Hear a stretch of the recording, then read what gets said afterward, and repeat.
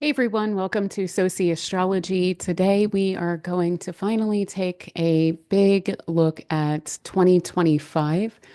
We will look at the overall entirety of the year. We will focus in on the major changes, but also the energies of given moments of time.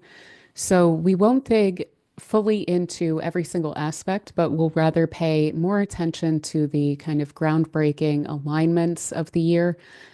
And one pattern that we will find ourselves in is that there's going to be periods of rushed changes followed by lulls.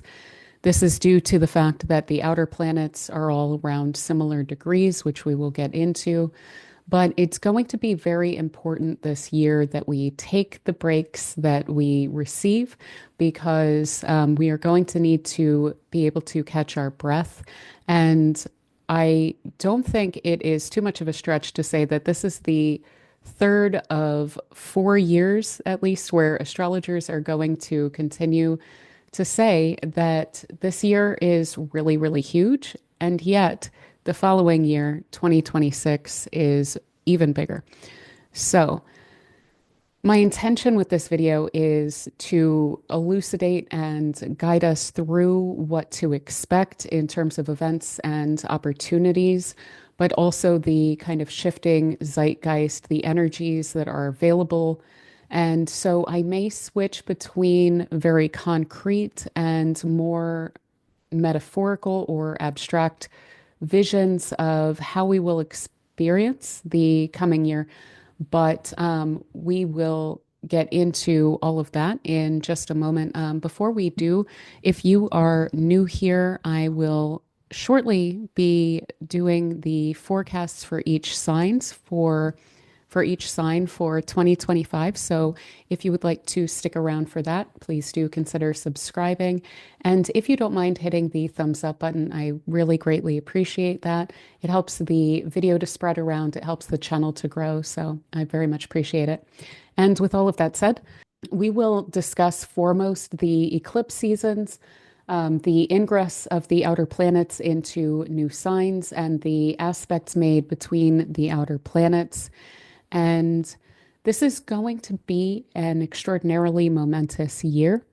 So let me say up front that I hope it is a really wonderful year for everyone. I hope that it offers us really wonderful opportunities to develop ourselves and our lives in more pleasurable and desired directions. So before we get into these different months here, which we will be looking at slides for each of the months and the major alignments each month, I do want to point out that there is this concept of overcoming in ancient astrology where a planet which is behind another and making an aspect to it in zodiacal order. So, for instance, Aries is behind Gemini in zodiacal order, so a sextile between those two signs. The planet that is in Aries will be considered, quote, overcoming the planet that is in Gemini because of the fact that it is able to see that planet and see where it is going, and it is heading toward that alignment. So during this year, we will have Pluto and Saturn overcoming Uranus. And so one thing that stands out to me about that is that Pluto and Saturn can have a lot to do with authorities, the powers that be, so to say. So there could feel during this year, as we're getting used to these new energies, that there's a bit of a hold on the power of reform and change during this time. So try not to lose too much hope in that if we don't see great movement during this year.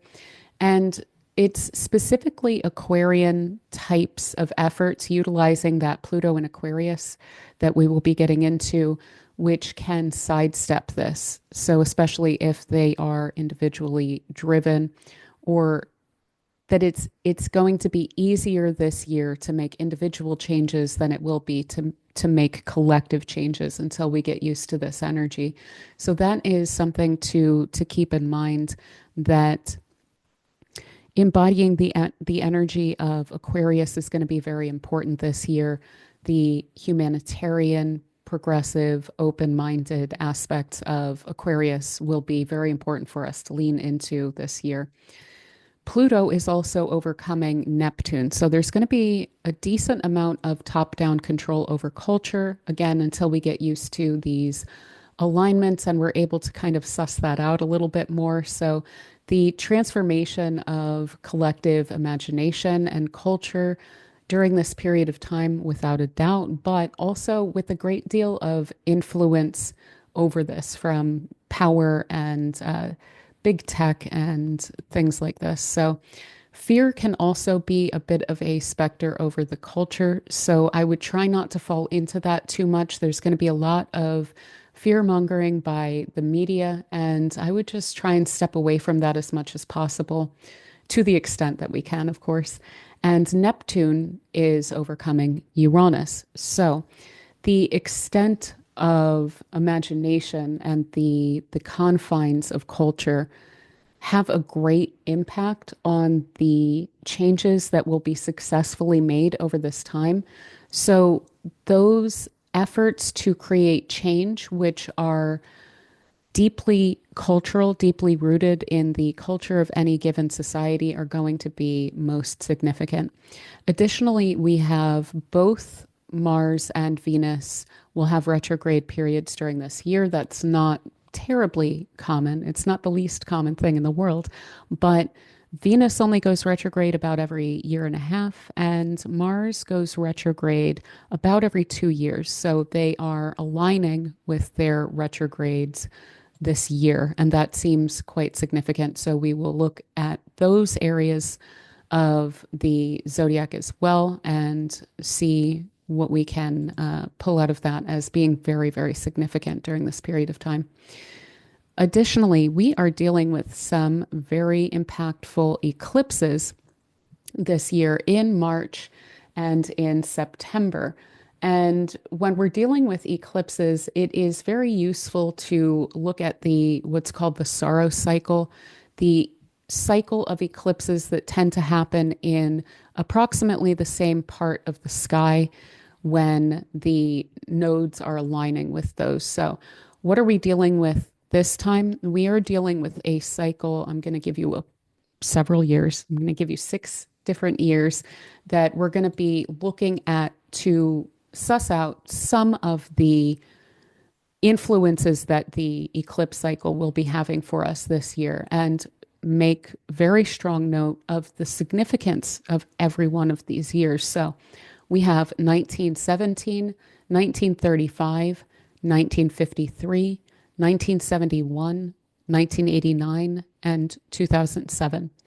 So there are specific countries that are highlighted by these repeatedly.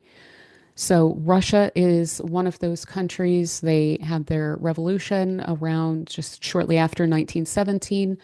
They were dealing with the threat from Germany starting to rise up in 35. In 53, they were transferring over power from Stalin after he passed.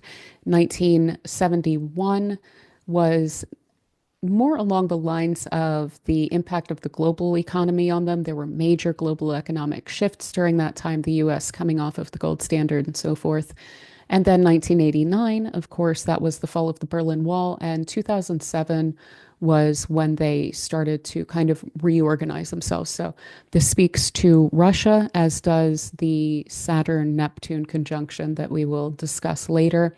Additionally, Germany, Poland, China, and the US, from an economic standpoint primarily, are also very strongly highlighted by all of these different years, this clear cycle that we are encountering with the eclipse cycle during this year. So I also took a look at the Aries Ingress charts. I'm going to do at least one whole video over just the Aries ingress, but in mundane astrology to look at what different countries are going to be dealing with in a given year, and then what some of the global patterns are of what populations and economies and so forth are dealing with on a global basis. What we do is we look at the moment at which the sun moves into Aries, and then we look at where that aligns for every capital. You can even do this for places that aren't the capital, but we tend to look at the capital. So I looked at that and I wanted to give just a little bit of guidance on that in part of the overall for 2025. So some things that really stood out to me were opposition to bureaucracy. We have the moon is opposing in that chart Jupiter in Gemini, and that seems to indicate an opposition to bureaucracy across the board in different countries. We have mind and direction changing for leadership nationwide in various countries. And we also have the walls and halls of power, so to say, are softening, as in dissolving, in a lot of different places. Additionally, people are mostly concerned with exploring new options and getting more actively involved in their societies. And people are more concerned in this upcoming year with global affairs, more so than usual. Typically, people are more concerned with national affairs, but this looks like it is an orientation toward global affairs during this upcoming year for most populations. Wars will continue, they will metastasize. So we will continue to have many fronts that actually represent one broader conflict between two kind of overarching blocks of power, so to say. And some authorities and institutions are simply just not going to make it this year. There's definitely going to be some falling away with all of that. The US looks to me like it will be exercising extreme power with many, many covert missions and meddling. We have in the US, Pluto is right on that ascendant for the Aries ingress. And so it looks to me like the US is super active, but not necessarily talking about it a whole lot. So it's an interesting year coming up for all of us, but I just wanted to touch on that a little bit, and I'll go into that more in a video probably in a couple of months as we get closer to that Aries ingress.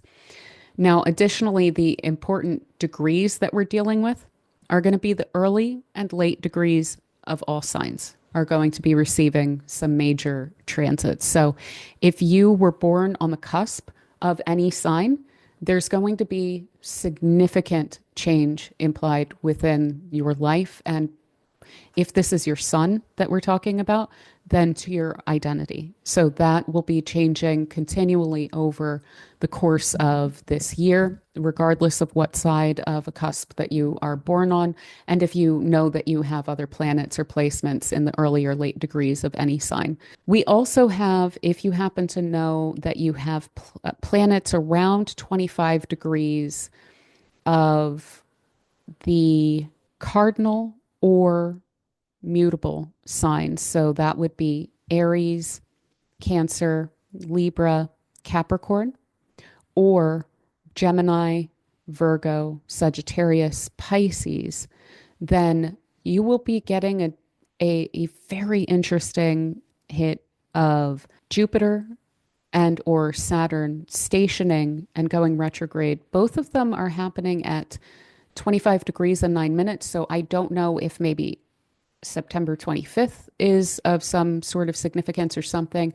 What that has to do with 2509 is definitely standing out. They're both stationing in exactly that minute of Cancer and of Pisces. So something also to to plan for. Let me put it that way. Maybe not to look forward to, but it should be pretty okay.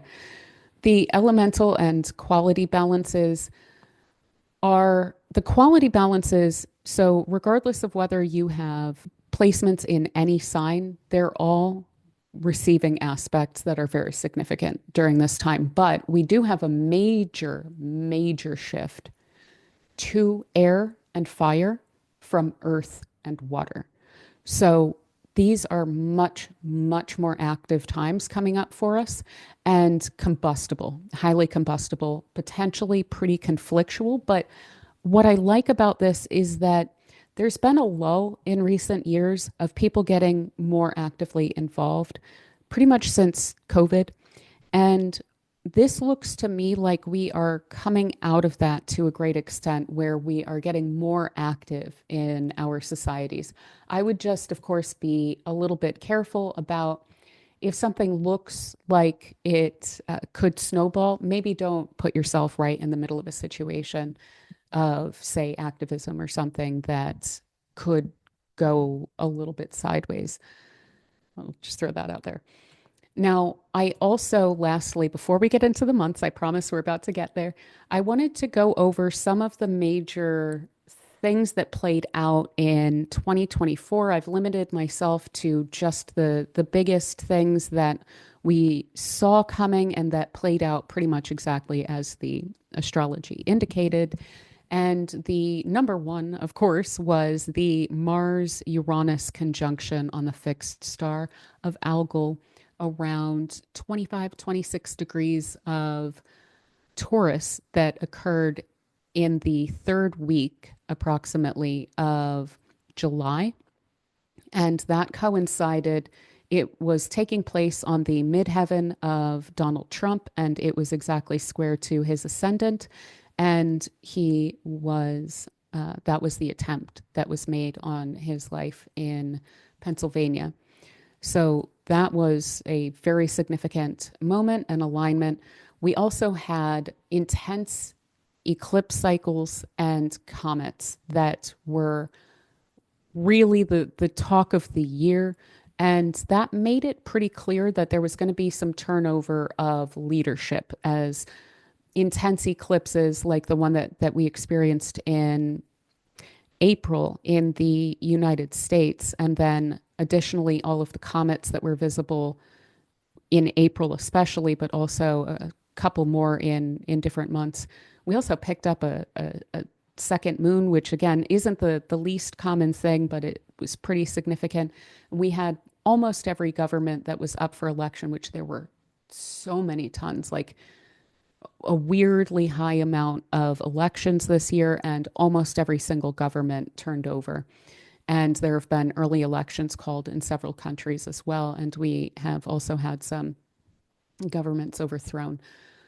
Now, additionally, we also saw the use of the Reshnik missile by Russia on November 21st. That might be US time. It may have been the 20th in Russia, but that was just as Pluto was ingressing for the final time into Aquarius. And I remember pointing out that we would probably quickly see new types of weapons that are more powerful deployed. And that is a supersonic or hypersonic. It's like a Mach 10 or so weapon that can't be defended against. So it can't be intercepted because it's moving too quickly. So we saw that play out with that final ingress of Pluto into Aquarius as expected.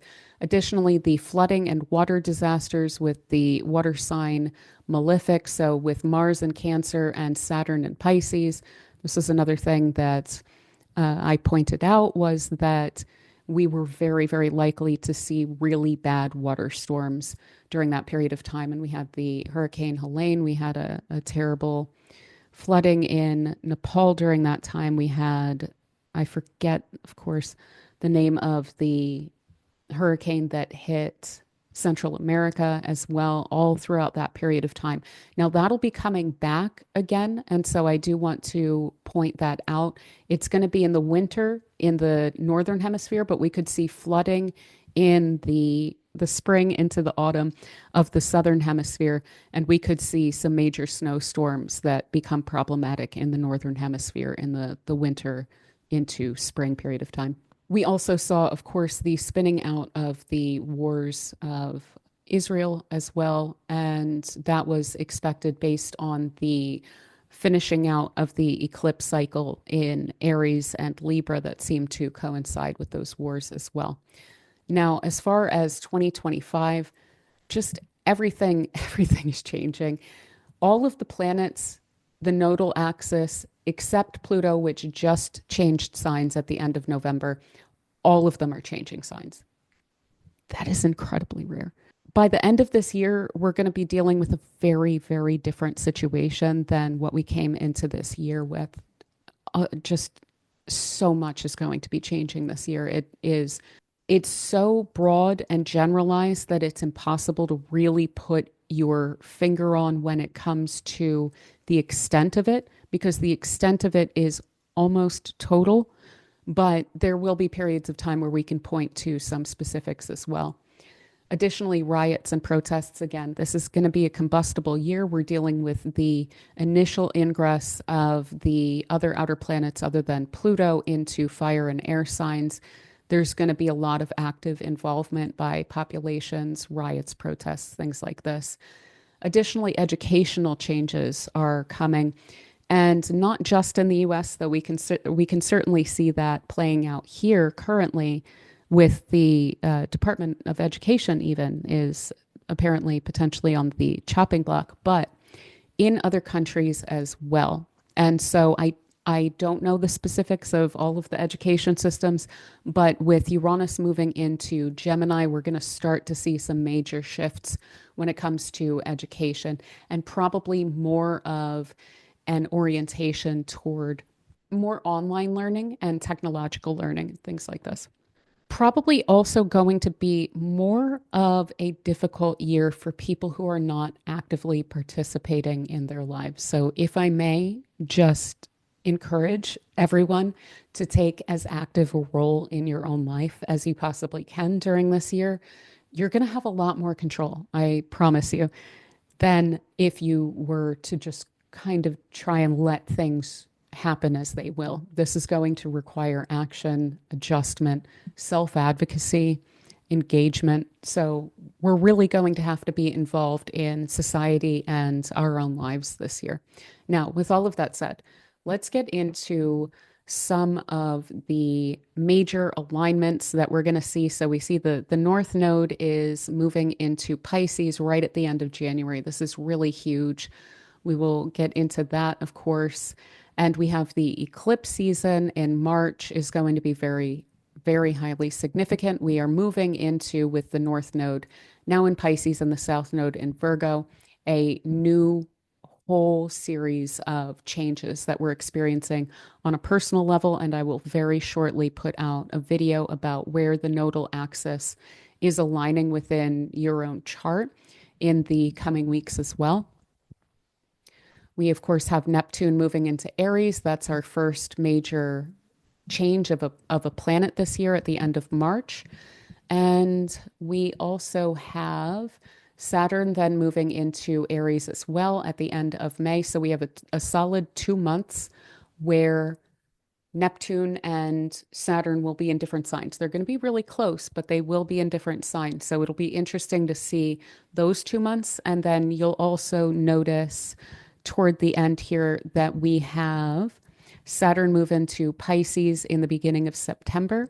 And then we have Neptune move into Pisces toward the end of October. So another almost, it's about 7 weeks, I guess, that we'll have in the autumn as well, where Saturn's in Pisces and Neptune's in Aries. So that will help us to differentiate a bit between how those energies are impacting us as individual planets in the coming year as well. And that'll continue for a couple of years before Saturn finally moves on. We have Jupiter moving into Cancer. Wonderful. Absolutely wonderful in June, on June 9th, it looks like, if I've written this correctly. And this is wonderful for planning to initiate things, because basically what this is going to do is it's going to open up a ton of what we call electional charts for us. So planning actions for specific times when the planets are all in really good places and they offer a great deal of help for us in achieving our goals with greater ease. Jupiter in Cancer is exalted. It loves to be there. And it's also, we've been dealing with Jupiter, which is the highly beneficial luck granting, big good doer is what benefic, the greater benefic Jupiter, the greater good doer Jupiter. It's been in detriment for this past year. It's not been, the worst, but going into Cancer, this is just a huge step up. So that's going to be really wonderful. We will have the final square between Jupiter and Saturn, trying to figure out how we can better organize our lives for sustainability going forward in the coming years, how we can put ourselves in the best position. We also have Uranus moving into Gemini. We will get into every single one of these in terms of descriptions when we get to each month, but that is happening in July. And let's see here. Then we have another eclipse season in September, as I pointed out. And then we pretty much just have planets moving back into their old signs for a little while before the spring of 2026 when they move in permanently. So, with all of that said, let us jump straight into January here. So, what we are experiencing in January is the first half is Mars dominated. The first half of January, it's going to look like, oh man, what are we getting into this year? It's going to be a little bit interesting. There's going to be a lot of power dynamics, definitely heightened conflict, a lot of reactivity from this Mars in Cancer that becomes very protectionist. So we could see this in terms of nations and nationalisms of all stripes, as well as certainly the economic protectionism, so to say, that is being threatened by the US is very likely to come into full force pretty much right away in terms of the proposal and discussion of it, let's say, and the questions around the borders and so on and so forth is that's going to be playing out globally, but we can certainly see this in specific countries a little bit more strongly. Now, we also have here, I'm always going to have the full moon chart up at the top here for each month, and then the new moon chart for each month down at the bottom here. Let me adjust this monitor real quick. So the full moon in Cancer is going to intensify the fact that we have Mars moving into Cancer. Mars becomes just incredibly protective and quite reactive when it's in Cancer. Now, it's going to be in retrograde, so there's going to be a bit of a risk of holding this in and holding it back until it kind of bursts forth, so to say. And we could certainly see that in the day or two after the full moon, as the moon winds up moving into opposition with Pluto here, as Mars has just moved off of that opposition and it is now in a different sign. So it may look like things are retreating a bit, but I would not be surprised to see that moon come through and trigger that Pluto as well and actually cause a bit of a step up in terms of conflict. Now, we also have that intensification of reactivity, but also major justifications of our actions. So the way that this is playing into these basket aspect patterns here that you can see, it looks to me like it is tapping into these major social questions that we are dealing with throughout this upcoming year. And it looks like this full moon is tapping straight into that right away. But then we also have squares between Venus and Saturn and then Jupiter here as well. This just looks like taking action and then justifying it afterward. So I would be a little careful because this Mars is not happy and this moon is coming through and it is sympathizing perhaps a little bit too strongly with this potentially not super rational Mars. So that looks a bit fiery to me. Now, as we move into the month a bit more, the energy changes. We wind up with Venus coming through Pisces, where Venus loves to be, and it is going to conjoin Saturn here. And this is it's quite nice because Venus is a little bit stronger in this situation. We have Saturn ruled by Jupiter and Venus. And it looks to me like this is a major sorting out of any sort of difficulties that have arisen recently, trying to figure out what's the best way forward for all involved. What can we do to make a situation a lot more comfortable and, again, more sustainable, more even, I don't know if lucrative is the word that I want to use, but more fortunate for us, even in terms of our abundance, so to say, however you interpret that in your own life. Now, additionally, the sun will come through here and conjoin Pluto, so we could see the exposition of some kind of covert efforts that have been made recently. The sun coming through illuminates what is in the darkness, what is underground, so to say, what is being hidden. And this can also come through and expose some of the, say, powers that be in any given country or any given industry for things that perhaps they don't want to be seen. But it can also definitely amplify the influence and the power of people who tend to exercise power in a relatively cold manner. Now, I do need to point out that during the inauguration, every inauguration happens on, unless it's, I think, a Sunday. The inauguration always happens on the 20th of January, and it always happens at noon. So, what that gives us is a very specific type of chart in terms of the ascendant and the midheaven and where the sun is in that chart. The sun is always at the top of the chart because it's at noon. So, the sun is directly overhead. And it's always Taurus rising on the inauguration chart. And so, what we have is right at that midheaven is always that sun, right? It's in the very, very first degree of Aquarius here. And Pluto is there right now. And so this is the first time, and really the only time, that we will be experiencing an inauguration where that Pluto is right there on the midheaven and on the sun. So that says a lot about the extent of power that is likely to be wielded by the incoming administration. I'm not sure that I need to say too much more about that. But as we start to move into Aquarius season, interestingly, on a personal level at least, the energies get a little bit lighter. We're probably getting some information that is quite interesting with this Sun conjunct Pluto, exposés, things like this.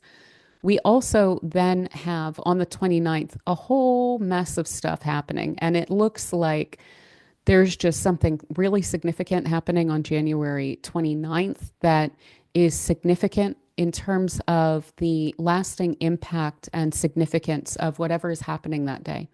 And the reason that I say that is that we have a lunation, the new moon in Aquarius, on the same day that we have the North Node moving into Pisces. And the nodal shifts are actually quite significant. And I went back and looked at when the North Node has ingressed into Pisces while Neptune was also right there. And the last time that we had that, I'll go into it a bit more, but it was in the lead up to the US Civil War.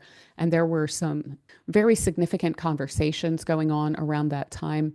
And so we see major global ideological dynamic shifts, possibly shifting alliances, but really it's the belief and the ideology, let's say, ideological alliances that we will see becoming very dynamic and changing throughout this period of time in a very significant way that has global impacts. And of course, this nodal axis moving into Pisces and Virgo brings up questions of spiritual versus material concerns and the practicality, but also the compassionate or spiritually inclined nature of the given matters that we're dealing with during a period of time. So belief versus evidence is going to be something that's going to come up as quite significant in the coming year and a half that we have the nodal axis in this placement. And of course, you can see right here on the new moon chart that the north node is in the very first or very last minute of Pisces. The nodal axis always moves backwards, so it just entered right as we have this new moon in Aquarius. So this looks absolutely significant. It looks like a major new page that we are turning to. And what is interesting about this is, yeah, there's some definite power dynamics going on, but there's something that's weirdly functional with this. And I think that it's because of these questions of alliances that are arising with this new moon in Aquarius of, say, on many levels, finding one's tribe. So in terms of if people feel the need to resist governments in certain ways, or if people feel the need to support governments in different ways, there's a likely coming together of community around that because of the fact that just as this North Node moves into Pisces, we have a new moon in Aquarius. And Aquarius is all about groups of people, social concerns, humanitarian concerns, and things like this. We also have Mercury right there with Pluto at this time, and that is thinking through power and how it's yielded. And so we can also see that certain groups are finding little ways to have an impact, even if it's not total all at once, finding those little weaknesses and structures that are wanting to be changed in order to push for those changes in those little areas. There's something of a sense of clarity around what kind of power dynamics we're dealing with around this time, around the 29th, that's becoming clear. We also have that Mercury will conjoin on the exact same day, just a bit before this new moon with Pluto. Now, on the following day, as if that wasn't enough, we also have Uranus stationing to go direct. So we have a major release of ideological, and then because of the fact that this is in Taurus, also economic currents. So we could see some fluctuations in markets around this time, not all for bad. Keep in mind that there may be some predictable, interesting fallout, but there's also going to be some weird pockets of growth that, if we're looking for them, we might be able to tap into. So do try and keep that in mind during this time, is that it's not just going to be drops, but it will also be jumps as well. And additionally, with this as the releasing of an ideological current, the ideology of Uranus in Taurus is very reactionary, to use a very loaded term there. So let me put it this way, specific periods of time where we have had Uranus and Taurus, the last three. One was in the 1930s, and we know what arose ideologically during that time in Germany. We had the antebellum South, the very end of that, where it got particularly nasty for the sake of it. That was also under Uranus in Taurus.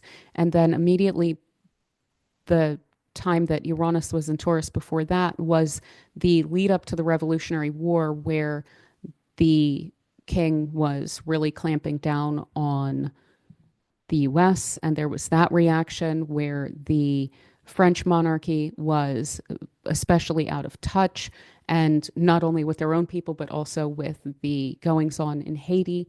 And so we had a whole slew of reactions to that once that moved on into Gemini. And that's what we're going to be seeing this year, is that Uranus is moving into Gemini now. So this is the last major push of this reactionary ideology that we will be experiencing this year before it goes into this new sign. And then there's going to be a sharp turn toward the progressive, globally speaking, in various different communities. And that is something that's really nice to look forward to. Now, there will be a fallback during the autumn to the spring, but we will get to that in turn. So let's see. Let us jump into, I think I wanted to say a little bit more about the North Node in Pisces. If you want to look at when the nodes were in this placement previously, to look at what happened in your own life, the dates for that was 2006 to 2008. We had the North Node in Pisces, South Node in Virgo. We can also look at when the nodal axis was flipped for very similar themes, where the North Node was in Virgo and the South Node was in Pisces.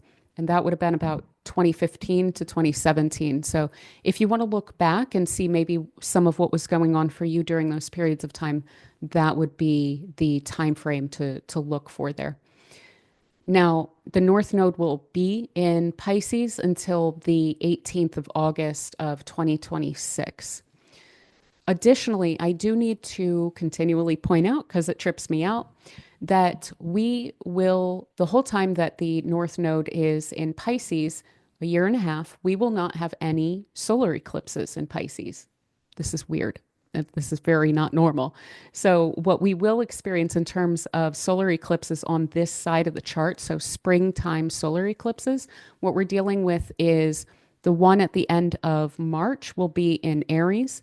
And then we have the next one playing out in February of 2026. That will be in Aquarius. So we're dodging any Pisces solar eclipses, which is to say that this is an area that we actually can, it's going to change somewhat naturally, and we don't need the huge jolts to the Pisces part of our chart.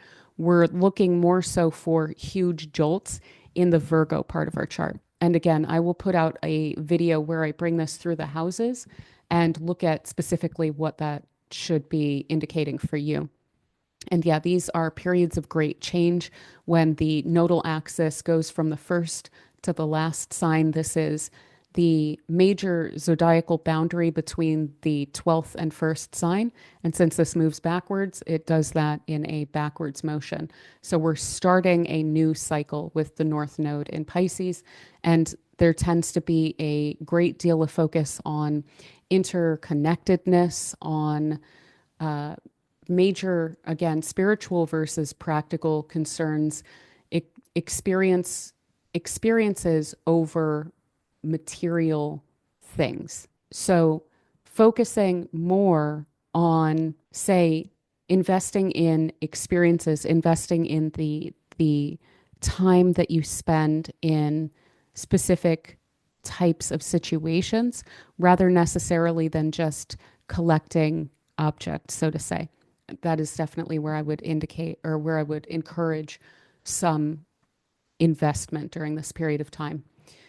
Additionally, we will experience shifts in spirituality, in culture, especially with this North Node coming in and conjoining Neptune straight away, in aesthetics, in health and well-being, and also in service and caretaking. So I also see that people are getting more involved, not just in terms of what we think of as activism, of trying to impact governments, but also getting more involved in their communities to offer direct aid to neighbors and the community, taking more of an individual role to respond to these things, probably because of the fact that we feel like maybe these things are falling short in the ways that we usually do them, which tends to be through our various governments. So a greater involvement in our communities in order to offer some service or caretaking to our communities as well.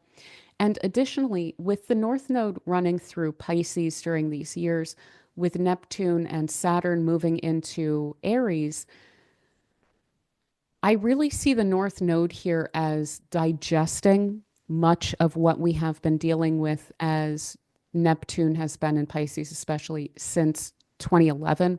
So, really digesting and working through the material that has been worked up during that time. And this can play out culturally in a broader context, but also for ourselves. So, what has been the main theme? What is it that we've been a little up in the air about or confused about? What has seemed very unclear to us since 2011, with the North Node moving into Pisces as these are about to leave into Aries? I really see that as being able to chew on a lot of those lessons and try and really internalize them for good during this time. Also, a great deal more awareness, I think, among more people of spiritual interconnectedness. And some people are going to be more tapped in during this period of time. It's going to heighten people's intuition, especially people who naturally gravitate in that direction. Additionally, major karmic lessons of empathy and spirituality. So, transits play out as we allow them to. We can resist them and they'll usually push back, and they may even kick a bit if we try to resist them.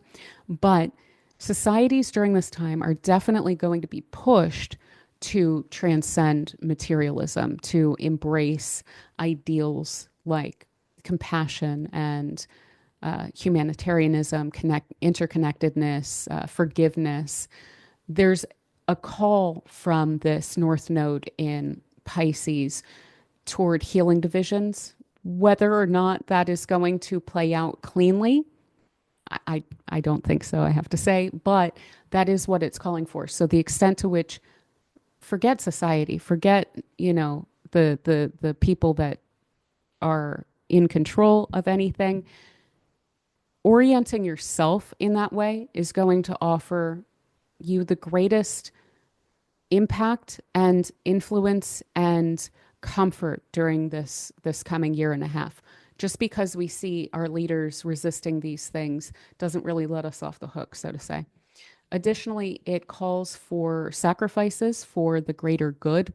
So Pisces energy often involves a sense of sacrifice, of asking societies to kind of let go of, say, selfish ambitions, to focus on universal concerns like climate change, global health, with Virgo also playing into this, and matters like this. So, additionally, again, focus on mysticism, on creativity during this time. So, a major rise, especially again with this coming into a connection with Neptune right off the bat, major rise in interest in the arts, in mysticism, in philosophies that emphasize the transcendent, so to say. So, that is a lot of what we have coming for us in January. So, moving to February. We are definitely making some progress here, moving into some major new energies. We have Jupiter stationing direct. We have Mars finally stationing direct as well. We have a full moon in Leo that looks, on a personal level, pretty interesting in terms of driving a great deal of change that feels really kind of overdue. So on the 4th, we have Jupiter stationing direct in Gemini, right around 11 degrees. And this is the releasing of new ideas. So, huge amount of conversation, discourse, engagement that has probably been, what's the word that I'm looking for? Mercury is in retrograde when I'm recording this. I apologize. It is being held back to an extent. It seems like it is probably overdue, some of the conversations and some of the discourse that is arising as Jupiter goes direct in Gemini here.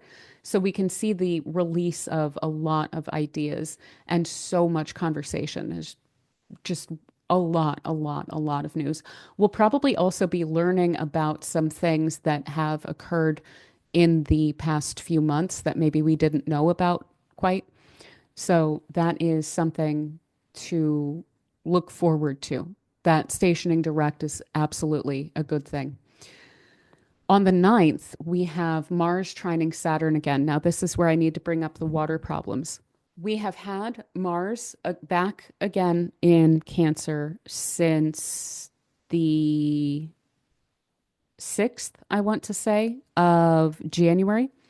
And this is increasing the likelihood of us having problems with water, too much water probably, and additionally, potentially issues with food and with recalls, so to say. So, toxicity of food, toxicity of water potentially, but also just problems deriving from water during this period of time or from snow. So, we could definitely see some, bad snowfall during these few months as well.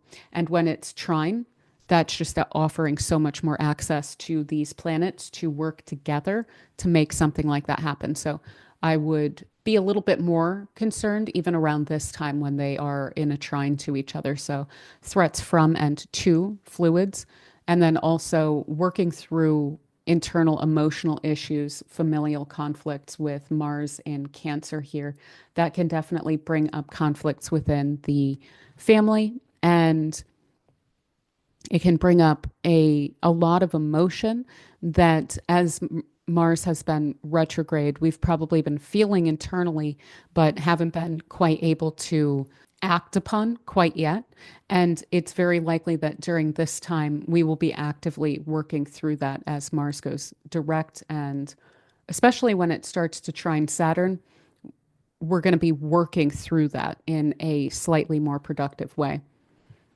Now, on the 12th is when we have this full moon in Leo. And this full moon it's taking place on the ascendant of Trump and of JD Vance. And it is square to Uranus, which is close to the midheaven of Trump and JD Vance. So there might be some things coming out during this period of time, shocks, developments, things along those lines. Something weird, something possibly unsettling, either to them or certainly potentially from them as well. And for us personally, we have this full moon is in a square to Uranus. So this is really pushing us to distinguish ourselves as unique, as authentic, as really very clear about what it is that we want. With Mercury is under the beams here, but it is serving the sun here. So thinking those things through, society, how is society playing out? What is my role in that?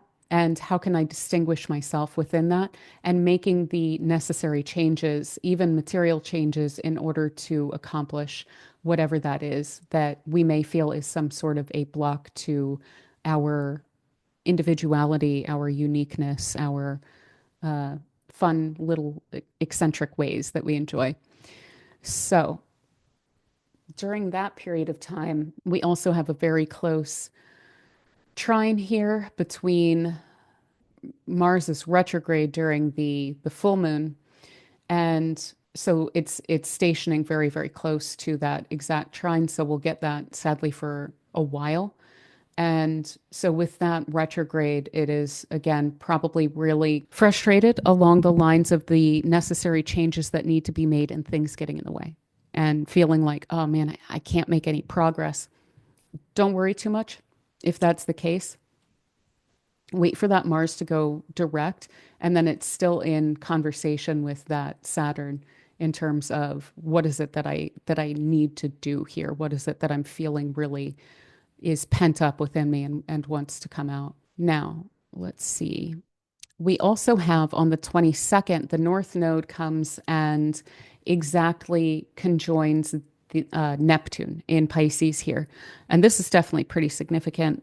This brings major consequence to our beliefs and to social influences over culture. So Neptune, in terms of mundane astrology, tends to represent culture, collective belief, the collective unconscious, so to say, what it is that we take for granted in any given period of time, what is the general aesthetic that is mainstream, so to say, and even what are the subcultures that are somewhat popular as well. That tends to play out in Neptune. And with the North Node there, this is just, there's so much about belief here and whether one is truly compassionate and what is the influence of the powers that be to some extent over culture, but also who are the greatest influencers and are they having a good influence? Is that for good or for ill during this period of time and the consequence of that? Also, a major focus on global affairs and trade, as Neptune also has to do with shipping to the universal, the global matters. So this looks to be a pretty significant period of time around that. We could also definitely, with Mercury very close to this as well, have some communication failures or being misled in a very, very significant way. And for some reason that we will not understand, there are some who are probably going to need, for the sake of the unfoldment of history along the lines that it will unfold, will some people will need to fall under the fog of false leaders during this period of time. So if we see that out in the world, it's what the astrology is sadly calling for. So there's something to that in terms of, again, the general unfoldment of history here that we're dealing with. And if you have a spiritually inclined calling, it is going to be very hard to resist under this influence as well. Our intuition will, again, be very, very strong during this time, and we will definitely have the growth of spiritual leaders and communities arising also around this period of time, late February into March, as we have both of these very close in Pisces here. We could also have major lessons around gurus around this time with Mercury and the North Node and Neptune here, also with Saturn there. There could even be some negative influences that are going around, and there could be some major lessons to be learned around that. And this can also have people feeling lost or without direction. And what's interesting about that is, again, this is called for in some way.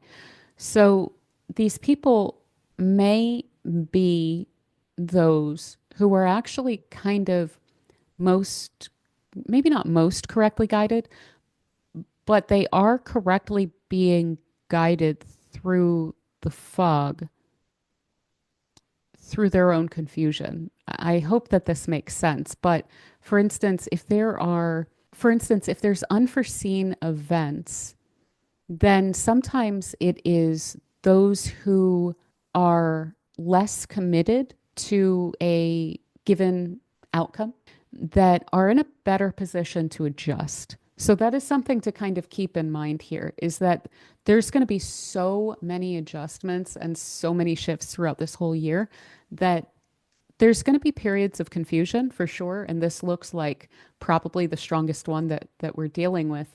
And if you feel lost, try to understand that that might not be the worst thing during this time, because things are shaking out in ways that we're not going to be able to predict. So Neptune tends to lead through a feeling and not through tangible evidence. So if you get a gut feeling as well throughout this, say, late February through late March period of time, if you get a gut feeling, you're probably not crazy to follow it. I would definitely listen to your gut during this time. And people will also probably fall into the roles that they are kind of meant to. Again, this concept of the kind of unfoldment of history here is we have these just monumental alignments during this year indicating that this is a very significant year and that we're definitely being guided through this with the alignments that I will point out more so. But people will fall into the roles that they are supposed to during this time. And they could later feel that this was almost like a period of trance that somehow still led them in the right direction. So, just if you have any experiences like that during this time, try not to stress about it and try not to gaslight yourself about it, basically. Also, this is now getting back into these questions around before the Civil War, there were some major conversations that were going on when we had Neptune and the North Node conjoined in Pisces. And we also did have Mercury come through and conjoin that right around the time of the Mudsill speech. And what was interesting was I looked at this and I was like, there's going to be some really wonderful, compassionate speeches, right? And so I looked back, and the Mudsill speech is actually like really pro-slavery. But this was the year basically that was playing out was, oh gosh, I'm kind of blanking on the exact year, but it was the year that we had the Lincoln Douglas debates. And so that wound up playing out ultimately in a really wonderful and compassionate way. Again, ultimately, but it took that weird back and forth that we were experiencing when we had all of these planets here and then Uranus also in Taurus way back then. So we had a very similar alignment among these planets, and that was what was going on there. So again, the discourse is going to be of utmost importance during this time, conversations of great influence, and speeches even that have a major influence on history and that will be looked back upon as being very significant in the way that events unfold during this year and then in the coming years as well, as we have these three here.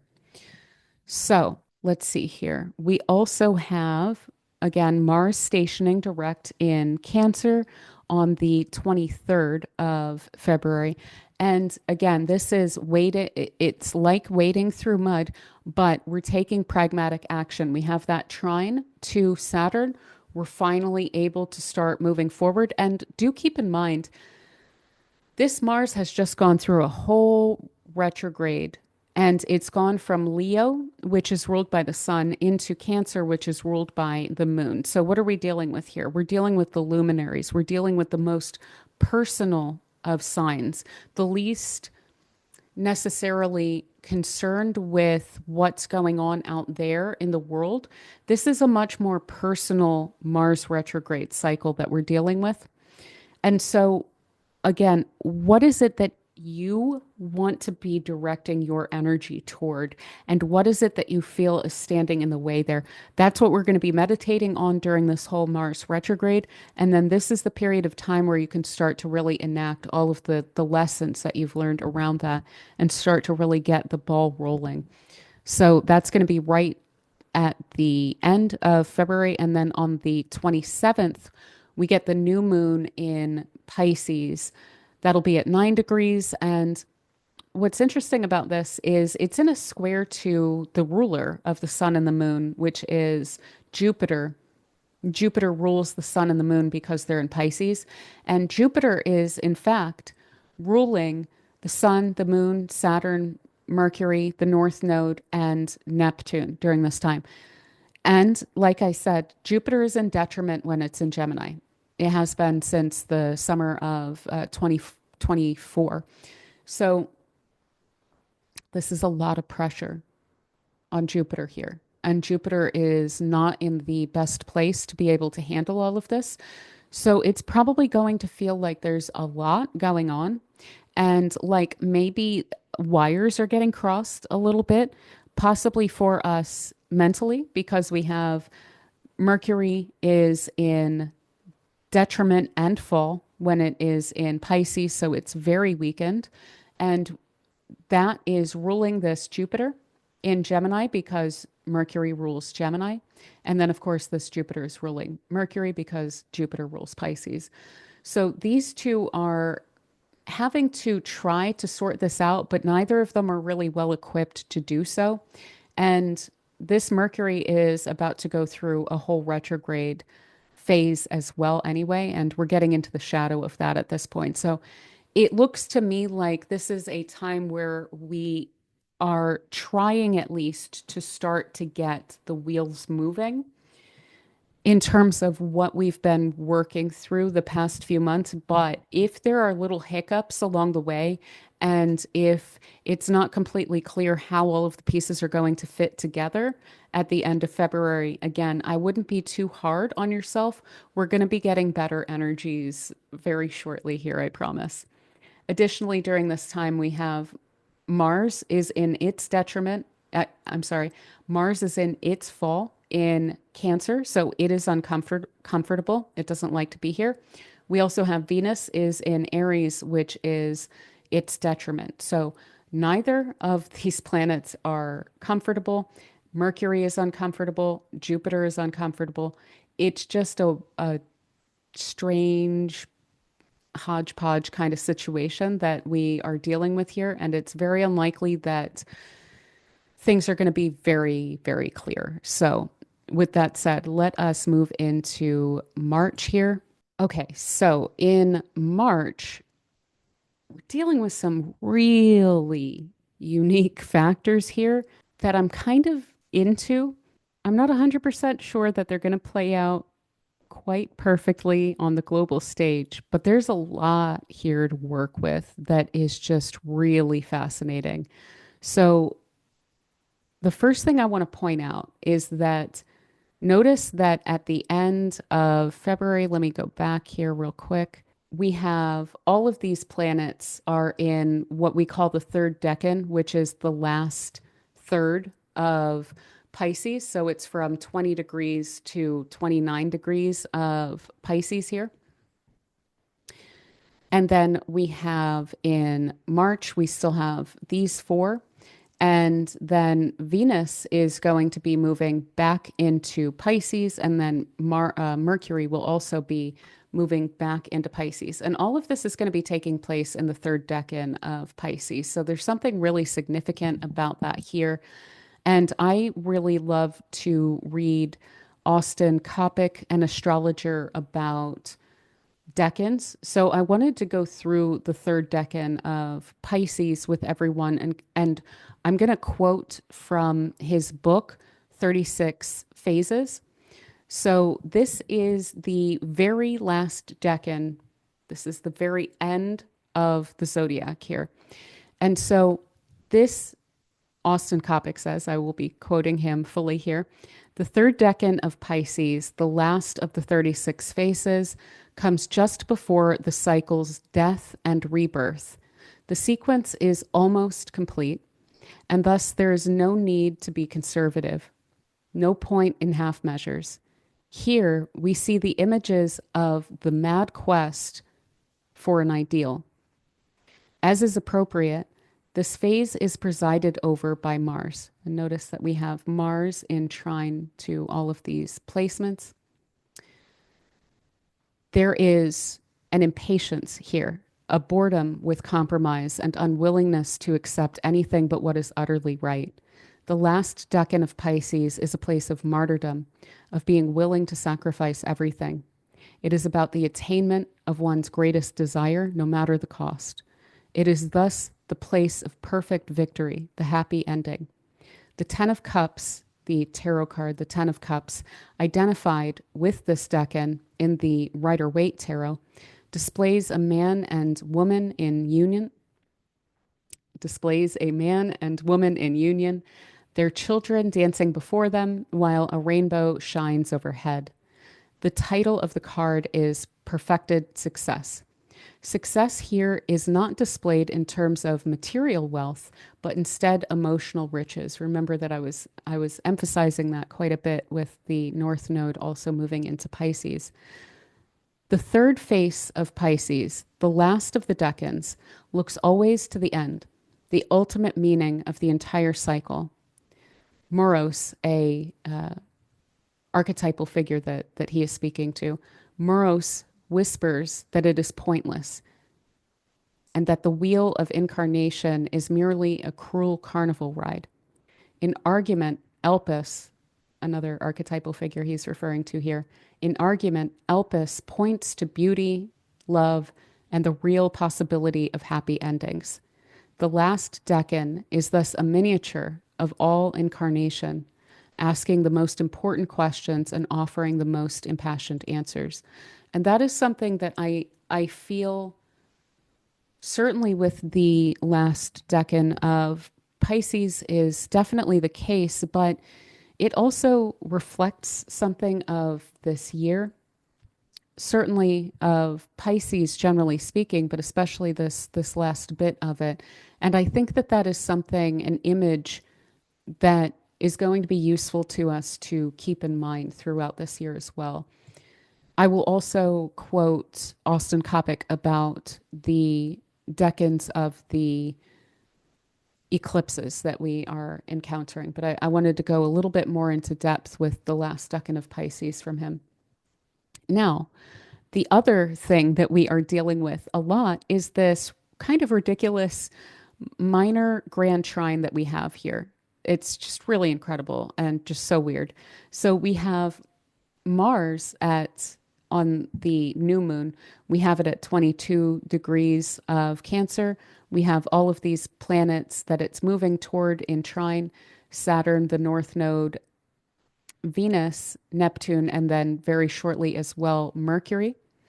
And then we have those are in trine to each other. We have both sides of this. So all of these placements down to Uranus and then Mars down to Uranus, we have sextiles.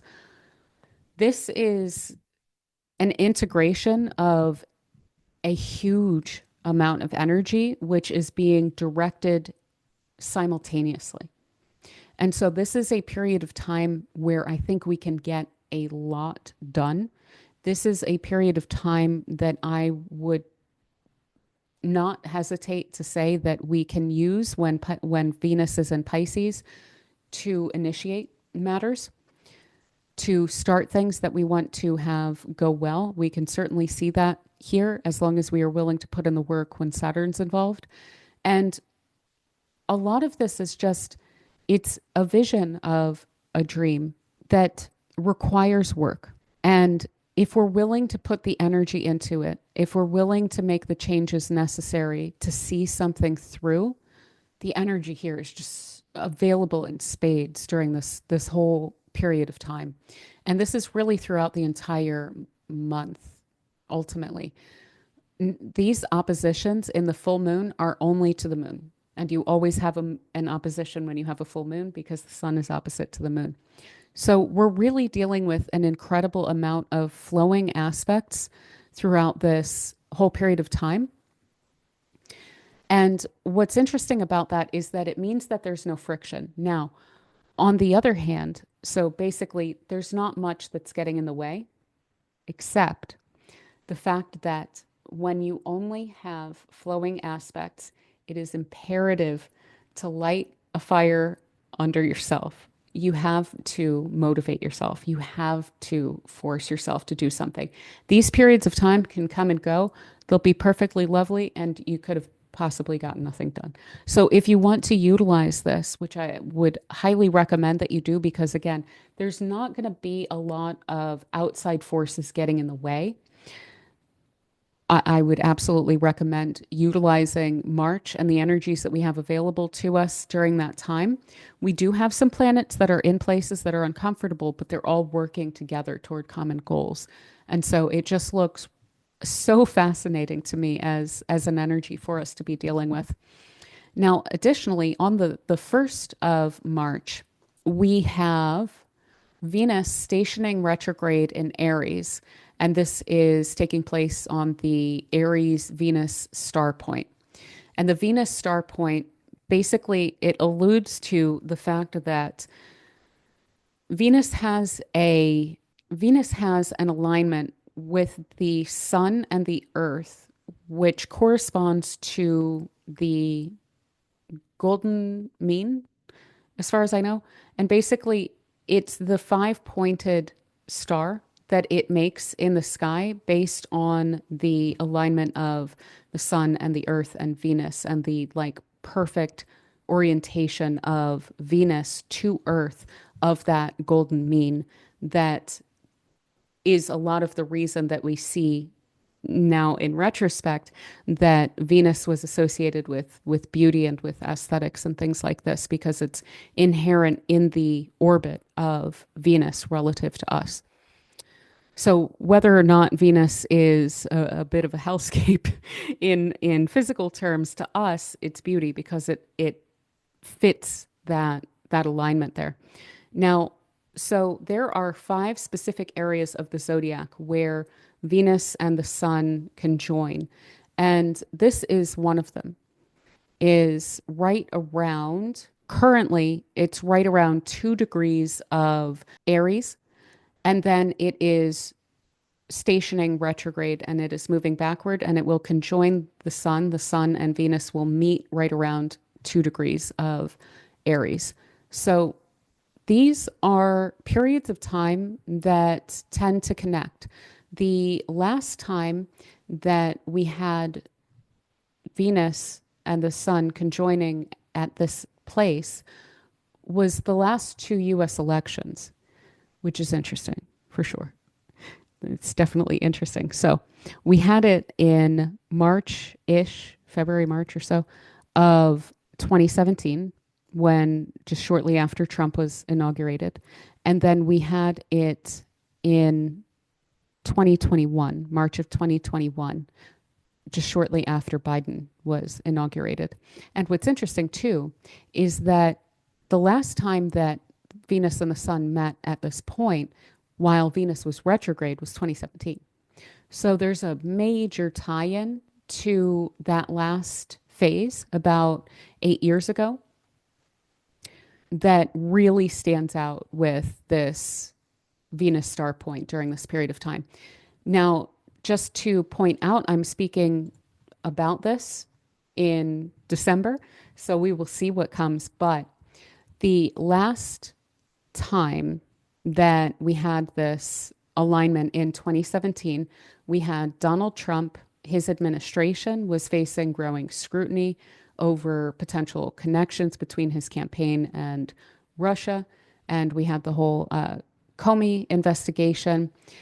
We also had the early months of his presidency of the controversy around executive orders and cabinet appointments. He also signed into law in March a revised version of the travel ban from Muslim countries. And we also had him signing an executive order to roll back the climate regulations. So we are very likely to see themes like this arise again. Looking at this from December, it looks straightforward. It looks like this is probably what we're going to be dealing with. Now, outside of the US, we had in the UK, we had Brexit. So we had Theresa May triggered Article 50 during that period of time. And so we could see something along the lines of issues within the EU as well. We also had in South Korea the president, I'm going to butcher this, I'm sorry, Park Geun-hye. Hi, it's Hye. Um, was impeached and he was removed from office in March due to corruption scandals. Now, the president of South Korea currently just avoided impeachment, but it is very fascinating to see that that has come around again also for South Korea. We also have in North Korea, tensions were arising as they were escalating missile tests and signaling advancing nuclear capabilities. In Syria, we had the Syrian war continuing with heavy fighting in various regions of Syria. And in the Netherlands, we had Geert Wilders was defeated by Mark Rutte's party. Sorry, Sorry about my butchering of all sorts of names. So that was a setback for the nationalist movements during that time.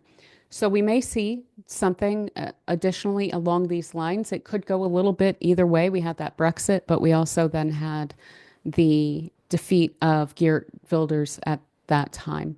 So that's that Venus star point in terms of mundane astrology. On a personal level, as it is stationing retrograde, it is moving back toward its sign of exaltation. So it's moving out of an uncomfortable place for Venus, and it's moving back toward a highly comfortable place for it. So an energy of kind of rekindling joys, of questions around assertion within relationships, individuality within relationships, and where one person ends and the other begins can definitely be an issue that arises on that cusp of Aries and Pisces, certainly when you have Venus involved as well. Questions also of values and really feeling deeply connected to one's values. And on a personal level, though, possibly not acting this out quite yet, but feeling deeply internally tied to one's own individual values during this retrograde cycle as well. Now we will also have Mercury come through and conjoin the North Node on the 2nd. And this is the eclipse in Virgo. So it's before this. And so Mercury is coming through this area of the chart and conjoining Mercury and Neptune. We saw it more closely on the previous example chart. And this is, again, very significant imaginative works, a strong consideration of one's belief, but especially cultural discourse. It's going to be absolutely huge. And what is said during this period of time is very likely to have lasting consequences on culture. We also have the sun coming through and conjoining Saturn. So any sort of cracks in the structures of any given institutions, our workplaces, anything along these lines that is highly structured and that tends to structure our lives, our nations, authority figures. Cracks in those foundations are going to become much more apparent during the middle of the month as the sun is crossing Saturn here. On the 14th is when we have this full moon eclipse, this lunar eclipse in Virgo here. And so we have with this the absolute assertion of a great deal of influence and authority over others, especially by leadership. To have these four together is really, really significant when we're talking about leaders, like political leaders, leaders of corporations, judges, all manner of very, very powerful people who are highly authoritative. They're likely to have a huge amount of influence and significance to their actions during this time. So just as much as the discourse is likely to impact history, so are the leaders during this period of time. So very significant events coming out of various countries and other institutions. On a personal level, really reconsidering personal beliefs with regard to who we allow to influence us and who we allow to have authority over us. Now, this eclipse is pretty much perfectly aligned over the US. It's just North America straight down the middle. So that is likely to say something about the US for sure. Now, additionally, this moon is conjunct to Alkes, which is called, it's a fixed star, which is considered the part of the sacred cup.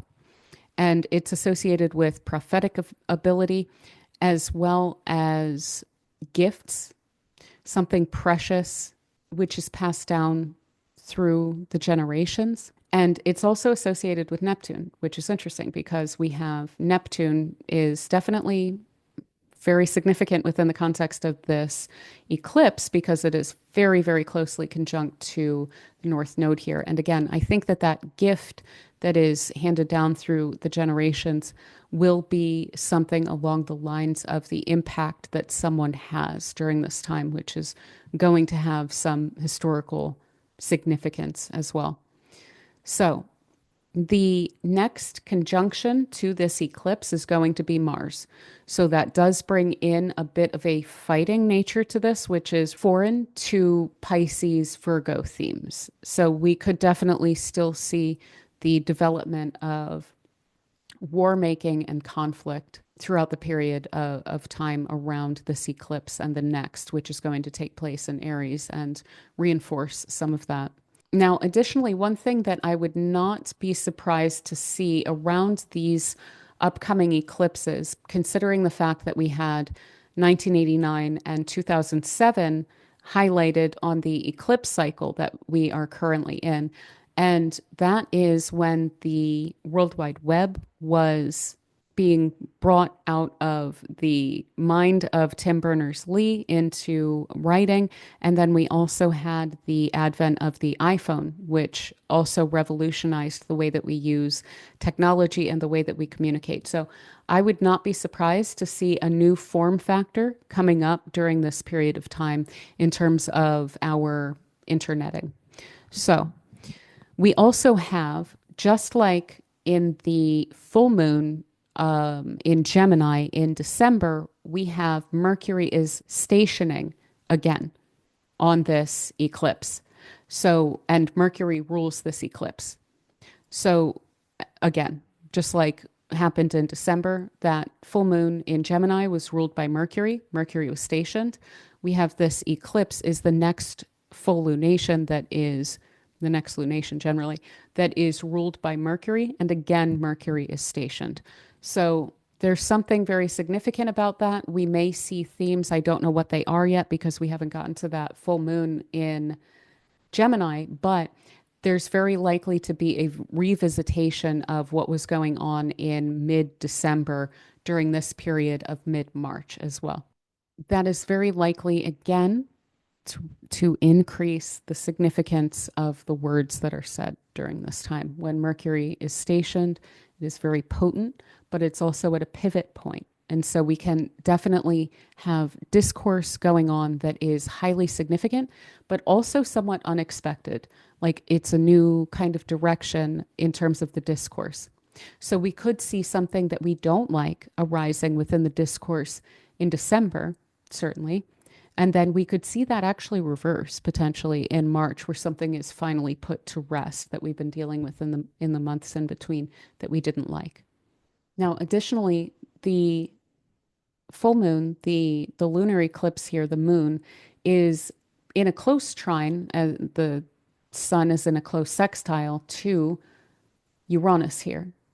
And so that is the next aspect yes, that's the next aspect that they will both be making after they come into opposition with each other. And so we could definitely see some interesting, pleasant surprises come out of this.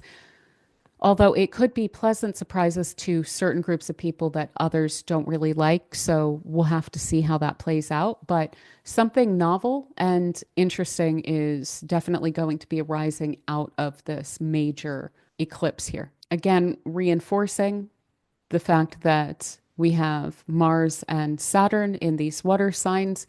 Now we have an eclipse, so this tends to really amp up the energies.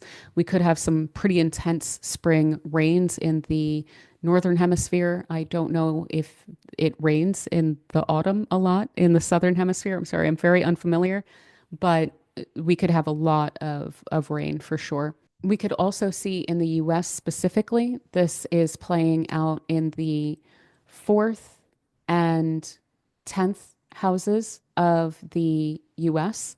And so I would not be surprised to see an increase in nationalism during this time. And considering it's tied into that Uranus in Taurus that I'm not a fan of, we could see, that's why I was kind of hesitant of like, well, some people might think that something's pleasant that comes out, but some others might not. We could potentially see some developments along those lines there. And what's interesting though is that the moon in the 10th house of the US is eclipsed and it's on the south node. So we could even see a moment of weakness for Trump in this time or potential cover ups ongoing with regard to a nationalistically oriented or highly reactionary, say, policy choice or something like this that is brought up by him. Now, additionally, this is taking place in the third decan of Virgo. So, just to summarize what Austin Coppock says about this decan, he emphasizes the significance of wealth, legacy, decay in terms of fragility and time, as well as consequence. So again, these are themes that I keep harping on throughout this whole period is the significance and consequence of matters over time and the legacy that is built out of that. The gifts with Alquez actually over here that we are passing down to future generations. So again, not everything is going to be perfect, but the way that things are playing out, it's not all bad, and it's probably going to play out ultimately better than it looks like it will on the surface. Now, we also then have Mercury station retrograde, as I pointed out. It actually fully stationed into retrograde on the 15th.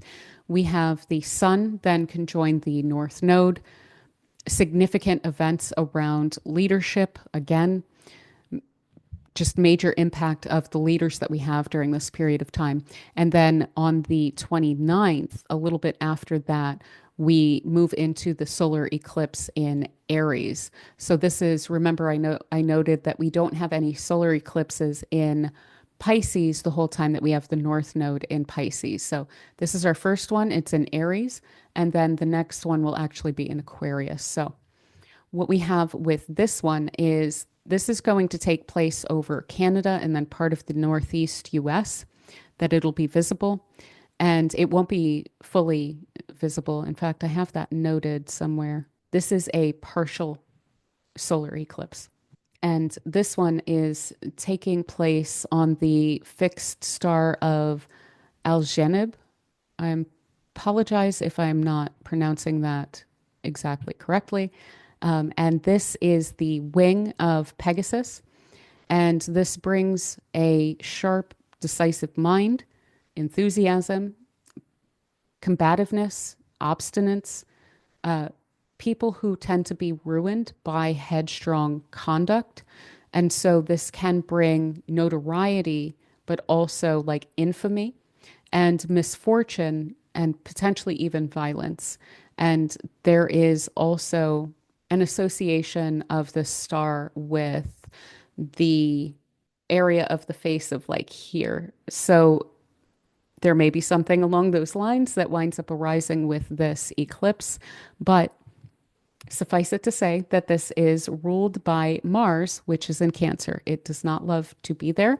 But what we do have here is a mutual reception. So the moon is ruled by Mars because the moon is in Aries and Mars rules Aries. And Mars is ruled by the moon because Mars is in Cancer and the moon rules Cancer. So these are in mutual reception, which helps them out because Mars especially is not very comfortable with where it is, and the moon is not particularly comfortable, but it's not at least in detriment. So we also have a sextile again from the ruler of this eclipse to Uranus and trines to all of these planets here in the latter degrees of Pisces, of which the Mercury is about to join in on that as well. So again, things becoming weirdly frictionless. There not being a lot of resistance to the efforts that we are trying to make, but also a bit of lowered intrinsic motivation for us. So we do need to light that fire under us during this period of time as well. And the mutual reception between the moon and Mars can help with that.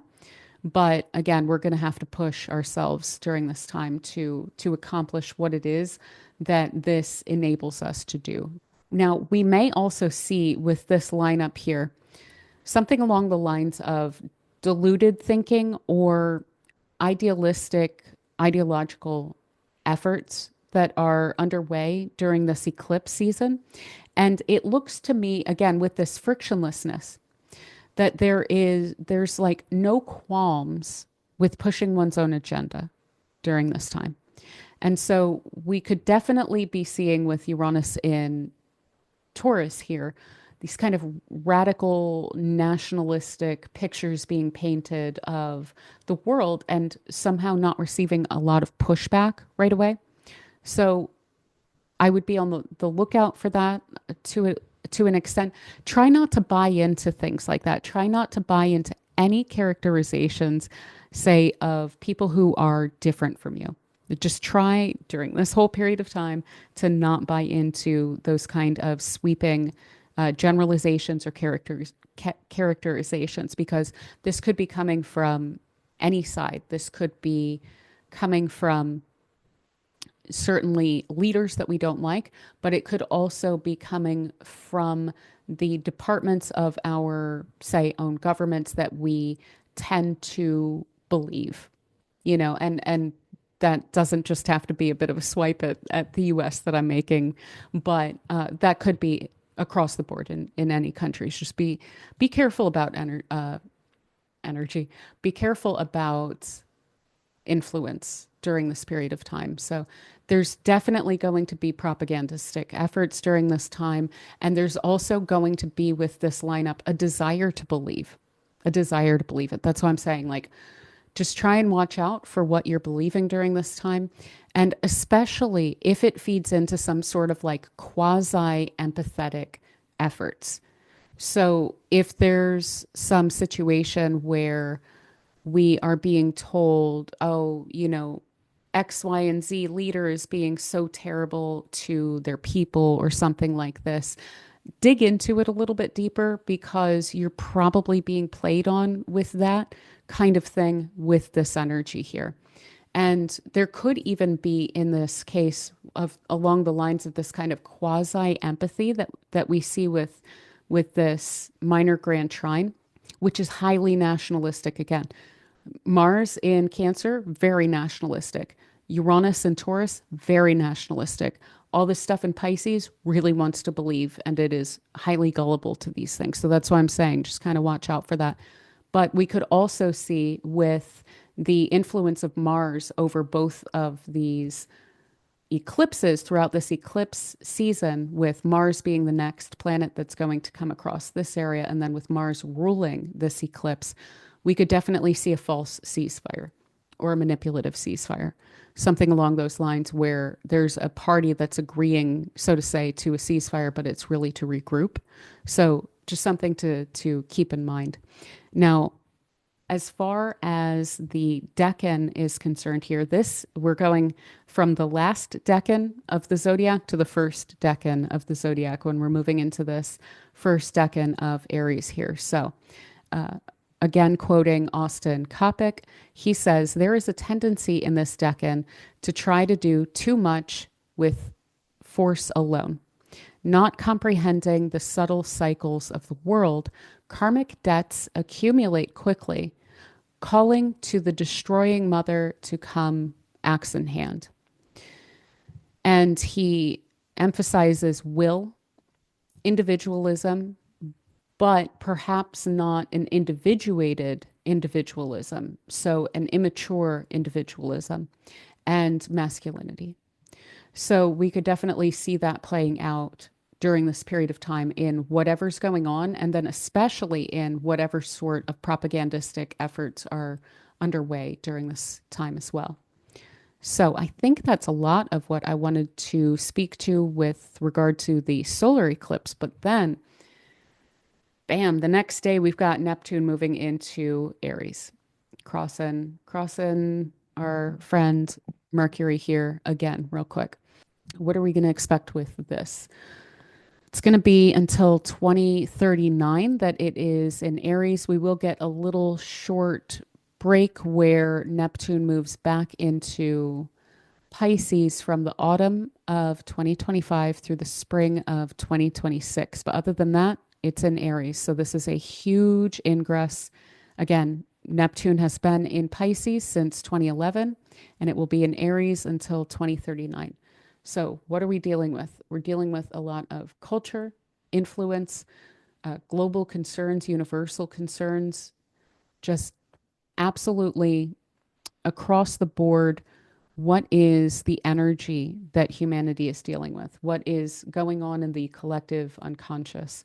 So, what this is going to emphasize in the coming years is individualism, individuality, originality, authenticity, boundaries, borders, things along those lines, pioneering. So, in terms of like space and technology, uninhabitable parts of the earth, kind of pioneering, developing what we need in order with that the sextile that Neptune will be making to Pluto in Aquarius, definitely tapping into that and developing whatever technologies that we need to go to those new frontiers that we haven't explored yet, possibly deep water and so forth. So tons of firsts because Aries tends to always want to do something the first, like to be the first to do something. And so with Neptune there, that's going to be something that we feel collectively. And that's going to push a lot of us to be the first to do things that haven't been done before. So there's going to be many firsts. And with the kind of individualistic, even like rugged individualism, so to say, of Neptune in Aries, we will very likely see a lot more off-gridding and those kinds of borderline, like leaning a little bit toward the strangely hypermasculine, but it doesn't have to be a men doing something thing. It can also be, you know, working up that active energy and wanting to be a major active participant in one's life. And then the culture really valuing that. So we will see definitely a lot of self-seeking, sad to say, cults of selfishness. So potentially like Randianism coming up again as if it's ever really gone away. But we will also see pushback from those affected by those kinds of concepts because people aren't just going to be, you know, taking it on the cheek. We should not conceive of the coming years in that sense. All parties here are going to be active. So when there is something that is unacceptable that is arising, there's going to be pushback for sure.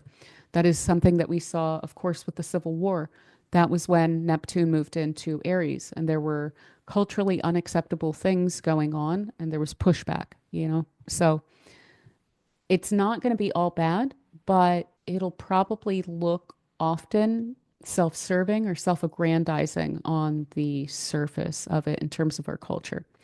Now, additionally, without a doubt, there's going to be a lot of grandiosity built into this with Neptune moving into Aries. So very conspicuous action and very conspicuous identity, really wearing the identity on the sleeve, conspicuous bravery or courage, even just very like conspicuous strength, so to say.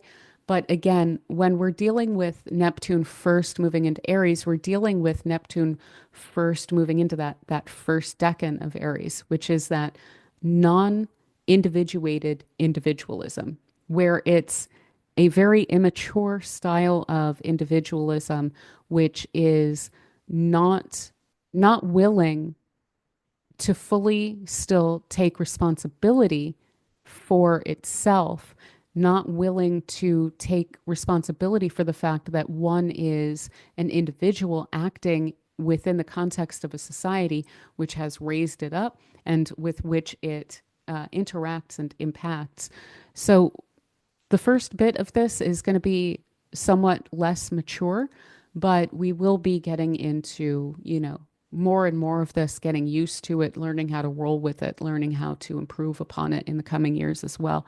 Now, one thing that's interesting is that we'll definitely see a lot of like executive action, and not just in terms of like executive orders, which is in the US what we refer to it when a president just creates a law kind of out of thin air, just basically the because I said so kind of law, but executive action in our own lives as well. And so acting instead of being up in the air, waiting for someone to step up or to sort things out, doing that oneself. So there's going to be a lot less passivity when it comes to us and our own lives, but rather hopefully taking increasingly throughout these years more and more responsibility for acting out in the world as ourselves. Now, what's also interesting about this is that there's a definite might makes right component to Neptune in Aries. And I don't love that, obviously. That term even, I looked up like, okay, when did this arise? And it's fascinating because the concept arose definitely during the age of Aries, which was basically pre-Roman Empire days. And yet it came into popular usage as a turn of phrase of like might makes right during the last Neptune in Aries. And that really tripped me out because I was like, that is such a component here. And yet that arose as a concept in the age of Aries. And yet it arose in this kind of uh, English kind of idiom of might makes right during the last Neptune in Aries. So that just kind of tripped me out a little bit. But this can also have us fighting for our beliefs with Neptune and Aries. So Neptune is very belief oriented. And when it's in the sign of the fighter, it's willing to fight for what it believes in. And so we can have like crusaders, you know, we can definitely have vigilantes arising within this period of time, especially vigilantes like working alone, being independent in their action as well.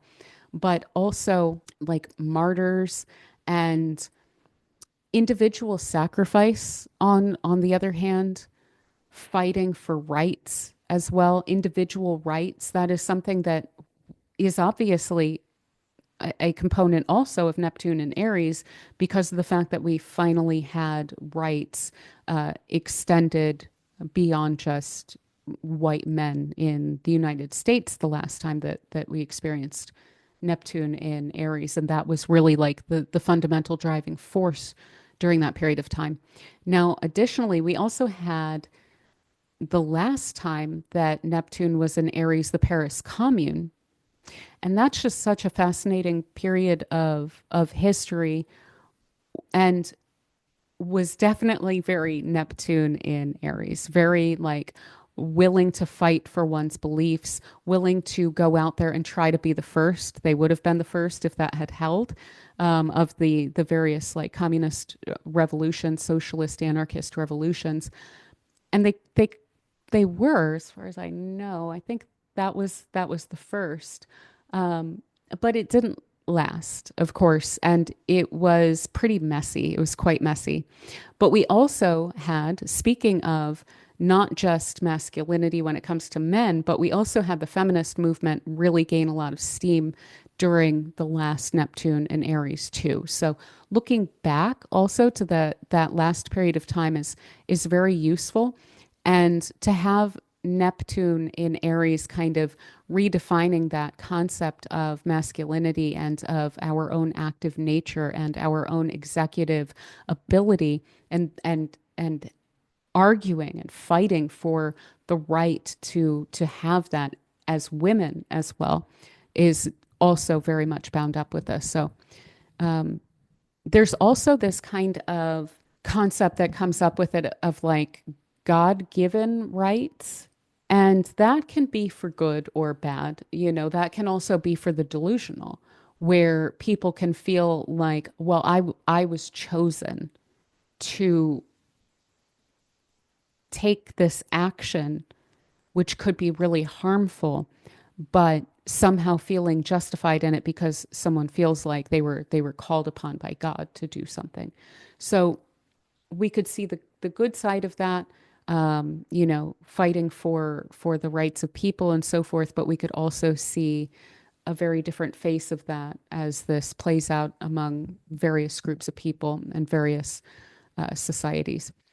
So another thing that I noticed when I was looking back at Neptune and Aries that stood out to me and kind of made sense was the concept of like restorationism and unification. And so I think that's something that we'll see arise again. I mean, MAGA in and of itself would conceive of itself as a restorationist movement. But additionally, we could also look at it from the other side of what about, say, a working class politics restoration, like the restoration of our class consciousness in various countries. That is another way that that could absolutely play out. So it doesn't just have to be for bad, but then also with the concept of unification coming through with Neptune and Aries, we could certainly see that unification along class lines arise as well. And additionally, with Neptune and Aries, it's very likely that fire will capture the imagination in really interesting and profound ways in the coming years too. So perhaps even, I'm kind of thinking of like alternative energy sources. That is generally the deriving of heat from any given source and utilizing that for energy. So hopefully that would be one of those ways, but also like rocket boosters and things like that move us around maybe in different ways due to different utilization of heat and fire. But we're also probably really going to see that arise even in the aesthetic culture of fire really capturing the imagination during this time. So that is March for us. Moving into April. So in April, we have a pretty concerted quickening of the energy, and we'll get into each part of that. But right off the bat, we have the first of three Saturn sextile Uranus transits that we're going to be experiencing within the coming several months. And what's interesting about this is that they're playing out in different signs. So the first one here in April is between Pisces and Taurus. The next one in August will be Aries to Gemini. And then in January of 2026, we're going to have the sextile again after a retrograde phase in Pisces and Taurus. And that'll be the last of those sextiles between the planets. So the way that I see this playing out is certainly within the context, again, of this minor grand trine between Mars, Uranus, and these third decan Pisces planets here. And so this does look to me like there's a bit of a push and pull, but within the context of people who are pursuing similar agendas, so to say. So this could play out as a sort of infighting around reforms and a winning out within a side of a certain faction where there's still going to be, when these planets change signs, a reorientation and then probably a backward orientation back to where we were in April the following January, in January of 2026. So this looks to me, because of the nature of Mars in Cancer and Uranus in Taurus, as though we are dealing with relatively, again, protectionist forces here that are not facing the most resistance, so to say, throughout this period of time. Not as much as we might expect, but again, these planets are going to be changing signs, and they're going to be working on a very different agenda then, and possibly representing a very different perspective. So we may see a specific party in any given area pushing a specific type of reform in April, a different party suggesting something else in August, and then coming back in January, seeing where we're at and probably orienting a little bit back toward whatever's coming up in this April period of time. So we could see with also this playing out when Neptune is freshly in Aries here as a very conspicuous display around reforms, because Uranus and Saturn together in a sextile represent reforms, a variation on what has been. And it looks to me like this is pushing something that maybe we haven't seen before. And again, we're not just talking about the US here. These planets are playing out as they are across the world, across cultures. So we will be seeing different sides and different places doing relatively similar things in terms of reforms, but from different sides. So that's a lot of what I expect from that. And it looks to me, again, like a bit of a push and pull, either between two opposing sides or a little bit more likely within given sides, so to say, of specific factions within those. And so another thing that we could definitely see here in terms of mundane astrology, and then I want to come back and look at this from a personal perspective, is new form factors, especially with regard to technologies. Now, we may also see this certainly impact questions of currency, but I would more expect to see that play out more strongly in August, but we may see rumblings of whatever that is, some currency valuation issues, some new currencies, some shakeup within the context of currencies, and so forth, because of the energies that we're dealing with here. But new form factors in terms of like new machines, keep in mind that we are dealing with a nodal cycle that is tied in with both the World Wide Web and the iPhone. So we may see new form factors with regard to how we connect. And a fascinating, this is one thing that we can utilize if we are politically or socially active at all, but the structuring of decentralized systems can play out within this. And I know that that also seems like a bit of a contradiction in terms, but even a decentralized system needs to have a structure within which it works, a certain paradigm within which it works. So we could definitely see along those lines developments as well. And additionally, the need for and a greater ease for certain, say, revolutionary or progressive or even to some extent reactionary but revolutionary oriented ideologies to become more organized. Additionally, this represents liberty and autonomy, so to say, through delayed gratification and practical considerations, practical boundaries. Again, the structure of that. Limits on things and some level of restriction on a completely structureless sort of system of orientation, again, of ideologies, and especially when we're dealing with Uranus here.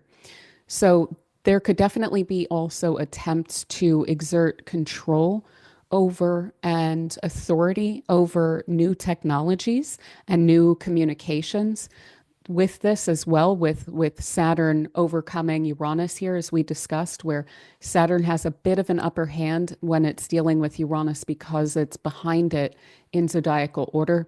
It can see it more clearly than Uranus can see Saturn. And so again, we may see some astroturfing, some movements that are to some extent fabricated by authorities. And that's also to do with the orientation of Pluto and Uranus throughout this year. So we could also wind up running into new forms of confusion and disinformation. And again, there's something around political efforts that is under the control of Saturnine, which is authority, and then Plutonian, which is somewhat plutocratic and somewhat of a major power source that works a little bit behind the scenes as impulse points. So again, we don't want to get too far ahead of ourselves when it comes to supporting certain efforts. We definitely want to know who all is behind a certain effort before we, go all in on it during this time. And there could also be control mechanisms trying to overcome resistance to those.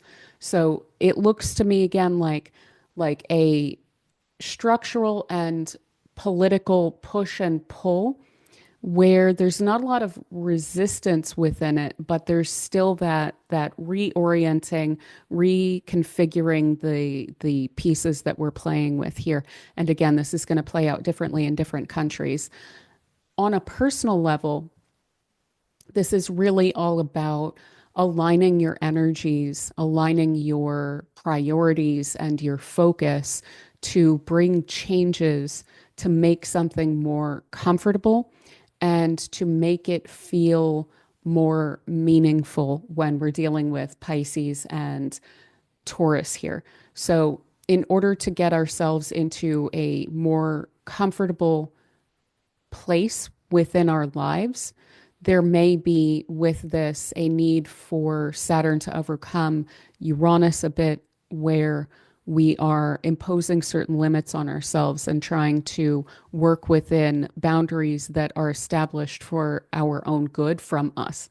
Not to say that, these boundaries are imposed on us for our own good or anything like that, but on a personal level, those limits will be helpful throughout this time. Now, additionally, we have Mars is, of course, sextile to Uranus, and Mars is trine to Saturn on the same day. It's coming through and hitting both of these up while they are in their exact sextile. So, this is a very powerful minor grand trine that's playing out around this time. And again, with this, we could see the creation, institution, the flowing forth of energies of many different groups of people toward service oriented efforts, toward the need for comfort. And what concerns me again about this is just the will, the desire to believe on the part of these Pisces placements, along with the difficult nature of both of these planets. We've been seeing this play out for the past approximately 7 years, and this is aligning again with the orientation toward protectionism and nationalisms and things like this globally. And so this again looks to me like there could definitely be manipulations of that need for comfort and the desire to believe someone about certain reforms that they know that they need in their lives, but could be being presented as more helpful than they will actually be, to put that as softly as I possibly can. So this looks like a really significant day. I would not be surprised to see this play out really precisely day of, just because of how powerful this whole minor grand trine is. But again, on a personal level, orienting our energies, figuring that out for ourselves. How do we create our own comfort for ourselves? And what efforts can we make toward that end? That Mars in connection with Uranus and Saturn is only going to help even more along those lines. Now, we then have Mercury station direct and Venus station direct. So we have this really potent energy.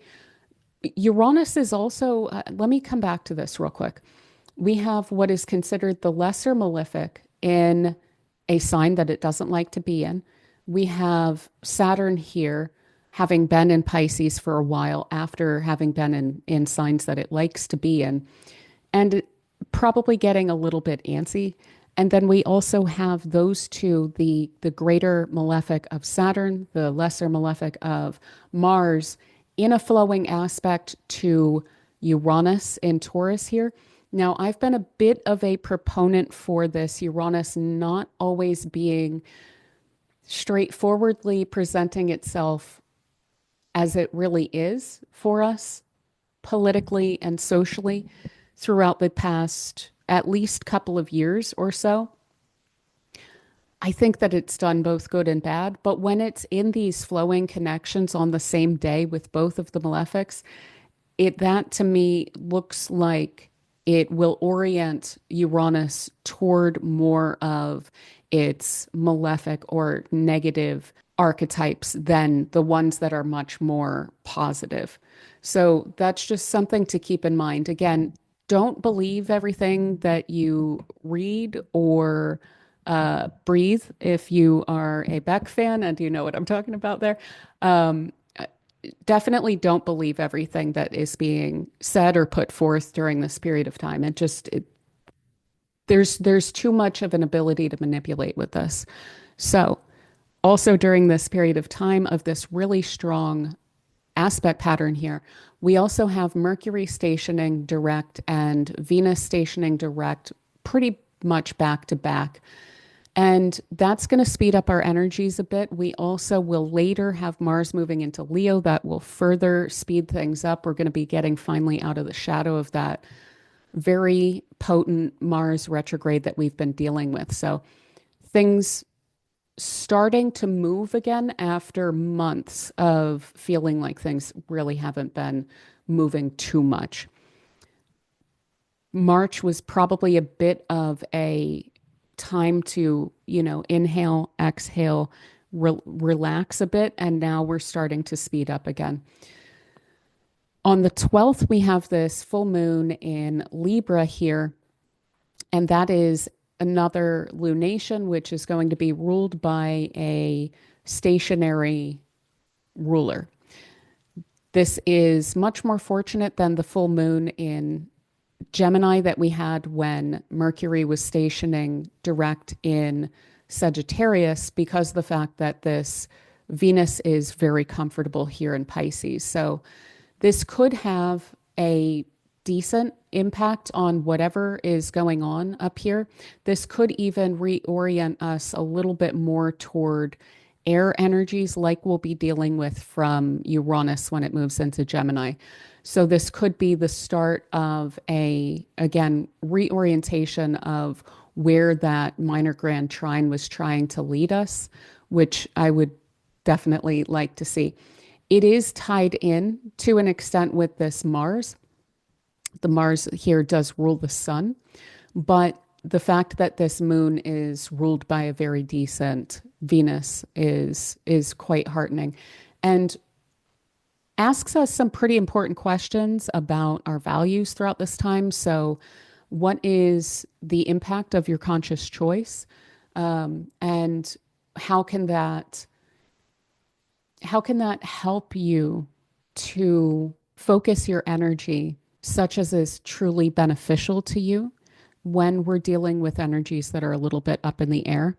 And providing an example of our own standards. So being exemplary of what we believe and serving as an example for others is going to be really important throughout this time. And it will be represented, of course, on the public stage here. But the moon is just so fascinating to play into this because we have almost an opposition again between Mars and Pluto. So there's right around the corner some more conflict coming.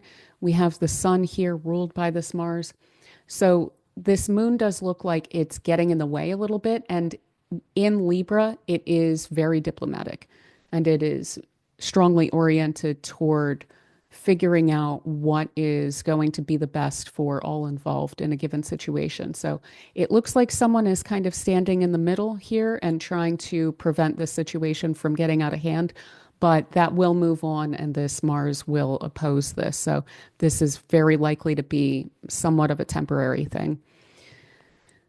Now, coming on from that, almost immediately we have the conjunction of Saturn with the North Node in Pisces.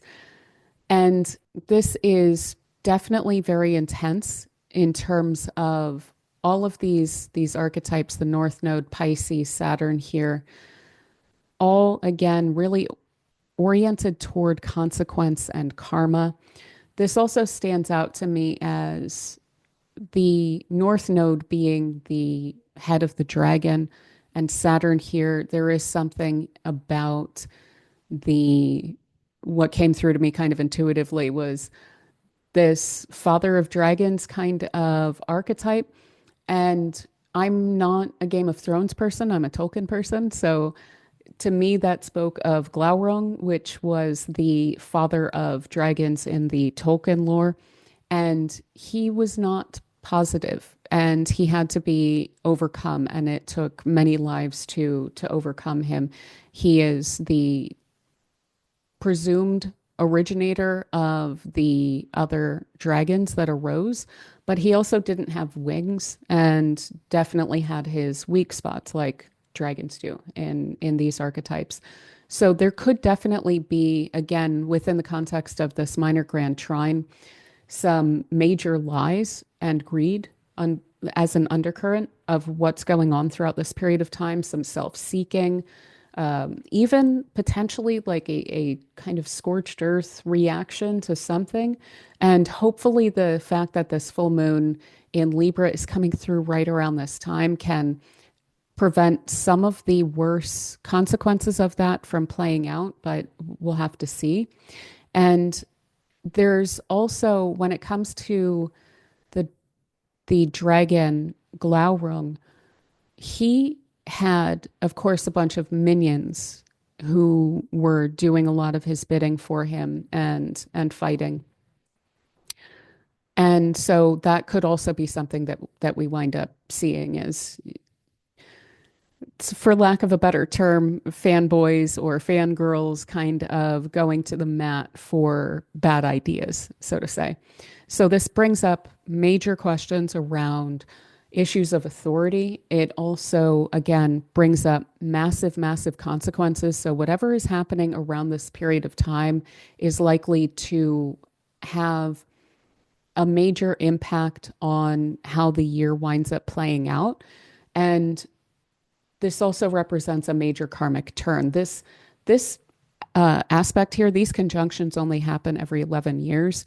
So it is relatively significant that this is coming through during this already very impactful year as well. Now, we could also see the creation of some structures which align with a Saturn in Pisces archetype in and of itself, which isn't always the worst. So we could have some spiritual or belief oriented or cause oriented structures arising throughout this period of time, which could wind up becoming very authoritative and like something that people listen to ultimately. And this brings up questions for us about who we believe, who is an ideological authority for us, who is a religious even authority for us. What does that mean about what it is that we're subscribing to and what it is that we are contributing to? Again, with the concept of minions, what is it that we are supporting throughout this period of time? Again, I do really feel like values, personal values, are a major component of this full moon, and that's likely playing into this conjunction as well. This conjunction is the day after that full moon, so this is definitely playing together. Now, we could, in addition to the creation of some structures with the North Node on that Saturn, and even a little bit before this, because Saturn is in Pisces and we are getting eclipses that are playing out across the Pisces Virgo axis, we could certainly see the breakage or dissolution of some structures or institutions throughout this period of time. So potentially the breakdown of certain departments of government, and maybe not only in the US, we may see this more globally as well. And so we could be in the perspective of whomever on whichever side of various countries, again, playing out differently in different places, the kind of sloughing off of those who are not meant to be in positions of authority during this phase of, so to say, the unfoldment of history. And this may look like it's positive or negative depending on our perspectives. And of course, you all know that I have very strong opinions about things, but for some reason, things are needing to play out the way that they are throughout this year. It is a very significant year karmically and historically, for sure. When we're looking at it ahead of time, that's quite clear. And so I would not look too short term about why things are playing out the way that they are. And I wouldn't take every loss or win on its face throughout this period of time as well. So if that offers you hope, or if that, if you were on the winning side of something during this period of time, maybe don't get too comfortable or rest on your laurels too much during this time, because there are so many shakeups coming that whatever's happening right now is definitely going to have an impact, but then also have a great deal of change come to whatever is established throughout this time as well.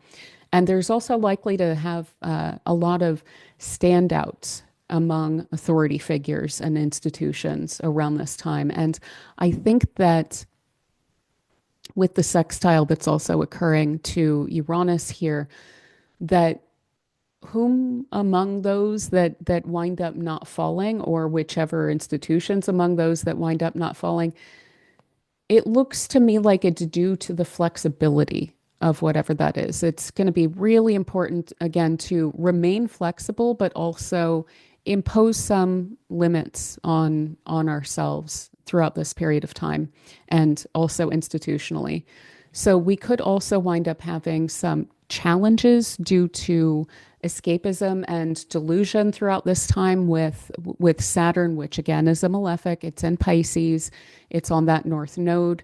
And so Saturn's grounding influence here in Pisces, paired with the North Node's karma here, it can definitely bring a lot of attention also to this of societal escapism, addiction, misinformation, environmental neglect, things along these lines. And there may be a forced accountability for areas where responsibility has been avoided previously around this time. So karmic accountability, societies really being called to confront past choices and to build structures that align with collective spiritual or humanitarian purposes, and taking responsibility for neglected areas. This is also definitely calling for a spiritual or humanitarian duty among individuals. So how are populations cared for? Can we contribute to that on our own to any extent, especially when it comes to bridging the material and spiritual here? So in our personal lives, how can we manifest, so to say, in a material way, in a tangible way, our ideals, our values, our spiritual perspectives, our worldviews, our beliefs out into the broader world as well. Now, again, there's a beginning, starting energy with this, but there's also sometimes major endings. So we could have some of these illusions come up to a major point and then wind up being dispelled in a way that really shakes some people who are buying into some illusions. And it can really dissolve like unrealistic fantasies about things, forcing people to face truths about humanitarian shortcomings or spiritual shortcomings as well. And this is also likely to be along the lines of any sort of systemic issues of corruption or inequality, the irrelevance of certain institutions at this point and how they can become relevant or how they can be swept aside so that something better can come in their place. Also, very likely a major surge in movements that emphasize accountability along those lines as well. We could also wind up seeing a need for structured global responses to certain crises with this alignment as well. And that would require a lot of discipline and people getting on the same page. We could see, major migrations that are having to be dealt with, or even, God forbid, some sort of health crisis or other humanitarian challenges that need to be responded to around this time as well, especially with Venus in the mix there in Pisces. Now, on the positive side, constructive reforms are definitely possible with this. So there could be major opportunities to address societal challenges compassionately and practically throughout this time, with the potential to have a lasting impact with that North Node there. This also definitely fosters spiritual development and spiritual evolution with a focus on growth that aligns with ideals, as well possibly of the stepping in of stronger institutions to replace what may need to be swept away in this time if they are not effective. On the challenge side, we could definitely wind up with resistance to change due to the difficulty of addressing deep-seated issues, especially on the global level. There could also be an overemphasis on boundaries or discipline in areas where we require that flexibility, that fluidity, and compassion as well. We can already see that as a major potential on the horizon in terms of boundaries and borders and things like this, and an overemphasis on that. Additionally, again, disillusionment as societal illusions or false ideals wind up becoming confronted, wind up becoming exposed throughout this time. So this is just, it's such a fascinating period of time where there's definite progress being made, but there's for sure bumps along the road here. Now, on the other side of this, we wind up with Mars finally moving into Leo on the 17th.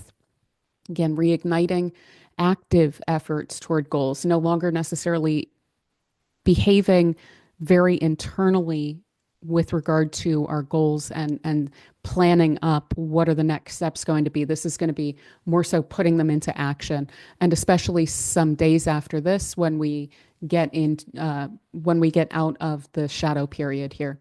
So with Mars and Leo, we're likely to come back around to bold leadership, dramatic actions, and strong kind of assertive leaders who take dramatic actions to kind of capture attention or assert dominance throughout this period of time, and potentially a conspicuous display with that Mars ruling this Neptune as well, like a conspicuous display of power or military action that's tied into national pride or some sort of like public spectacle around military as well. And nationalistic pride could also wind up getting us into some hot water here, where that plays into potential disputes or conflicts between different entities that wind up escalating into either a standoff or an active conflict. So we could also wind up with very impulsive actions that are kind of driven by ego or the need for recognition, or a difficulty backing down from certain disputes, kind of leading to those disputes being prolonged throughout this time as well. So on a personal level, this is going to be a lot more, I think, pleasant, because we're going to be able to finally utilize our energy again, unlike we necessarily have since early in December. But on the global stage, given the context, it's not quite what we want to be sitting in for a while. It'll be probably a little bit better when we start to get that Mars moving into Virgo and start getting a little bit of thinking again about things. Now, on the other side of that, we have the new moon in Taurus. So as this Mars moves into Leo, it winds up opposing that Pluto, and then we wind up with the new moon at the apex of a T square between these two. So again, the potential for things to escalate or to be prolonged in terms of conflict or to come around again in terms of conflict is very likely throughout this time. This is likely to be a major pivot point, and the on again on a personal level, the surety of footing and of intentions provides a sense of a false start, a fresh start, maybe a false start for some, but a fresh start for us in our lives. But when it comes to how this is playing out on the global scale, I think that again, this orients a lot toward conflict. So let's move into May and see what we have here. So we have a little bit less going on. We have Pluto stationing retrograde in Aquarius. This is going to be interesting because it's not moving backward into Capricorn this time. It's staying in Aquarius. So there is still a revisioning or a reentrenchment of our own sense of control and power and ability to deeply transform ourselves during this period of time. But we're not so much looking backward. We're more so still looking forward, but rethinking things, trying to get on a stronger footing to where we're able to have more control over ourselves with Pluto and Aquarius here. So re-envisioning the future from a fresh perspective. We're not looking toward much of the past at all here. And we could also see some rollbacks of the benefits that Pluto and Aquarius has doled out so far. I would expect for these to be in the tech sector. We will see exactly how Pluto is going to be playing out in Aquarius in the coming years, but that's going to be a major area that receives a lot of benefits. But when this goes retrograde, we could definitely see some rollbacks here and there about some of the benefits that have been bestowed by this Pluto in Aquarius so far. Now, we also have the full moon in Scorpio playing out during this time as well. So, very, very high energy compared to recent times. We have a lot of fixed energy now that we're dealing with, as opposed we've gotten quickly out of a bit of a mutable orientation with all of the pile-ups that we had in Pisces. We're moving quickly toward the fixed signs in terms of the energy here. So driven action, try your best to take action throughout this time with purpose, with a very clear understanding of what it is that you're trying to accomplish for yourself, because things are definitely very possible to change here. And if you put concerted effort and what's the word that I'm looking for? Intentional effort toward your goals, you could probably wind up with some decent breakthroughs here. And it's funny, when I was looking at this, I felt like I should say to try and maintain balance around this time, but I don't think that's really going to be possible. And additionally, I feel like this is a bit of an overcorrection due to the stagnancy of recent months with all of the retrogrades, with all of that mutable energy and kind of getting stuck in a bit of a rut in recent months. I feel like that's what this overcorrection is. And it is correcting, even if it's going a little bit overboard. But again, we are about to move into very sped up timelines. So things are really moving at this point. We also then have the Sun conjunct Uranus. Again, yeah, matters speeding up. Shocking events that are novel, especially around the time of this full moon here. We also then have Saturn moving right into Aries on the other side of that.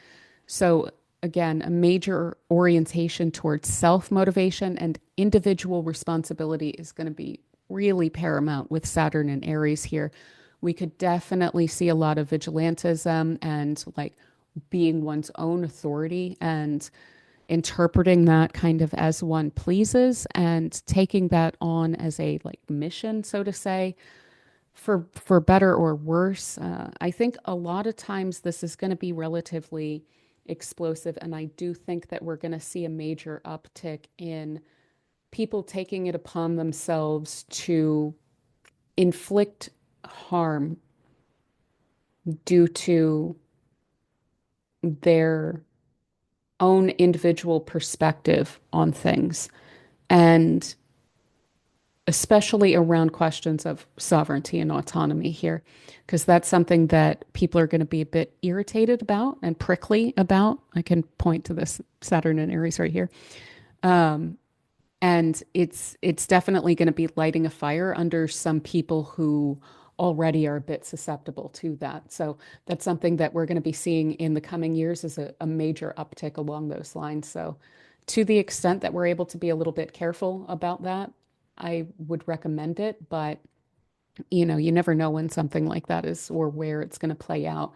Mundanely, Saturn in Aries could bring attention to issues of independence, military action, impulsive restructuring of societal frameworks as well.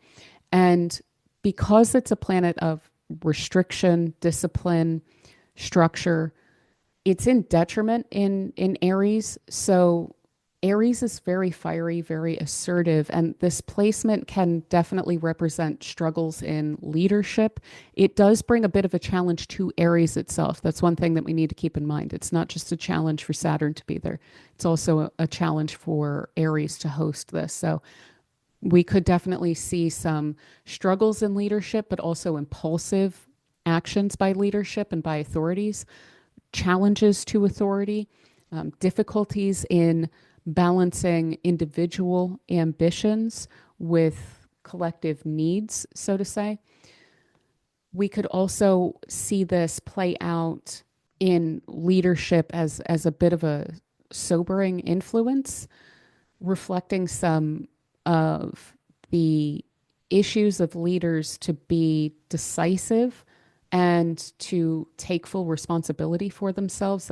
That's likely to be a difficulty around this time.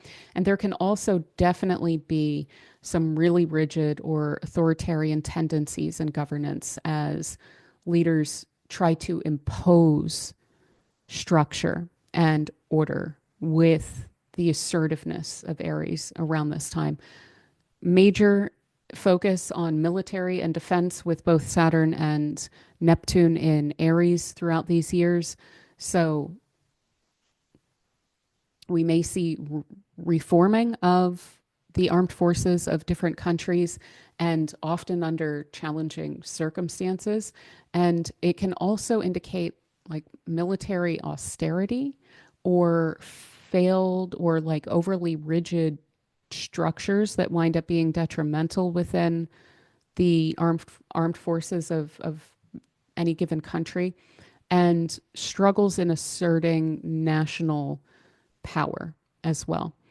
So on the one hand, a major orientation toward it, but also on the other, potentially difficulties in doing so because it's done somewhat haphazardly when Saturn is in Aries. We could also see a lot of, again, independence, rebellion, and highlighting of societal tensions around autonomy and authority. We could definitely see conflicts between citizens and governments or organizations and institutions, corporations, things like this, banks, any of those kind of Saturnine structures that we have in our world. And these would be due to an imbalance of power and control and an imbalance of the independence of people from these things if they choose not to opt in, which is, of course, becoming less and less of an option for people. And opting in is more and more costly for people. So very likely to see rebellion against that in various forms.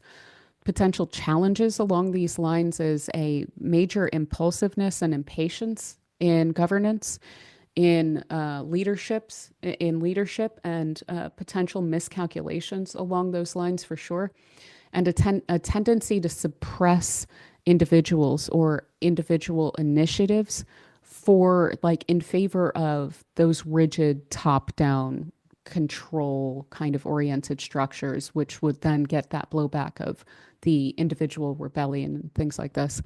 And also a major difficulty in implementing long-term plans. Saturn in Aries is, especially on a mundane level, not good with that. And so this is also likely due to the fact that there's a major clash between that need for immediate action versus the kind of methodical nature of Saturn. It really struggles here. So this is going to be not the easiest for us to deal with, but there's going to be a lot of push and pull. So whatever side you're on of whatever issue, we're likely to see Saturn and Aries play out in agreement with you and in disagreement with you throughout the coming years. So just try and, I guess, keep that in mind. I don't know if that's much consolation because it's conflict either way, but it's going to be interesting, and it's definitely going to change and shake up authority and structures and institutions, governments, corporations, banks, all of this. It's going to be shaking those up for sure throughout this time. Now we wind up then with a new moon in Gemini at the end of the month. And this is pretty nice and interesting. I like this one. I like this one a lot. We have pretty much all of the Pisces placements now in Aries and in a sextile to Gemini here. This is really playing into what we're going to see from Uranus and Neptune and Pluto in coming years, which is the interplay between Gemini, Aries, and Aquarius. We're getting a bit of a preview of that without Uranus involved. So think of this as a bit of a dress rehearsal with actors that are a little bit more balanced than Uranus here. So we'll see that play out to an extent, a trial run along those lines here.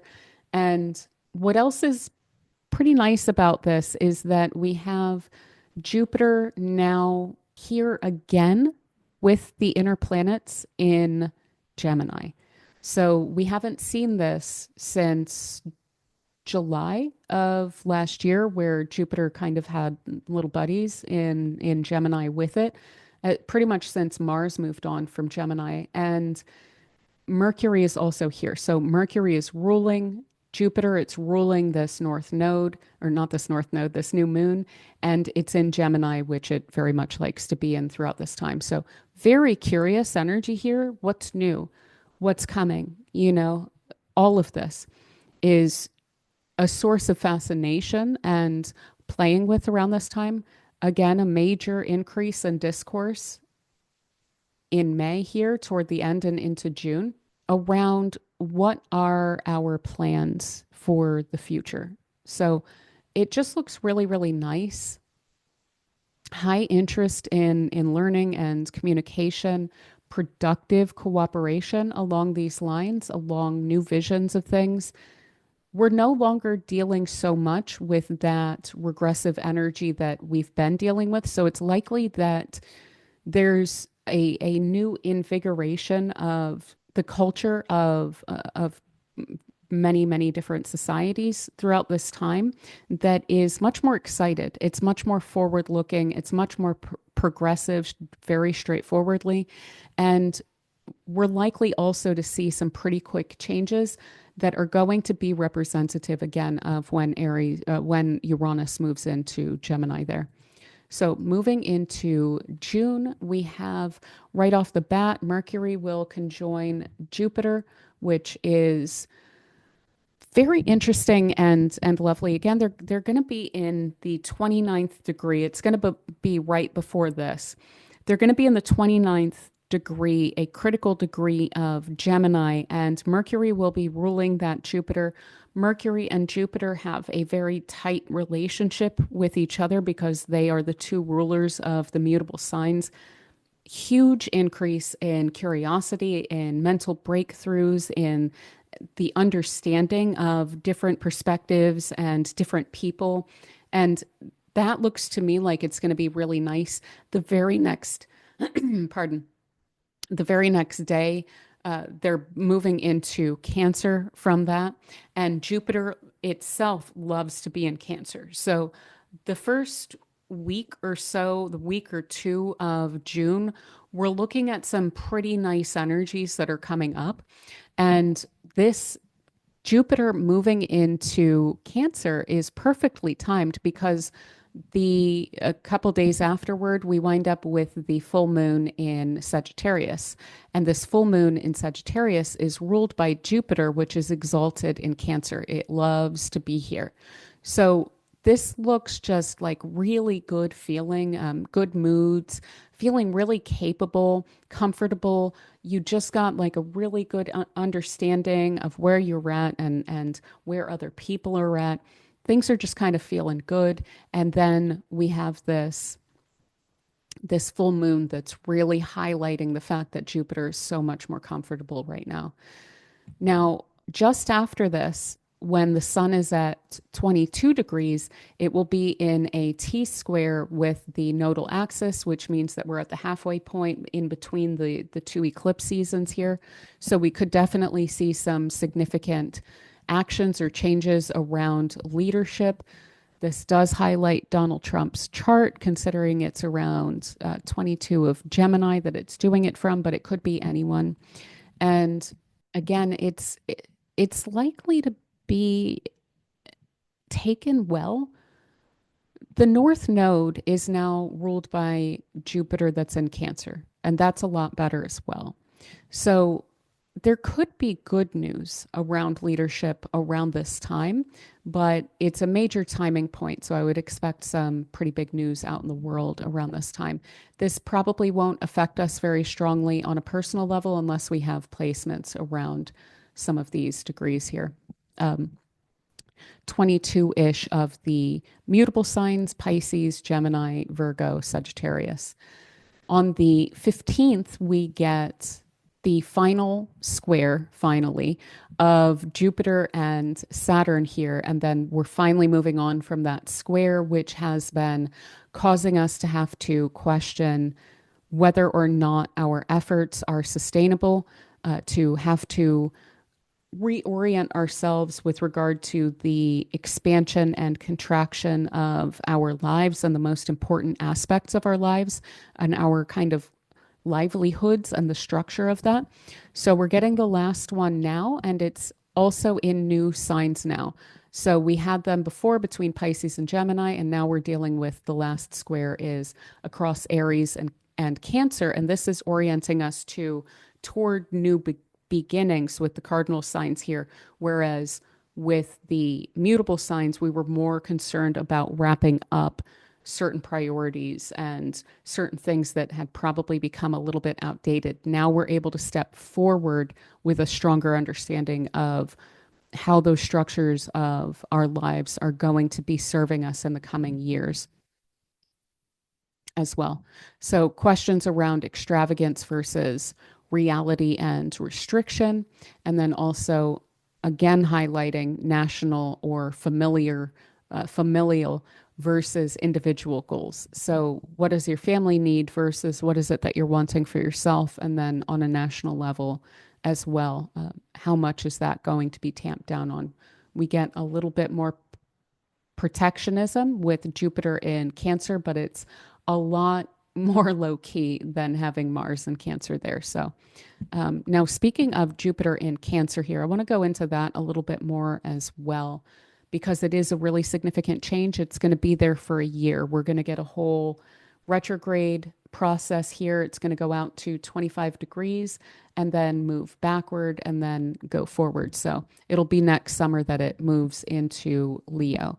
And so there's an orientation of Jupiter, which represents expansion and optimism, growth, good luck, good mood, and goodwill is all bound up with Jupiter, though it can go a little bit overboard as well. And when it's exalted in Cancer, certainly it can go overboard. That's one of the downsides of an exaltation is that it can really, really get comfortable. And so, I mean, imagine like being at home, you're very comfortable. Being in a really nice hotel or being hosted by someone who has a lot of money and they really like you, that's even more comfortable than at home. And we can go a little bit overboard in environments like that. So its energies are in Cancer now, which orients toward nurturing, again, protection, emotional connection, the emotional needs of people, well being, family values, national identity, things like this as well. And so, in a mundane context, it's likely that this is going to be highlighting themes of prosperity and extravagance or matters related to the home and even agriculture, national security, public welfare, things like this as well with Jupiter and Cancer there. So hopefully it will be expanding on some of those things, contrary to what some leaders would like. So again, a focus on home and nation, bringing attention to matters of housing, of food supply, of ag, patriotism, like the collective sense of belonging, public prosperity, the welfare of the people of a given nation as well, including even through healthcare. And there could also be a weird period of growth that looking at the politics and the economy right now, it doesn't look like real estate would be growing, but we could definitely see some growth along those lines. We could even see personal or like family businesses, like smaller businesses, even prospering under a Jupiter in Cancer, which again, from the outside on a political or economic level, it doesn't quite look like that would be the case, but Jupiter may very well bring that just because it's tied into the archetypes here.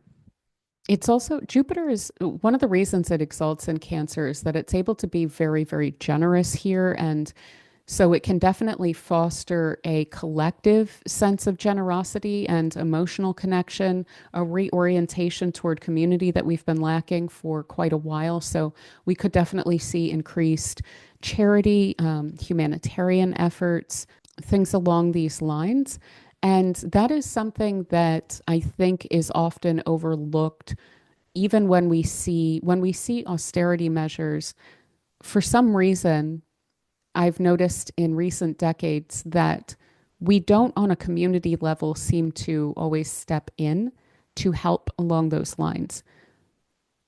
And so, if we do see programs being pulled back and so forth, rather than just being mad about it, though we should definitely be mad about it, that we should get more involved in trying to help along those lines, to try and help our communities here. But on the other hand, with some kind of potential challenges of the indulgence of Jupiter here is that we could wind up overindulging in nurturing, or there could even be mismanagement of aid programs within our nations as well. And there could also then be the growth of nationalistic tendencies with Jupiter in Cancer.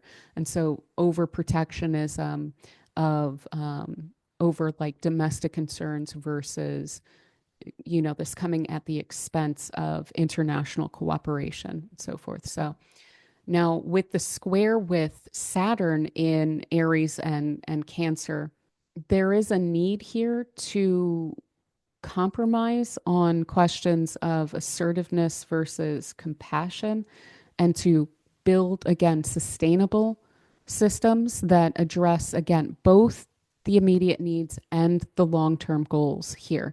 And that's going to be a struggle, but that's something that is being highlighted by this square between Jupiter and Saturn as something that's very necessary during this time. So we could definitely see strained relationships internationally with the needs of nations or the assertiveness of leaders of nations needing to be balanced within the context of alliances, but it's likely to be very difficult to do that throughout this time. And we could definitely see a tension between expansion and restriction without a doubt. The even grabbing of land by certain nations is very likely under this influence as well, with the growth of nations, even on a physical level, with this in Cancer, and Cancer ruling the land. So we could definitely see land grabs. Additionally, if there are economic difficulties throughout this time, it's likely due to this square with Saturn being issues of governance, issues of leadership, resources that are intended for certain purposes, again, being mismanaged, or dealing with impulsive leadership that is spending in not necessarily the right ways for long-term growth. So that is how we are likely to see Jupiter square Saturn play out.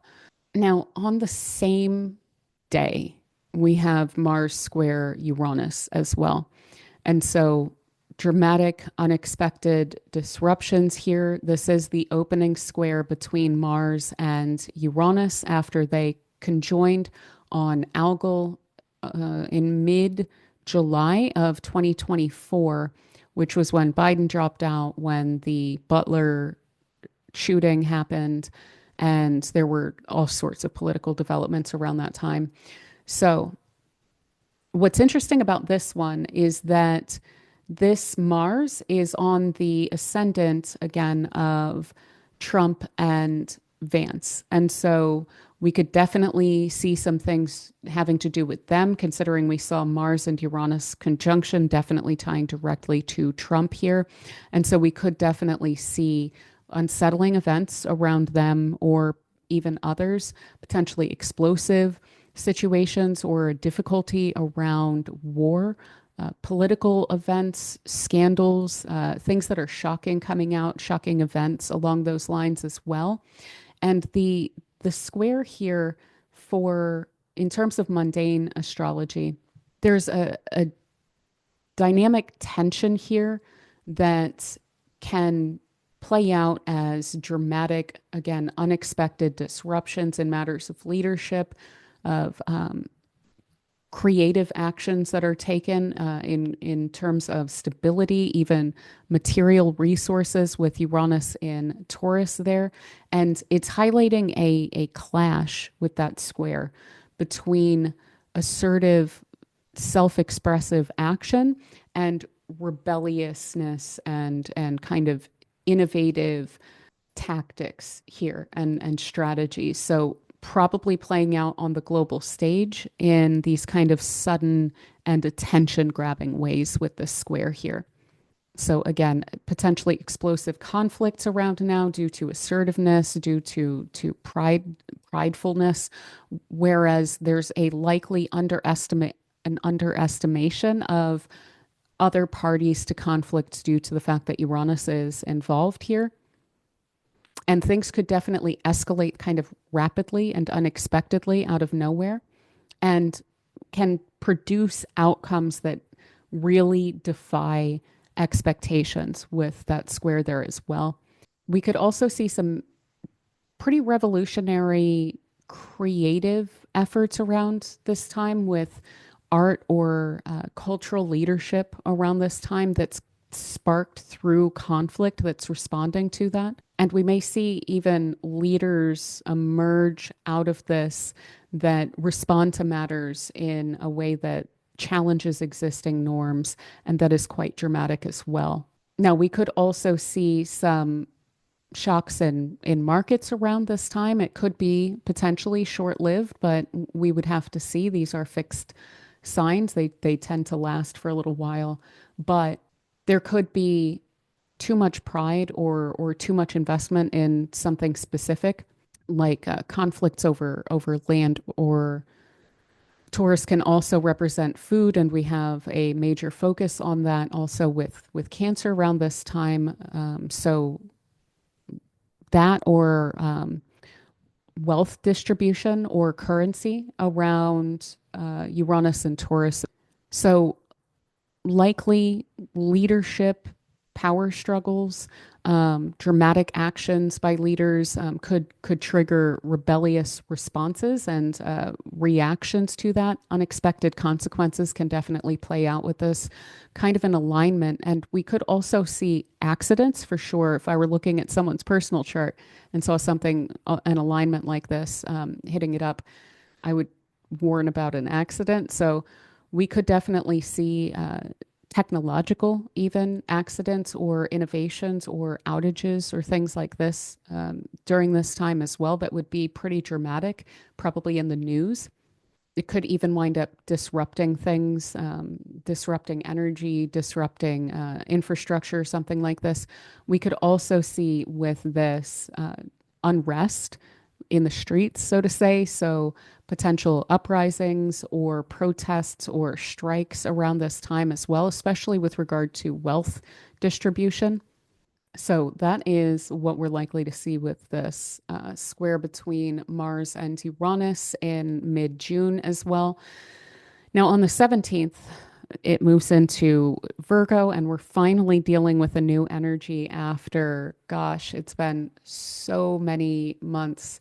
I want to say it is like 7 months that we've been dealing with Mars in Cancer and Mars in Leo due to that long retrograde cycle that it has.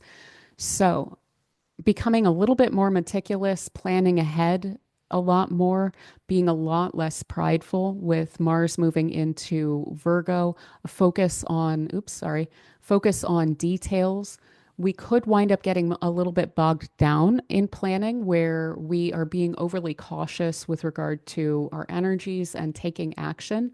That's the downside of that. But we may just be dealing with another overcorrection for going a little overboard in recent months, becoming a little bit more cautious around things as well.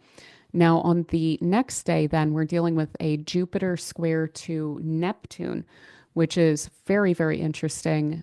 And what's fascinating about this is that we could see something kind of, I don't want to say constructive, well, maybe with Saturn in the mix there, but there's likely to be glimmers right now of how Saturn in Aries even could play out, not just for the sake of a frustration with the connection between Neptune and Jupiter. This is very, very imaginative, and it could come up with ways that we wouldn't ordinarily think of to work with or out of a complicated situation. So there could definitely be some creative thinking along these lines to try and address some of the issues that we may deal with Saturn in Aries as well.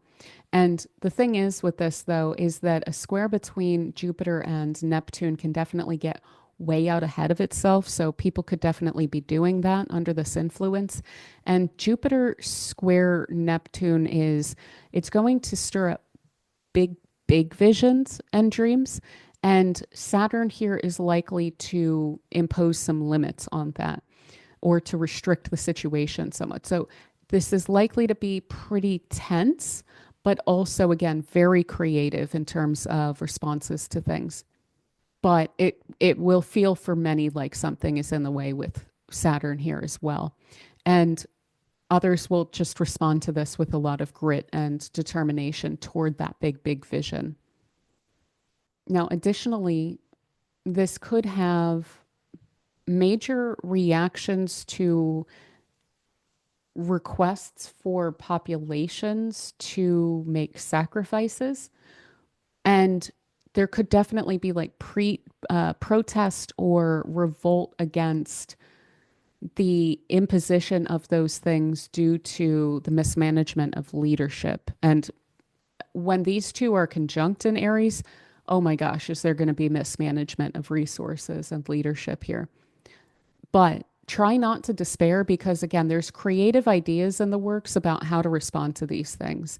And there will be some people that are going to get really worked up about this and imagine that they themselves can save everyone. And so, again, we're going to be seeing some illusions or delusions around like heroism or bravery or courage that is, based in this personal sense of nurturance, but is likely to play out in a pretty vigilante kind of way.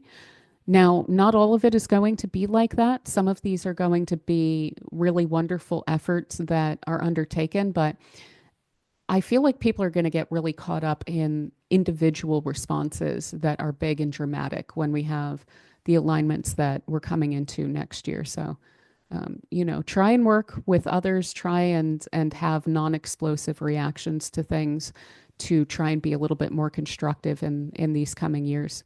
Because again, the collective and the individual are definitely at odds with these energies here, and there could be a challenge between those things where someone thinks that they're acting for everyone, but really they're just acting out of their own ego.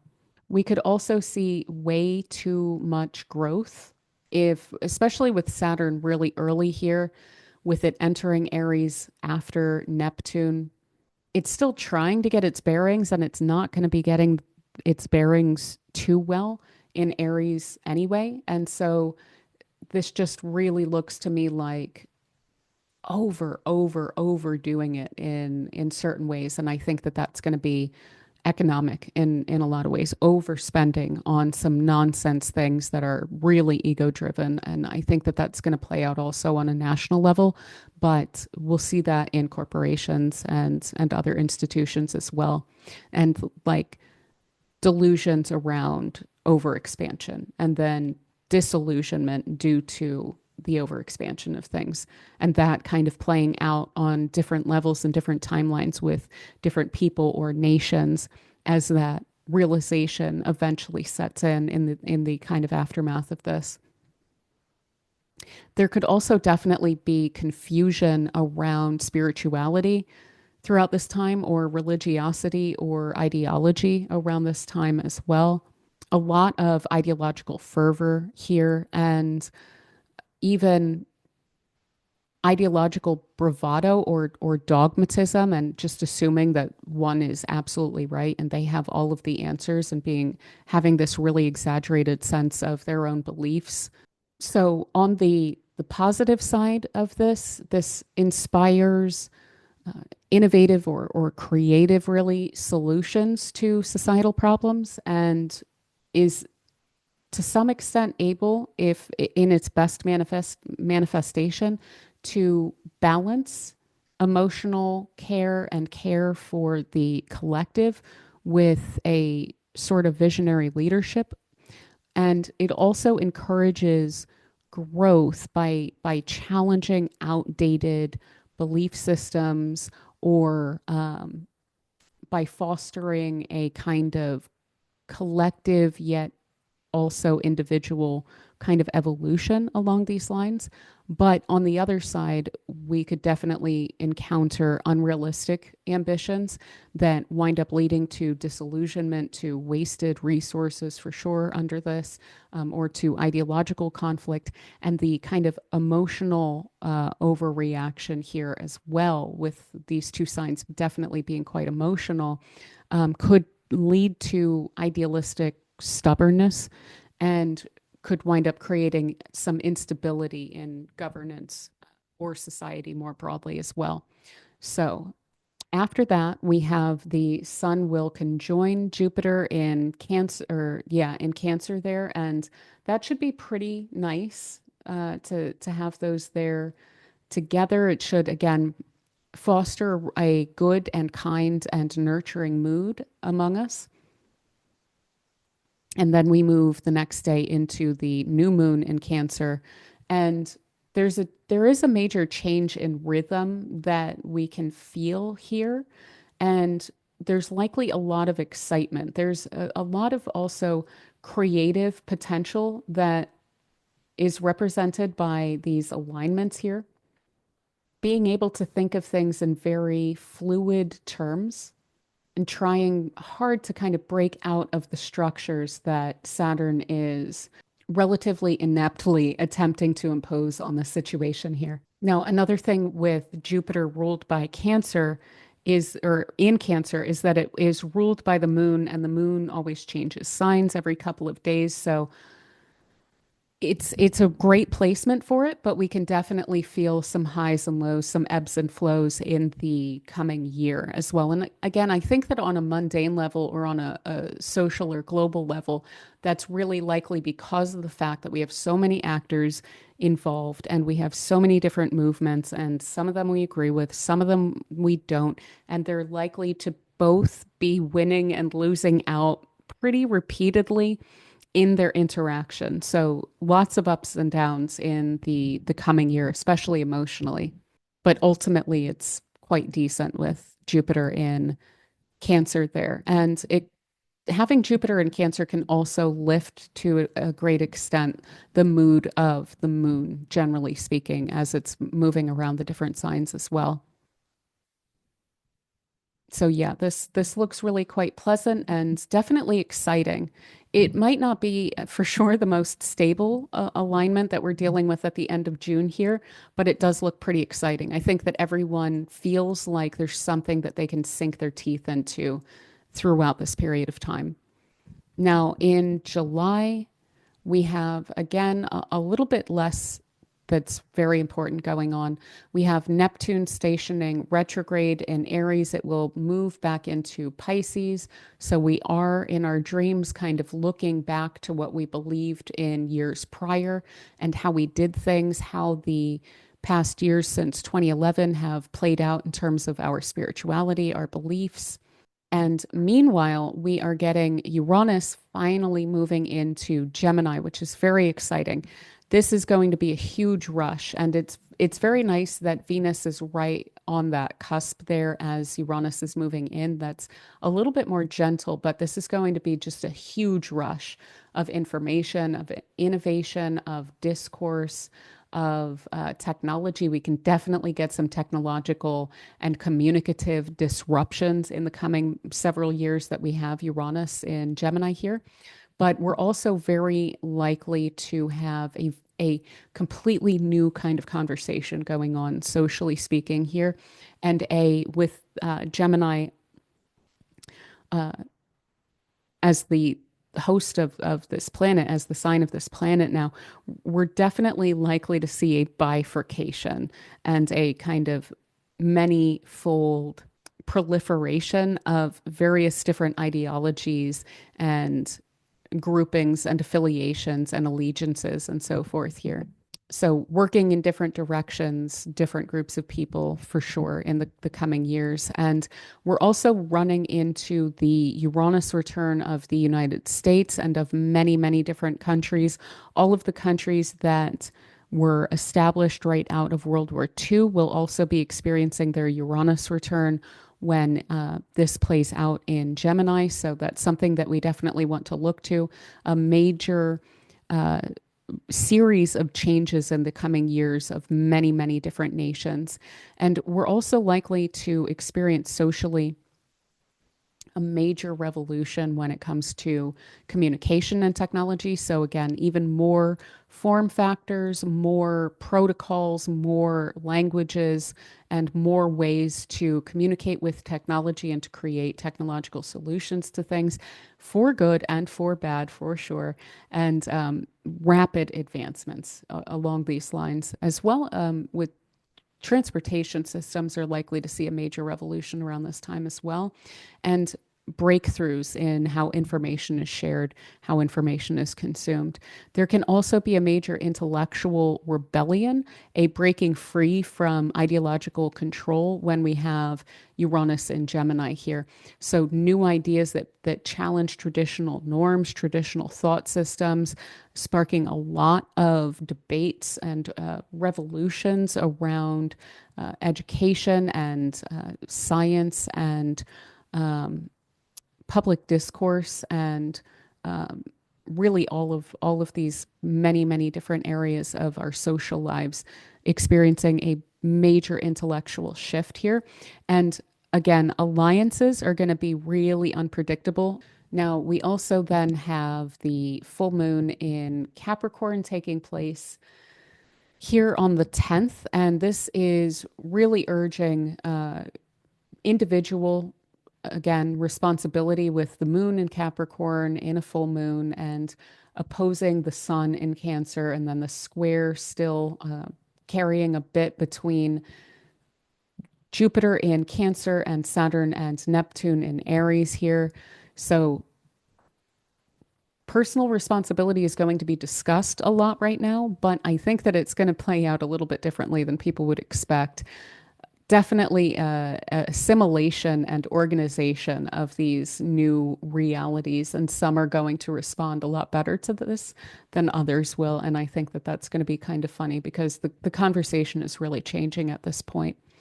So we also have then Saturn, which rules this full moon, is also about to station retrograde as well. And that is going to move back into Pisces too. So we're likely to see moves like a kind of retrenchment, trying to find stability in the past where it's not there anymore. We've moved on. This is an energy that is not going to be easy for governments to attempt in the coming 6 months or so after this. To really, it's about 8 or 10 months after this point, but they're going to try to reestablish the type of authority that we've been dealing with in the past, and it's not going to work, but it's going to be popcorn time for us, I think, to be witnessing the ways in which structures of authority and power and governance throughout this period of time attempt to respond to this Uranus moving into Gemini as well. Now, we also then have Mercury stationing retrograde in Leo here. So it's going to start to move back for a few weeks. And if you are a fixed sign, Leo, Scorpio, Aquarius, or Taurus, this could definitely have a pretty strong impact on you as well. And we also have then Mars will conjoin the South Node. That's actually better seen here. And that is likely to be a significant turning point in conflicts and possibly stepping outside of them a little bit and recalls. And that could even be in terms of governance or generals or military leadership or specific conflicts that are probably wrapping up a little bit or taking on a different form shortly, where it's entering a new phase, but this is kind of the closing out of a given phase, which represents a major turning point in some sort of conflict. But I think that the concept of recall is going to be relatively poignant with this as well, with all of these planets going retrograde pretty quickly around this time as well. Now, on the 23rd, we then wind up with Venus square to this Mars and the South Node. So the following day, Venus comes through and squares both of them. And so there's likely to be just way too much that we're trying to keep up with. These are all Uranus, Venus, the South Node, but then also Mars here. They're all ruled by Mercury, which has just gone retrograde. So that's a lot for Mercury to try and sort out. And so we're likely to feel like we're spinning our wheels. We're also likely to feel like simultaneously that we're spinning our wheels, we're spinning too many plates. So there's probably just way too much going on in the news and the world that we're responding to, that's going on in our lives. The discourse, the just the unfoldment of everything is going to be really difficult to keep up with during this period of time. Now, we also then have the following day after that, the new moon in Leo. So very intensely motivated, very strong orientation toward a there's a lot that's going on here that's stronger in its energy than what we've been dealing with recently. And so I really like that, but we will need to self-direct our energy here. We do have some major retrogrades that we're dealing with actually here and here. And so it's going to be, again, quite a lot going on. But if we're able to catch our breath in this, then it would be really excellent to try hard to direct our energy in a specific way and to, again, focus on creating the desired changes around this time because there's going to be a lot of distractions which could throw us off around this time. But with the opposition between this new moon and Pluto, I'm just seeing that as there is a strong capability here with this new moon, and it's very, very, very powerful. It's tying into this whole basket here. But again, we're dealing with some new retrogrades. So I just feel like we're going to feel both like we're finally capable of doing something that we're really wanting to do, but that we're also being bombarded with everything else at the time. So try and keep that in mind that if you're able to front load ahead of this new moon and you're able to kind of shut out the world a little bit around this new moon, that's a much more productive way to take on this new moon energy, which is going to be really potent and really, really strong to be able to really tap into that. So that is definitely what I would recommend about it is try not to put things off just because we're dealing with all this stuff on the front end here, because there's something really interesting here that could provide a huge amount of acceleration to us, even though these planets are retrograde. And so I just think that it would be a bit of a shame to be really spinning our plates specifically on this day. So if you're able to block it out, I would definitely recommend that. So in August, the beginning of the month is really pretty extreme. We have Mars moving into Libra, which will oppose Saturn and Neptune here in Aries. It will also tie into, uh, let's see, this will just be a kite for most of it. So it's Mars trine Pluto, Mars trine Uranus, Mars opposite Saturn and Neptune, and of course the rest of the aspects over here. So this is a pretty sharply defined aspect pattern that we're going to be experiencing early in August here.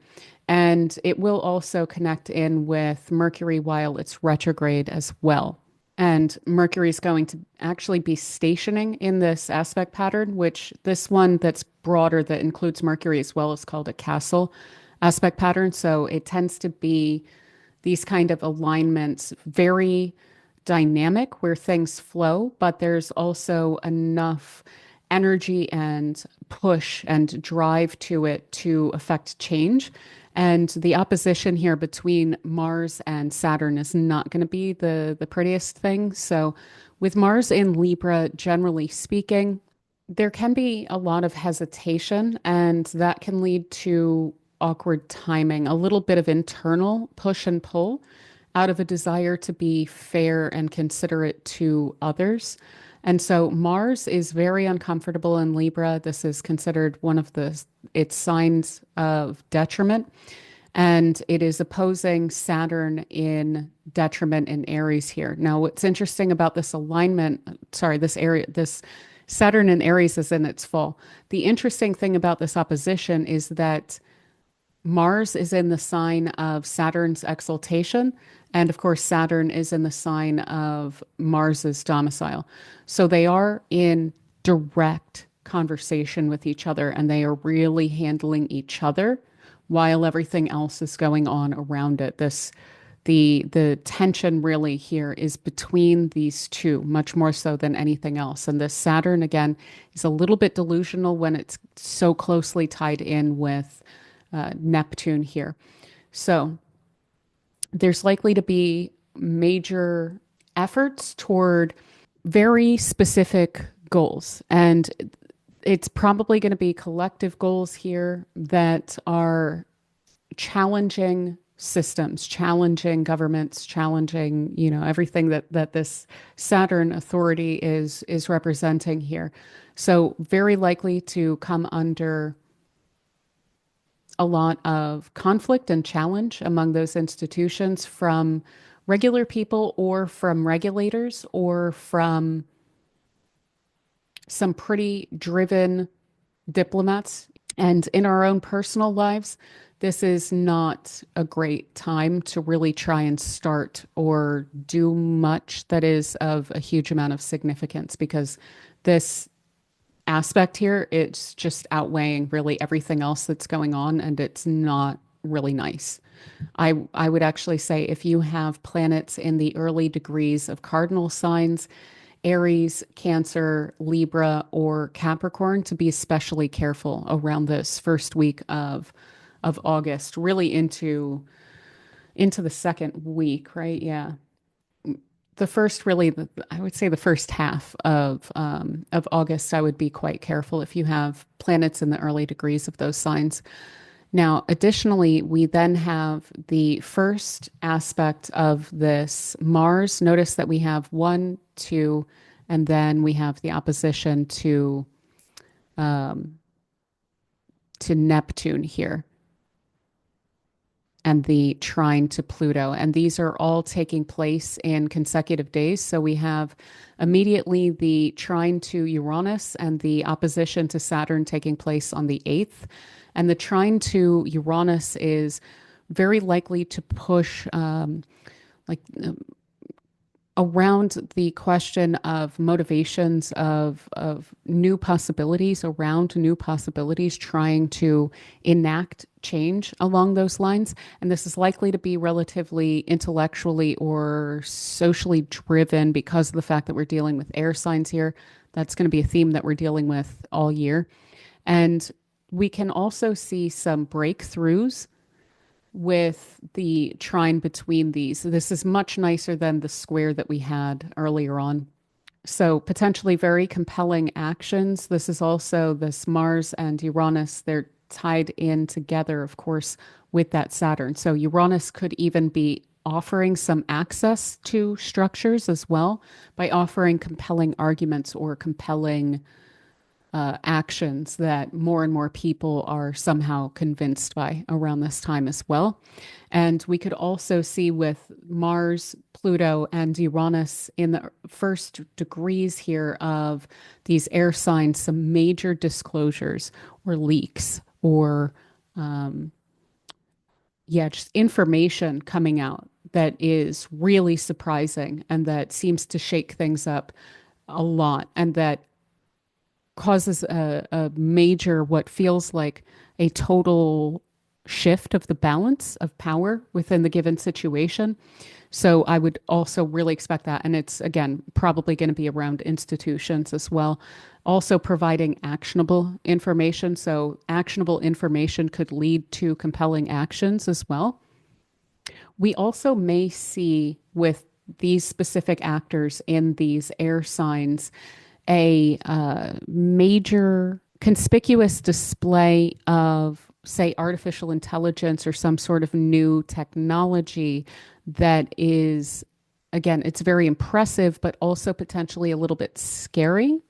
And a little bit of that fear with the inclusion of Neptune here could be due to the imagination a little bit more than with the reality of a given situation. Like, imagining what something could be applied to rather than what it necessarily will be or is at this point. So it's not necessarily wrong imagination, but it could be coming out of the imagination there. We could even see, for instance, a film or a book or something like that come out along those lines as well. And yeah, take progressive action, progressive power here with these aligned in this way, without a doubt. So there could be some really interesting pushes, some social forces along these lines that can really shake things up and rebalance power structures in August here. Now, with the opposition to Saturn on the same day, we could also have complication in conflict arise. So either it getting worse or someone slipping up. Again, neither of these planets are in a comfortable or strong position. So there could be slip ups, there could be mistakes that wind up being made in some sort of a conflict that again establishes the balance of power. And it was during the conjunction of Mars and Saturn in Pisces that the current conflict standoff of Israel and Iran started. So we may see something along those lines specifically, but it's just basically kind of an untenable, bad situation as a catalyst for change and reorganization and rebalancing of power. Very likely actions against governments here or religious authorities as well. And there could be, with this Saturn Neptune conjunction, the involvement of Russia for sure, or China with regard to this conjunction as well. So I would definitely look at the actors that we would expect to have involved here: China, Russia, Israel here, potentially also Iran. Now, there could also be around this time natural disasters or disasters in infrastructure or something like this that somehow highlight inequality and that, again, light a fire under people to respond to it in a pretty strong way. Potentially, even with all of this air energy, and then these two in Aries, I would not be surprised around this time to see wildfires as an issue or something around climate change to be a major issue as well. But yeah, so on the 8th, definitely strange events, extreme behavior and ideas, and a poorly managed increase of conflict and a refusal to compromise along these lines as well. Now, on the next day, we have Mars is then opposite to Neptune, which is also feeding into this and can cause action that is not well thought out or that is based on a faulty premise. So we could definitely see that playing into this whole situation as well. And we also have the full moon in Aquarius here. And this is for us, for individuals, all of this air energy that we have here, and then the Aries and this full moon across the Leo Aquarius axis. This is all about courageous authenticity and being ourselves really fully and engaging with the world as it is and trying not to get wrapped up in any sort of fear with the conjunction of Saturn and Neptune here. Really relying on ourselves and our ability to see our way through any sort of challenge that looks like it's presenting itself, because there's also this conjunction during this full moon that I really like between Venus and Neptune that's pretty much not tied into anything else. And this is something that I've been pointing out in recent months, is that 2025 is going to be a period of time of rushes and lulls. And this really perfectly encapsulates why we're going to see some lulls, is because, and I don't mean lulls as in like Lulz, but maybe that too, with, say, even when Mars is in the early degrees, though it'll run around and be unaspected, but Pluto and Saturn, Neptune and Uranus are all going to be in very, very early, very, very late degrees throughout the entire year. And so when we get planets that are in the middle degrees of various signs, they're not going to be making a lot of aspects. And then when they are in the early degrees, like Mars is here, that's when we get this kind of action where it's four all in a row, right? All in a row, all at the same time. And it's just like everything is happening and then it flows back and then everything is happening. And that's the reason why, is because this Mars can't move through this area without bam, bam, bam, like back to back, making all of those exact hits to these planets. So on a personal level, really trying to be lean into courageousness, lean into the kind of sense of your own comfort within yourself. And if it helps, then to try to tune out some of what's going on in the world again around this time, because we have another really interesting and fascinating and potentially beautiful lunation on a personal level, as long as we're able to avoid conflict.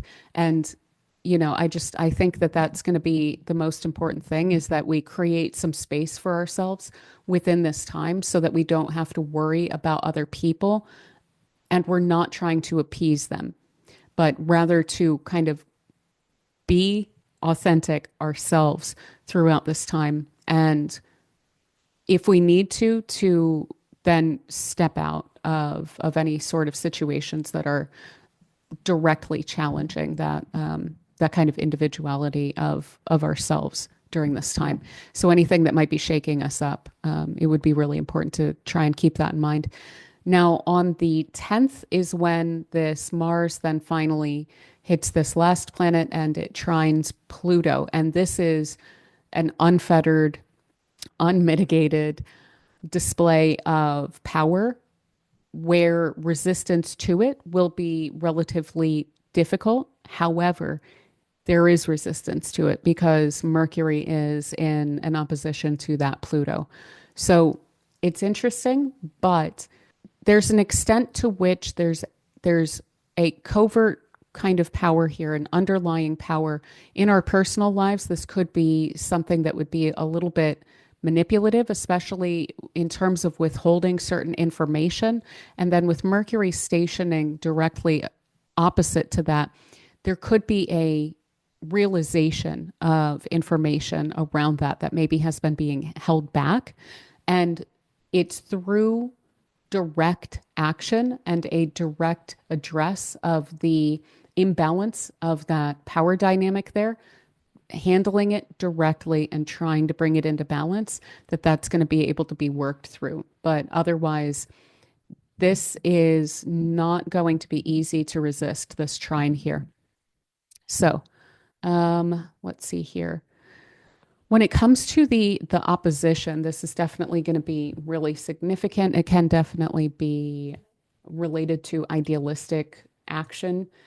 There is also a problem with conflict in diplomacy versus action or individuality or imposition of will and imposition of structure and authority. So this, again, could definitely have something to do with Israel due to the need for diplomatic organizations to be addressing that issue there. And the fact that he is subject currently to court action due to his recent attempts to violently impose his will on groups of people illegally as well.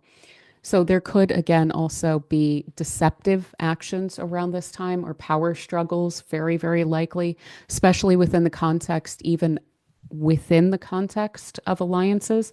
So lying and manipulation within an alliance, and possibly being driven by false ideals or false information or manipulations as well. There could even be a sort of hidden agenda when it comes to political or social movements. So again, like I was talking about astroturfing earlier in the year, always make sure that you know who is behind anything that you are getting involved in. There could even be illusions bound up here with the, say, battle lines that are drawn and the picture that's painted of a conflict and the balance of power within that conflict. I would not be surprised to see false images shown of conflict and manipulations around that. And then with that trine, again, little internal resistance to power, feeling powerful based on like intellectual understanding that one has the ability to figure out solutions to problems with these placements and these air signs as well.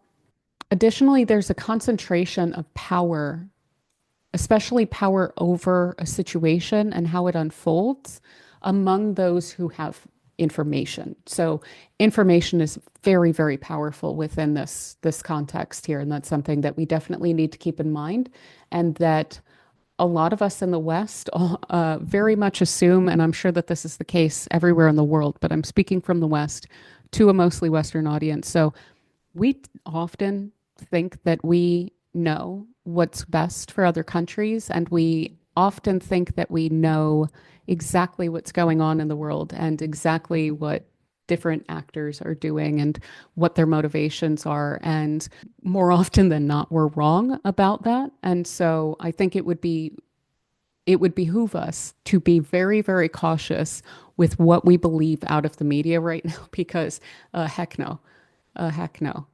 No, we have these three air signs having really potentially disruptive, manipulative power among them. And then we have Mercury going retrograde and then stationing at this point. No, the information that we're getting is wrong and bad during this time. So if you buy into what you're receiving, especially from mainstream media during this time, it's going to be bad. So we're also then likely to see people who probably understand situations a little bit better resisting that power and that authority as well. That resistance is also very likely then to become an excuse to crack down further using technology over people and over dissent here.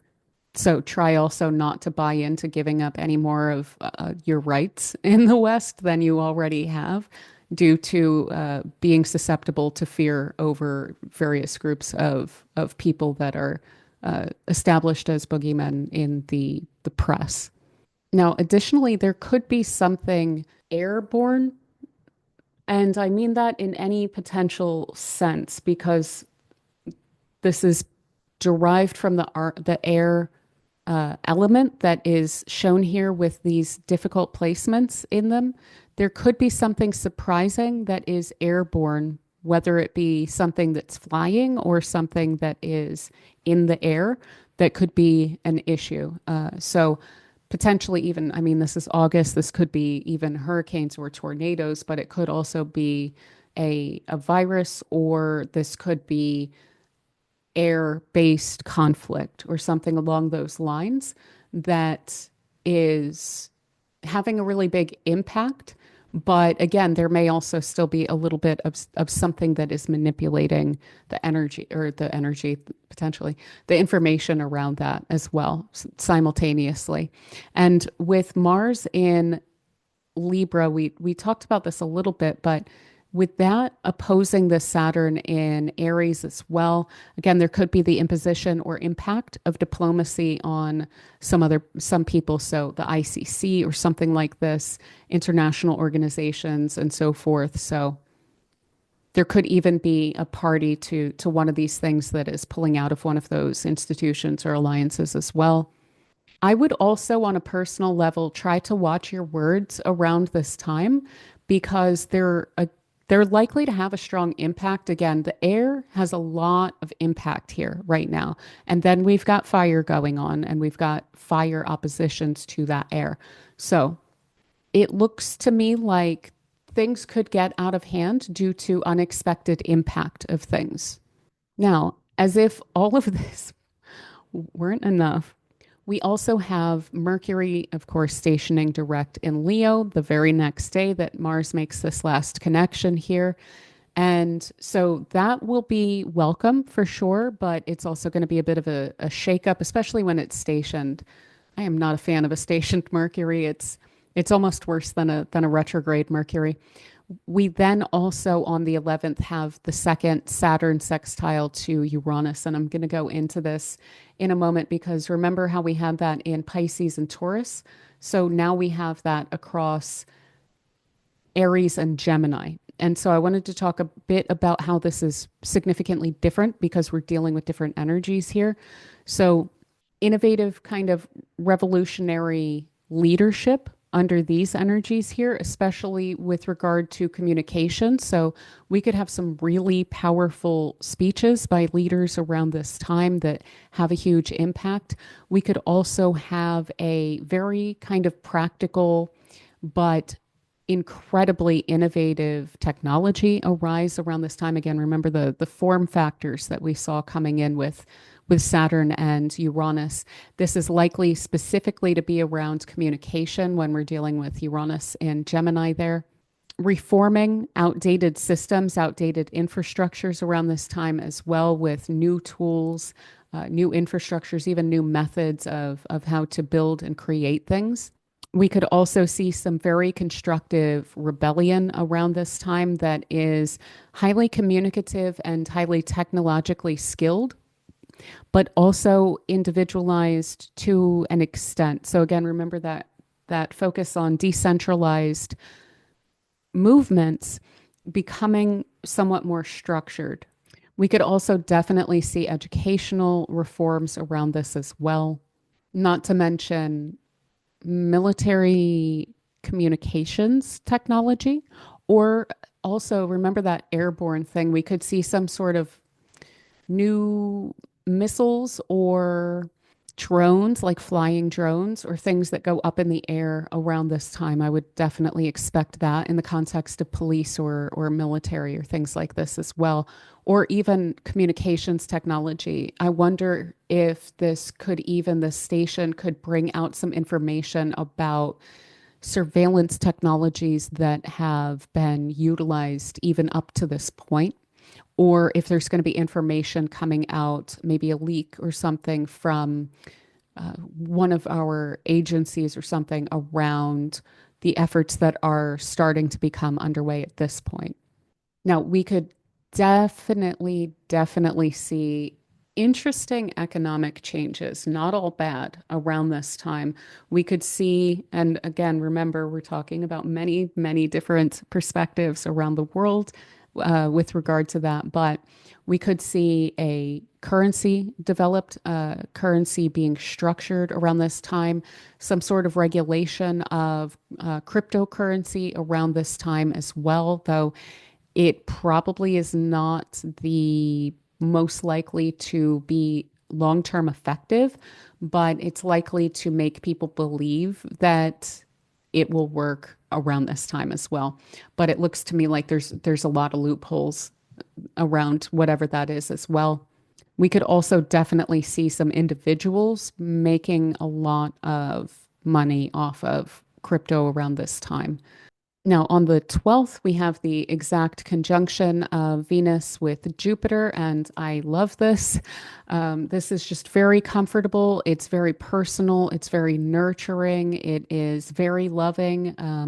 It looks like an absolutely wonderful area to focus on, as long as we are taking care of ourselves, that we're taking care of our loved ones around this time.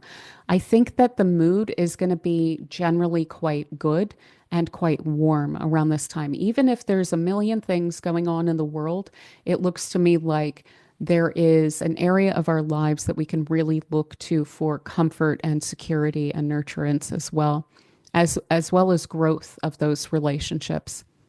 And what else is nice about that is it's coming on the heels of all of this that's going on early in August. So it's kind of putting a nice little bow on this whole unfoldment here of Mars coming in and like a wrecking ball and hitting up all these things simultaneously, and then Mercury being right at this point and all of that. So it's setting us up for a very quiet middle of the month where we're kind of breathing out and relaxing a bit again. On the 23rd, we have the new moon in Virgo. We are going to get a black moon eclipse. Yes, it'll be a black moon eclipse in September because we're going to get an eclipse, a new moon eclipse in Virgo in September. So this is the first of two that we're getting, which definitely points to something significant.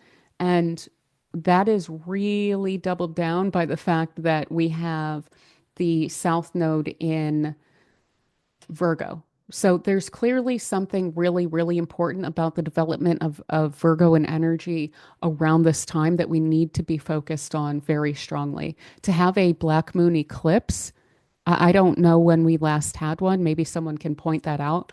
But to have two new moons, one of them be a solar eclipse in the same sign right in a row is very rare. So this could definitely introduce, with the alignments that are taking shape here, some instability since we are going into eclipse season on the back of this. And it looks to me like it's going to represent something of a sharp start to what is going to be a, sorry, my cat is talking. What is going to be a really, really busy, momentous month with a lot of changes that we're going to see coming in around this time as well. This square between the new moon and Uranus is really feeding into the instability of this. And what's interesting is there's quincunxes, which is a specific type of minor aspect to Pluto and to Saturn and Neptune here on the other side. I don't have them shown because I don't use minor aspects very much, but this is in contact with all of those outer planets again by a lot of astrologers' measures. So it looks really sharp, really powerful, like it's just a completely new energy after we've gotten a nice breath from this Venus conjunct Jupiter. So new phase here. And after that, we wind up with the exact Uranus sextile Neptune along the Gemini Aries axis here. So definitely inspired innovations around this time. And when it comes to social ideology, there's some movement, but also some new solutions that address the needs of the present and are not based on something from the past around this time as well. So very visionary goals with these two and inspired action to back it up. Now, we could also see some cultural event around technology play out around this time that captures the imagination a lot as well. Additionally, this can lend itself to us feeling like there's an innovation that is very supportive of our ideals here. There may be an attempt to control it for sure, but these two in contact, it's much more likely that at the end of the month, as these two are perfecting together, that we're going to see the more pleasant side of that kind of innovation and what it could mean for people to have the ability to innovate again in ways that actually help people. I would also expect to see some really forward thinking, innovative new mediums with regard to art and things that have a major impact along those lines as well. Again, educational and ideological shifts. We may see something about religion in schools play out around this time for sure. But ultimately, this is really strongly about ideology and belief and a kind of dynamic social change that is envisioned between these two, but that these two are probably not likely to be able to fully realize until we get more into 2026, 2027, when Saturn starts to move on and stops interfering between these two. Additionally, the two of these working together, when Saturn is in a very uncomfortable position here, we could really see some institutional breakdown around this coming year as well. And it's likely for the better. It's likely due to systems that are outdated and no longer serving any purpose for people, no longer serving their stated goals. But yeah, ultimately, when it comes to August, on a personal level, I would really focus in on this Venus conjunct Jupiter. This is such a wonderful one because of the fact that they are in Cancer there. And what's especially nice about this is, I think that there's going to be some major issues playing out in the world here, but it looks to me like this is offering us an ability to connect with those who are close to us and not worry so much about what's going on out there when we have people that we really enjoy around us as well. Now, additionally, this is going to be a transit that I cover on its own for sure, because this is also very, very, very lucky and beneficial. So, wherever this plays out in your chart is likely to receive a major boost in terms of what house it's playing out in your chart. So, that should be really pleasant. And I think that that on a personal level is a lot of what we should be focused on in August. So let us go forward to September. We are getting toward the end and getting toward the months in which there's a little bit less that is really intense and new that's happening. We have on the first Saturn moving back into Pisces. And so a lot of what we've been dealing with the past couple of years, questions around, responsibility and compassion and healing, and whose responsibility is it to offer that and represent that in the world, and what does that mean for us? Issues of mental health and addiction and inequality and marginalization, these matters coming up to be dealt with again, and a push for accountability along those lines.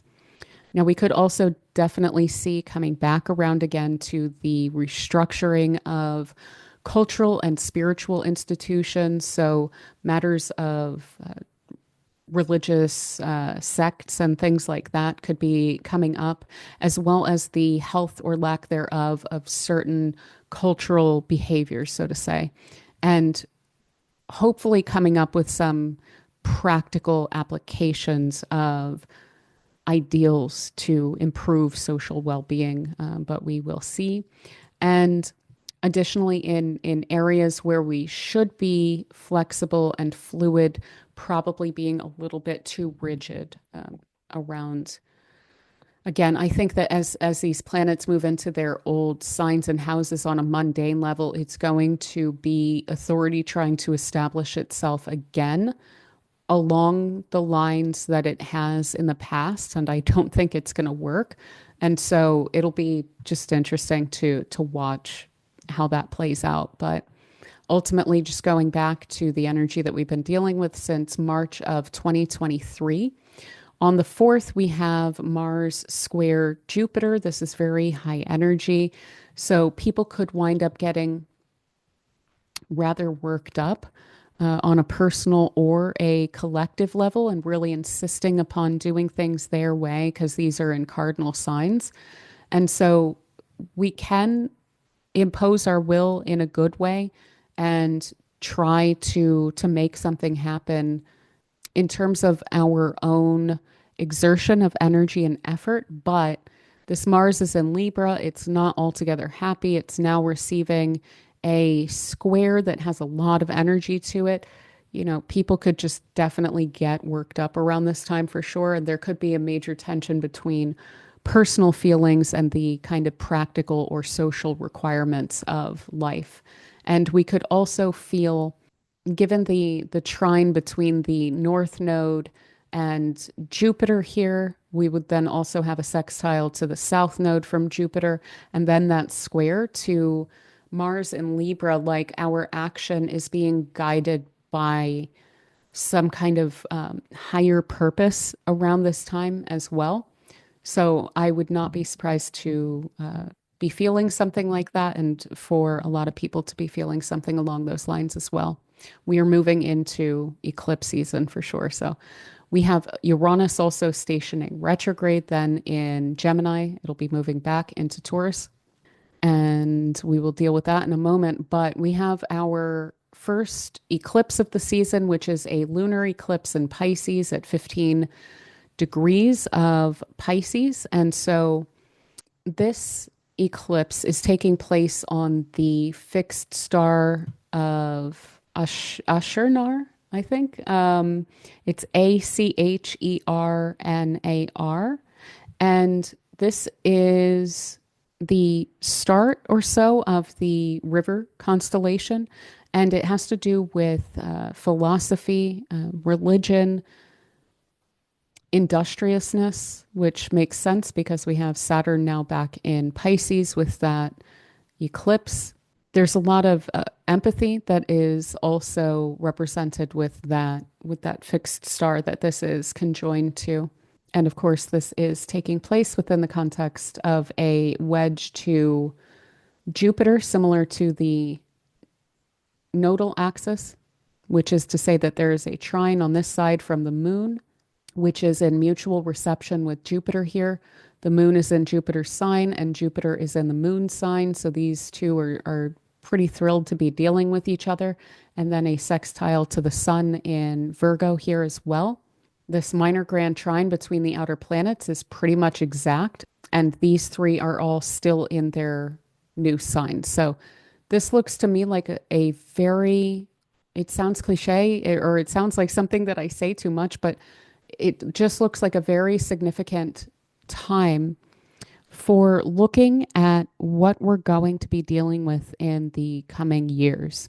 And this may sound like something I say too much, but I think that it's going to be a lot clearer at this time why I'm pointing that out so much, because the thing is, what we're dealing with in coming years is not what we're dealing with right now. It's not. It's a completely different energy. And so it's going to take a little while for us to learn to work with what is being presented to us in these coming years.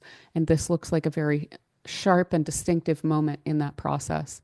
Now, additionally, in our last eclipse, that eclipse in Aries, also the eclipse in Pisces, we had Saturn in Pisces. So we could definitely be looking back to that time now that we have this Saturn back in Pisces, something around the karma of the actions that we undertook, and especially the actions that were undertaken by authorities and institutions. In the meantime, there's been some sort of karmic residue building up, so to say, for them that is likely to play out around this time. Now, additionally, in terms of the decan here, we're dealing with the second decan of Pisces, and Austin Coppock writes about this decan as being related to matters of truth and falsity. So we could definitely be getting some bad information around this time, and could also be buying into information that is, I kind of want to say that the opposite way, like rejecting information that's false and taking on, or rather, rejecting information that's true and taking on information that's false. So we want to be really careful around that at this time as well. And this also brings up questions around the ideal and the real, and balance and happiness. So that's something that we should be really focused on, is, again, not taking the information that we're receiving this year very seriously, because it's subject to change. And a lot of it is probably intentionally false. If not, then additionally, a lot of it just irrelevant because of the changes that are arising around this time, where it's not so much that there's an intentionality behind the lying, but a lack of understanding of what the coming years are going to bring. And so a lot of the information we're going to be presented with in 2025 is going to ultimately prove to be irrelevant. And that's something that we need to keep in mind. And to the greatest extent that we can, kind of stay in our own lane, deal with our own governments, address the issues that we have within our own borders, because as these crises of institutions and authority start to arise, I really feel that there's going to be a lot of finger pointing across borders. And I think that it's not necessary. That this Jupiter in Cancer will definitely be exploited to that end. Then on the 10th, we have the Sun conjunct the North Node. So another moment of significance around leadership, like we had in Gemini season, some sort of pivot point when it comes to matters of leadership. We also then have Mercury conjunct the South Node, which could represent a release of information. And then after this lunar eclipse in Pisces, we have that black moon solar eclipse in Virgo. and that is on the 21st. And so this looks just huge. Again, black moon solar eclipse. I don't know how often they happen, but it's extraordinarily rare. This also is playing out in just such a weird pattern. Now, I do want to point out that a lot of these aspects are separating, but barely. I mean, look at this. We have 1 degree, 28, 0, 1. This one's irrelevant. 2, and then 29, 29, and 29 here. The outliers are Mercury and Jupiter here. And basically everything else is in the last or first degrees, and they're pretty much all in contact with each other in a very distinct way that's weirdly balanced. So we could definitely see things coming to a weirdly balanced stalemate kind of energy that is created by a relatively significant, like fated series of events that impact us in terms of mundane astrology, definitely. In terms of worldly authority, this opposition between the new moon, which is a black moon solar eclipse, in direct opposition to Saturn, especially in Pisces here. I mean, that I can't overstate the impact of this eclipse on authority during this time. But that's also very likely to impact us in our personal lives as well. So, what is holding you back? Who is holding you back? And what can you do to kind of release yourself from that structure? And we could also wind up with a major impatience with the delusions of Neptune here. So, really having very little patience for people with bad information around this time. And it looks to me like with the mutual reception between Mercury and Venus here, that there is a level of meticulousness between these two that are trying to sort out all of this, and then they're confronted with all of this. And this, again, is the social structure. These are the outer planets. This is the sort of governance that we are dealing with. And we also have authority reaching out to Jupiter in Cancer, trying to curry some favor, trying to, reach into deep pockets, so to say, to reestablish itself and to not face the opposition that it's dealing with here. But again, I think that there's just very little patience by Mercury, which is ruling Venus and the South Node, the Sun and the Moon here, and then Venus, which is ruling Mercury and Mars. I don't think that these are not the most patient of signs. They have very high standards. They want for things to be balanced, to be fair, and to be reasonable. And I don't think that that's a lot of the energy that we've been dealing with this year. And so I think that there's just going to be a very combustible situation with populations and matters that are going to impact authority figures very, very sharply during this time. Now, the day after, then we have Mars moving into its own sign of Scorpio. And so people feeling a lot more capable of taking on power. And there's an exact square then between Mars, which is in its own sign then, and Pluto here in the first degree and retrograde in Aquarius. And so there's this kind of active confrontation of power again by Mars here as it moves into its own sign. And it's much stronger than it was when it was opposing Saturn and tied into the kite that we're dealing with here. So being able to take on power, dynamic challenges within society, but then also personally. So feeling a real sense of grit and ability to direct our own energy, but possibly being less than kind with ourselves and the people that we know around self-control and willpower and matters like this. So I would try to go as easy as possible around this time because the energies, the emotions, everything is likely to be very, very heightened. And the ability, again, for things to snowball around this time is pretty high. So I would be a little bit careful about that with that square between Mars and Pluto there.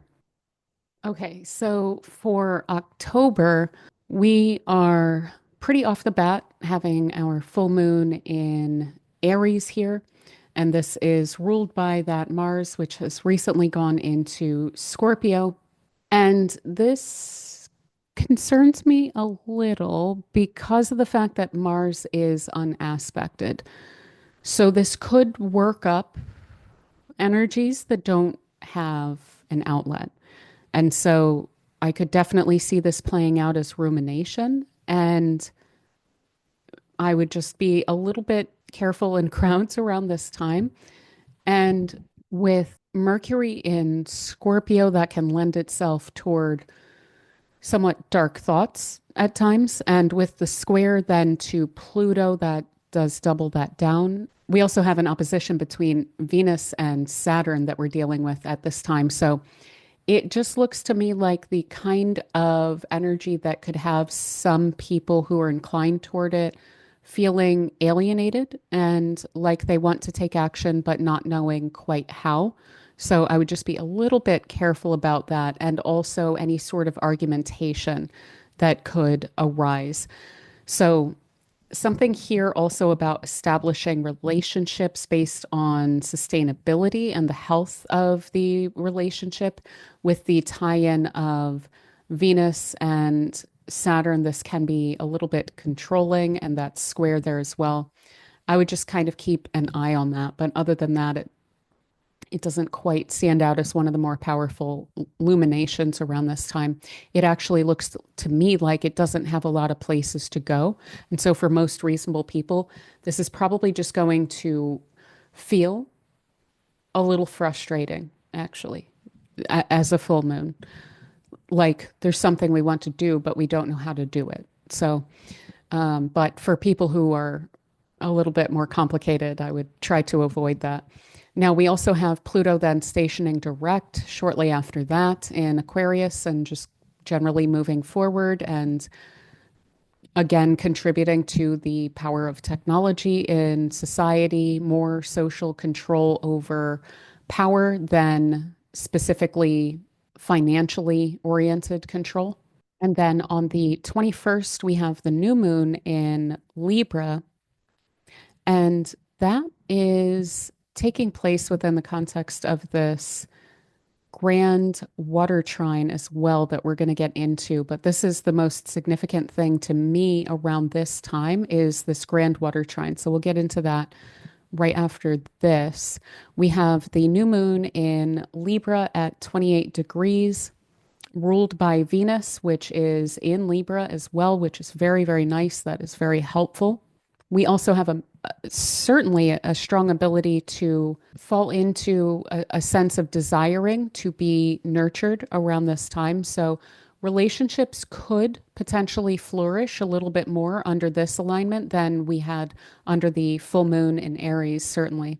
But on the other hand, we also then again have a relatively unaspected ruler of this lunation. So we have that with Mars and the full moon, and now Venus is not making any aspects. It has a waning opposition from Neptune, and it hasn't been in that connection exactly for a long time.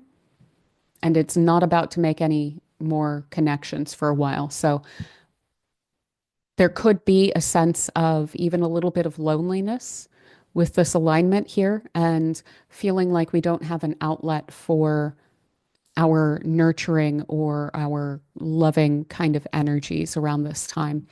But on the other hand, there is always society out there, there is always community out there to engage with. And so there could be some very legitimate and potentially effective efforts to address abuses of power that we've been encountering recently. Both the sun and the moon are about to perfect the square to Pluto here. And with this unaspected Venus, this can also have us developing our own inner worlds in a very nice way as well, and to establish personal boundaries with Mars and Mercury pretty closely conjunct here in Scorpio, being able to speak, to say no. This is going to incline towards saying no. So we can definitely establish those kinds of boundaries around this time too. Now, I'll address Neptune and Pisces, and then we'll get into this grand trine. So Neptune is moving back into Pisces this month on the 22nd, and this brings us back to a place of escapism and idealism. But I am strongly of the persuasion that as these planets move back into these signs, it's about wrapping up that cycle. It's about looking back to the cycle and what it's meant and what we've learned from it and seeing how we can apply that going forward now, knowing some of the new situations that we're going to be dealing with in coming years. So with Neptune and Pisces, what are we generally looking at? We're looking at potential dissolution of boundaries that we've been experiencing in recent years, possibly over the course of the past decade or so. And we could be brought back to a sense of the interconnectedness of society and culture, which we may have gotten a little bit away from with this new alignment. And that may feel relatively comfortable for Neptune of re-envisioning and focusing again on the interconnectedness of people rather than the individualism and the relatively cold communication orientation and okay, what is it practically that we can do together rather than, hey, man, we're all connected, everything's relative, kind of energy of Neptune in Pisces here. So, spiritual awakening and mysticism, we could see a new kind of group of people come into spirituality and kind of become more connected into that, more people realizing their intuition and what that means for them and kind of coming into the broader spiritual community. But again, we could wind up a little bit caught up in a dream state here.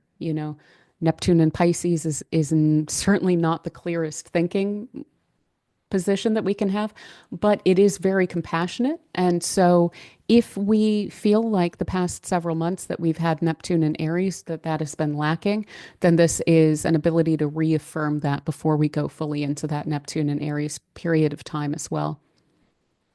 And also, if we've been culturally siloed, or if, again, there's been a kind of boogeymanification of other cultures that are different from ours, this could have us coming back into the understanding that, we're all human beings, we're all, part of the human family, and that is the healthiest orientation that we can take rather than necessarily national or ethnic or religious kind of separations between us. Additionally, utilizing this time to wrap up outdated beliefs. Often I feel like we are very aware of the beliefs that we have that are not helpful to us. And sometimes it can be a little bit difficult to release those. But as we are going through this retrograde, that would be a really good thing to focus on, to aim to release those beliefs when this Neptune goes back into Aries again next year, early in the next year. Now, as for this big old water grand trine that I've been looking forward to talking about because it's fascinating, there's pros and cons to this for sure. Now, one thing off the bat, as if you have been around for a little while, when Mars and Saturn are in water signs, I will typically point out there is an increased potential for an issue around water issues, water becoming a problem. And I feel like this is especially so when we have actually Mars in Scorpio, where it's really able to act, connected in with this Saturn, the other malefic, in Pisces, also a water sign. And then both of them are not receiving resistance, but are actually receiving help along their watery problem lines from Jupiter, which tends to overdo things in Cancer, which also is a water sign. So we could see a huge problem of too much water in certain places. So flooding or hurricanes or something along those lines in October is a very strong possibility. Now, on the other hand, this is coming off of our Jupiter square Saturn that we've been dealing with for a year pretty much. So it started in the summer of 2024 and continued until the summer of 2025. And it creates a tension between growth and restriction. And often it has a pretty strong impact on governance and needing to reestablish sustainable systems, but it also has a straining effect on our economy. And so, with the trine, on the other hand, that can help us to reestablish our economic footing on a personal level and also on a social level in terms of our broader economy. So, we could see a growth within the economy and a stabilization of economic growth around this time. Additionally, spiritual renewal, and this is probably really going to pull people in, especially when Neptune goes back into Pisces, and this is getting as close as it will get to perfecting. I'll go into that in a second as well. But really making people very aware who are spiritually inclined of that nature within them and what it can offer them, and them getting a lot more involved and kind of establishing that more firmly within the context of their life. On a personal level, this can really help us to establish or develop our emotional maturity and our emotional growth around this time as well, being able to moderate our emotions and to regulate that with a lot of a sense of satisfaction that comes through the utilization of our willpower to that end. But ultimately, this just puts into alignment our drive, our ideals, and growth and expansion, as well as our practicality and practical limitations. So, this is really excellent for directing our emotional and physical energies and feeling very satisfied in our ability to do that and what we're able to accomplish with that.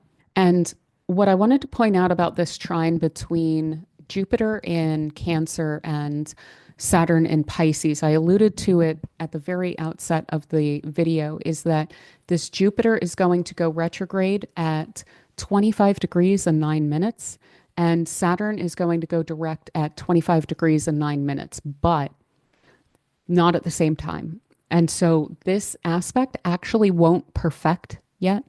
And so that is to say that this aspect will not perfect in these signs. We're going to get a whole other round of the trine, and that's going to be across Aries and Leo, though I have no idea the exact date on that because Jupiter's going to go through a whole retrograde phase, and Saturn is going to then wind up going direct into Aries while it's doing that. So they'll catch up with each other when they're in these fire signs, but they will be within 10 minutes of each other, which is to say 1/6 of a degree. So they will be almost exact. It's just that Jupiter is going to turn back and start going retrograde before Saturn hits that point and then starts going direct again. But weirdly enough, they're changing direction at exactly the same minute of the signs that they're in. And that just trips me out. So, yeah. And then we have the Mars exact trine Saturn on the 29th, making great strides toward emotional, psychological, creative works. Focus on personal desires. Yeah, utilization of that productive willpower and a great deal of satisfaction that comes out of that as well. Now, in November, we have on the 2nd, Venus is square to Jupiter. And I wouldn't usually focus on this much, but they both have very strong dignities. So Jupiter is in Cancer where it exalts, Venus is in Libra where it rules, and they're in this T square with Pluto here. So these can be wonderful, really, really wonderful actors in our lives or out in the world that are addressing in a way that is really focused on people's well-being.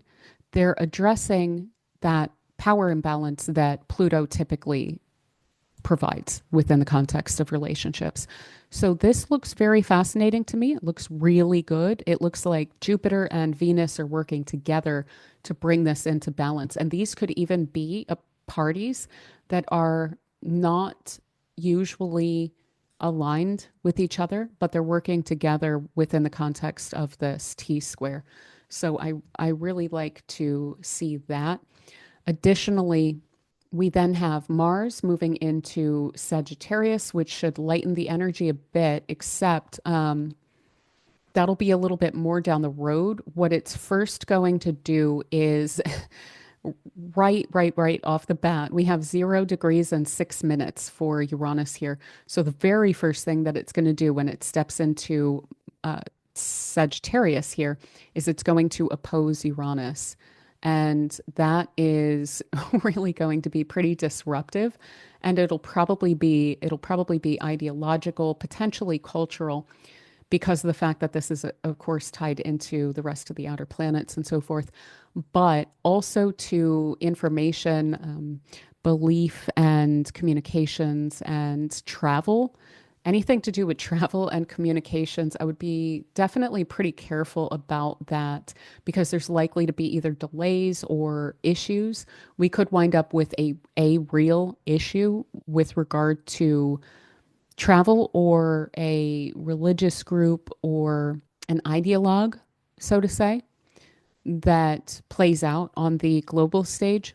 But this is just very, very, very disruptive and highly combustible because we have an opposition between Mars and Uranus, which puts that, since we're in the masculine sign, so to say, fire and air, which is in and of itself very combustible. But it, in terms of exploration and curiosity, this is really going to amp that up a lot. So it looks fascinating on a personal level, but out in the world, I think that there's going to be something that is unexpected and pretty dramatic that winds up playing out during this time as well.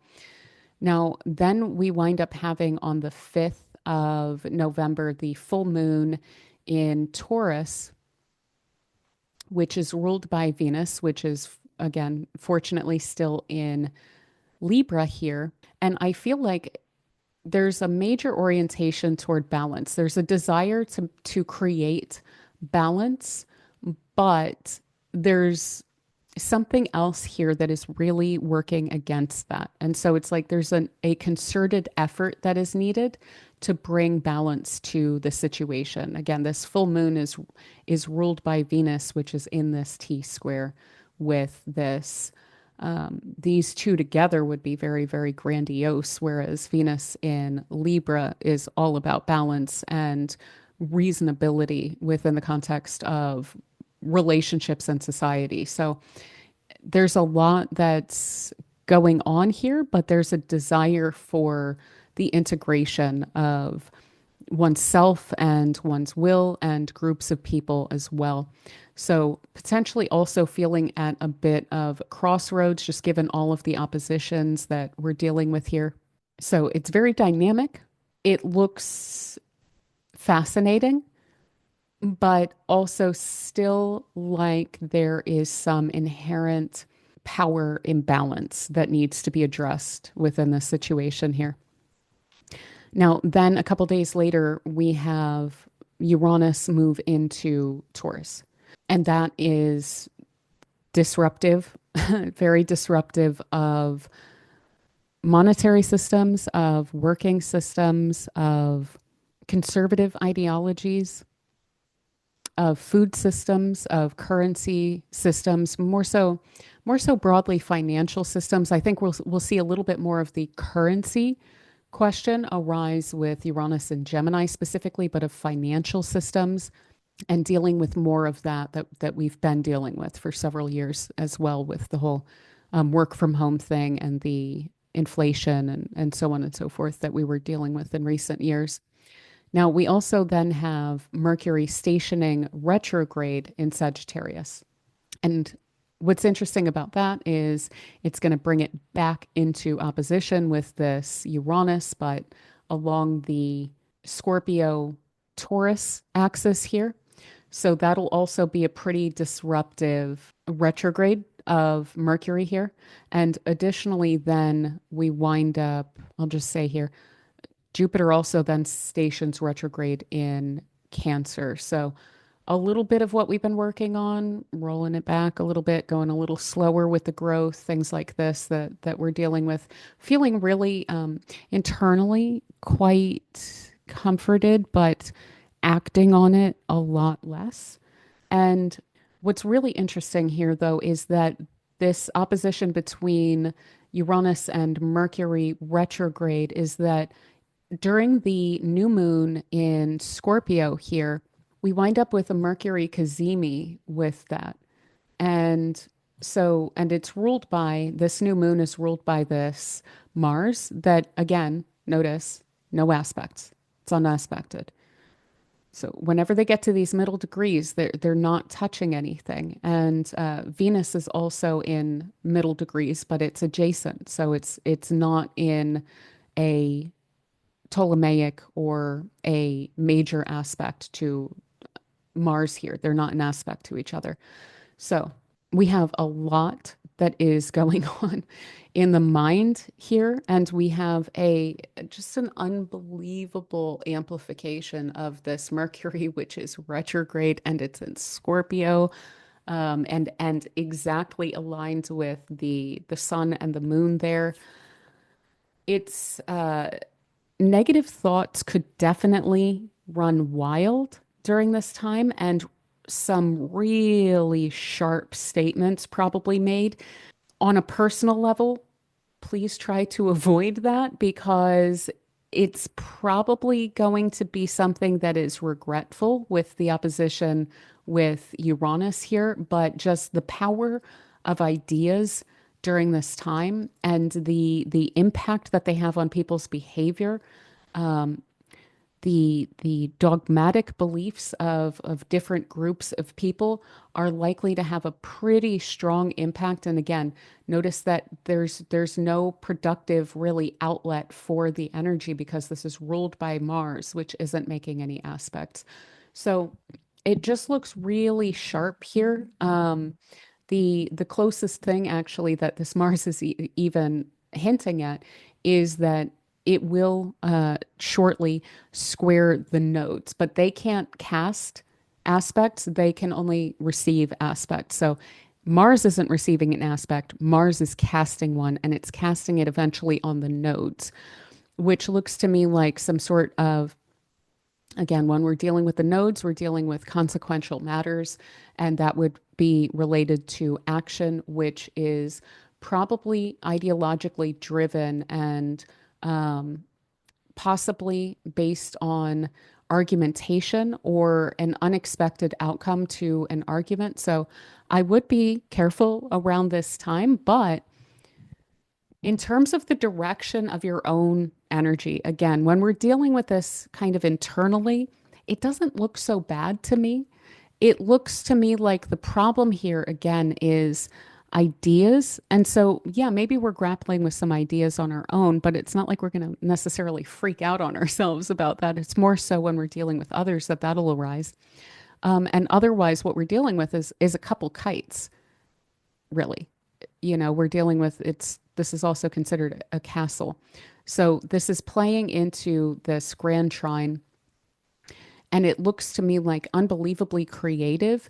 And again, if you're able to focus your will upon something that is of importance to you rather than trying to act this energy out with regard to other people, that it'll be pretty powerful and that you can really set your mind to something. But we're much more likely to get into the not healthy aspect when we are enacting any of this upon our personal relationships or out in the world.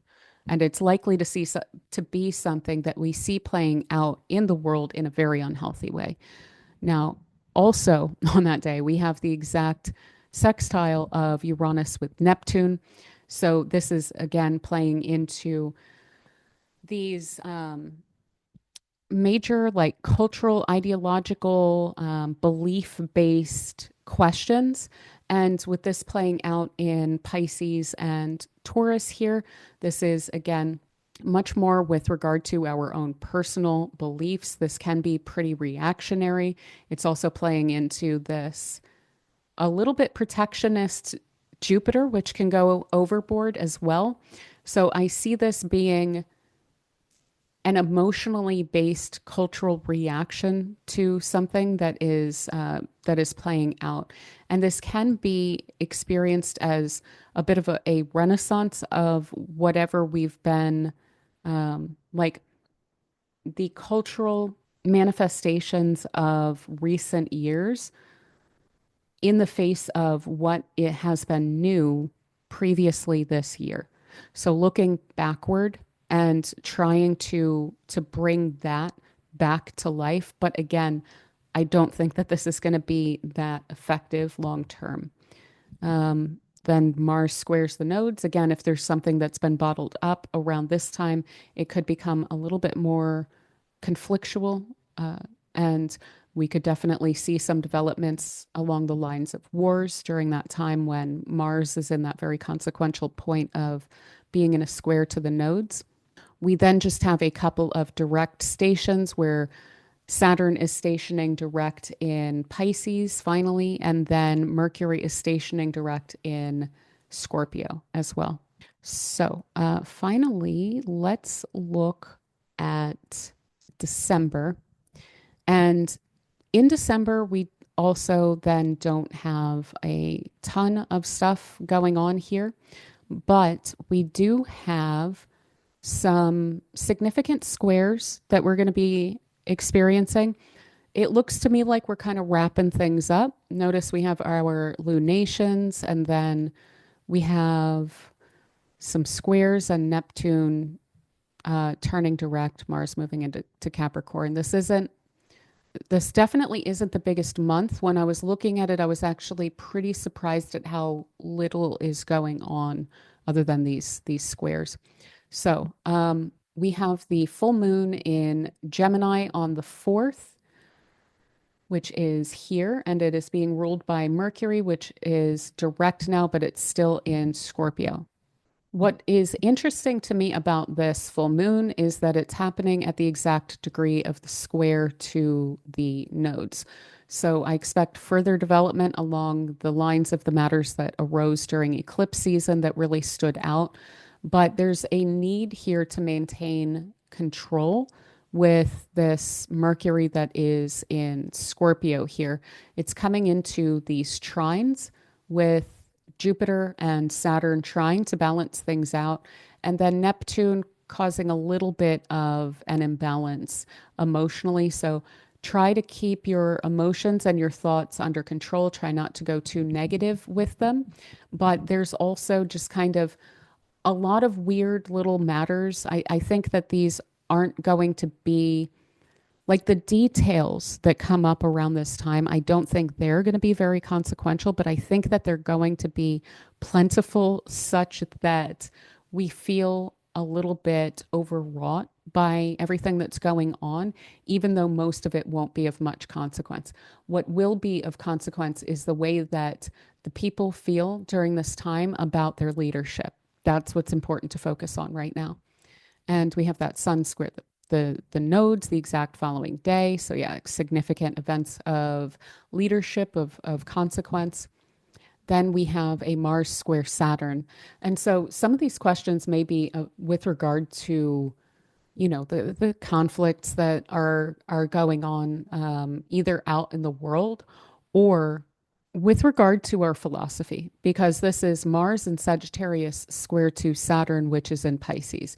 These are very philosophical signs. They're very belief oriented, and yet they are at odds with each other. So we have two different sides here. One is a little bit more martial, one is a little bit more established and by the book, and they're coming into conflict with each other about beliefs. And Jupiter is very likely to try to manage this because Jupiter is ruling all of these planets plus these placements as well. And it'll try to find that balance, but it's going to require emotional balance in order to keep this all under control here. And there could even be a question of what is your prerogative, which Saturn is bringing, and what are you able to utilize your might to get. So just because you're able to say bully someone into providing something for you doesn't mean that that's correct, you know. And so I think that that's going to be a lot of the argument that is going on around this time. And we may even see this again in our personal lives where people are trying to impose their will, and this Saturn is much more likely to appeal to Jupiter, which isn't really going to feel that that flies. You know, I don't see Jupiter in Cancer being like, well, yeah, you can just arm someone into doing what you want for them to do. It can be dogmatic and entrenched within its own faith and belief, but it does generally have a pretty good will when it comes to Jupiter and Cancer there. So we also then have Neptune stationing direct in Pisces. And then have Mars is squaring Neptune. So again, this is probably bringing into question some utilization of what is considered masculine within our. I mean, Mars in Sagittarius is going to have a very strong opinion about might and masculinity and the significance and importance of that within society, you know. And so when it's coming into a square with Neptune in Pisces is going to be like, what are you even doing? Like, if you really need to assert yourself that much, then how confident could you possibly be in what it is that you're presenting? You know, people who are this confident don't actually need to do that. So there could be an attempt again to strong arm something that winds up just, you know, faced basically. Like, this could wind up becoming a relatively embarrassing situation for whatever is represented by Mars here, and it's just kind of plowing forward. So there could be confusion or conflict over that force, and probably representing either a specific form of masculinity or again that kind of might makes right kind of attitude within society. And I think that it's going to look pretty silly by the time it gets into the square with this Neptune here, where it's almost like the culture in and of itself is kind of laughing this off, you know? So when we have Mars then moving into Capricorn, and I was also kind of thinking about the fact that it's moving in there and it's behaving somewhat more healthy by the end of this. So putting in effort despite a potential lack of direction, again, as it's moving into the early degrees of Capricorn, it's not making any uh, aspects. Notice that these have retreated into these late degrees and it won't be aspecting Pluto. So Mars here is going to be a little bit up in the air. So even if you feel like there is a lack of direction, Mars in Capricorn does ask us to put in the effort anyway. So try to be proactive and productive, regardless of whether you know exactly why yet. There will be rewards down the road, but it won't be immediately visible as to what that is. Now, lastly, we have the new moon in Sagittarius on the 19th, which is our last lunation of the year. And that is playing out in the 28th degree of Sagittarius. It is there with Venus, and Mercury is a little ways off. Mercury is still visible then in the sky. And the sun and the moon are both applying to Mars here. So the way that I see this playing out, again, we've got squares, lots of squares between these Jupiter ruled signs. And Jupiter is probably going to be needing to sort some of that out. But what's interesting about it to me is Sagittarius is very bold. And I think that there is a desire during this time to integrate again everything that we've learned about over the past 7 years with Uranus in Taurus and the past like 14 years of Neptune in Pisces, trying to come up with a bold new perspective that is taking that into account, what it is that we've learned and how to apply that to new structures. And what's interesting about this is in terms of an energy, it's kind of on its own here. We have this minor grand trine looming pretty large within this picture, which is between Pisces, Taurus, and Cancer. And again, this is past oriented, these three here.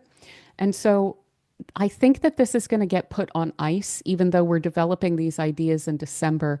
I think that whatever these ideas are on a personal level and on a collective level around what it is that we are able to salvage and utilize of our lessons from the previous decade plus, and how is it that we can then apply those to the new circumstances that we're dealing with in these coming years?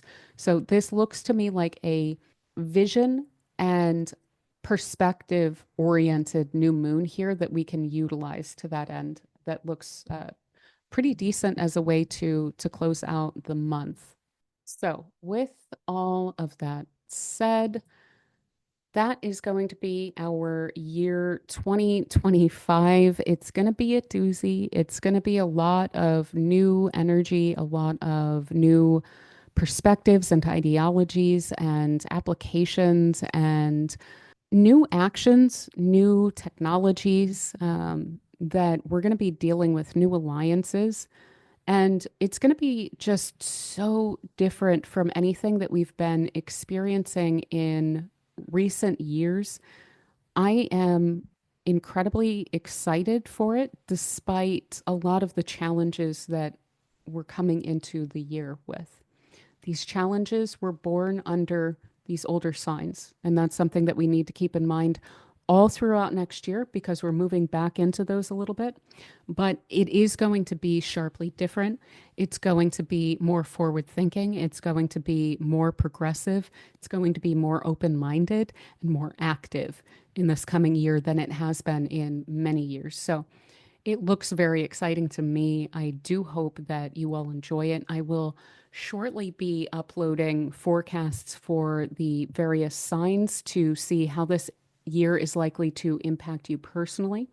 So stay tuned for that by subscribing if you are new here. And again, if you don't mind hitting the thumbs up button, I very, very much appreciate that. That's a lot of what helps this channel to grow is by subscriptions and likes. And I am really, really deeply grateful for everyone's support. I'm really blown away with the growth of this channel this year. And this is definitely one of the years that I will personally look back upon as very special and heartening within the context of my own life. And pretty much all of that has to do with you guys. So I really deeply appreciate everything. And yeah, other than that, I hope you have an absolutely beautiful year and I will talk to you all soon. Be good. Bye.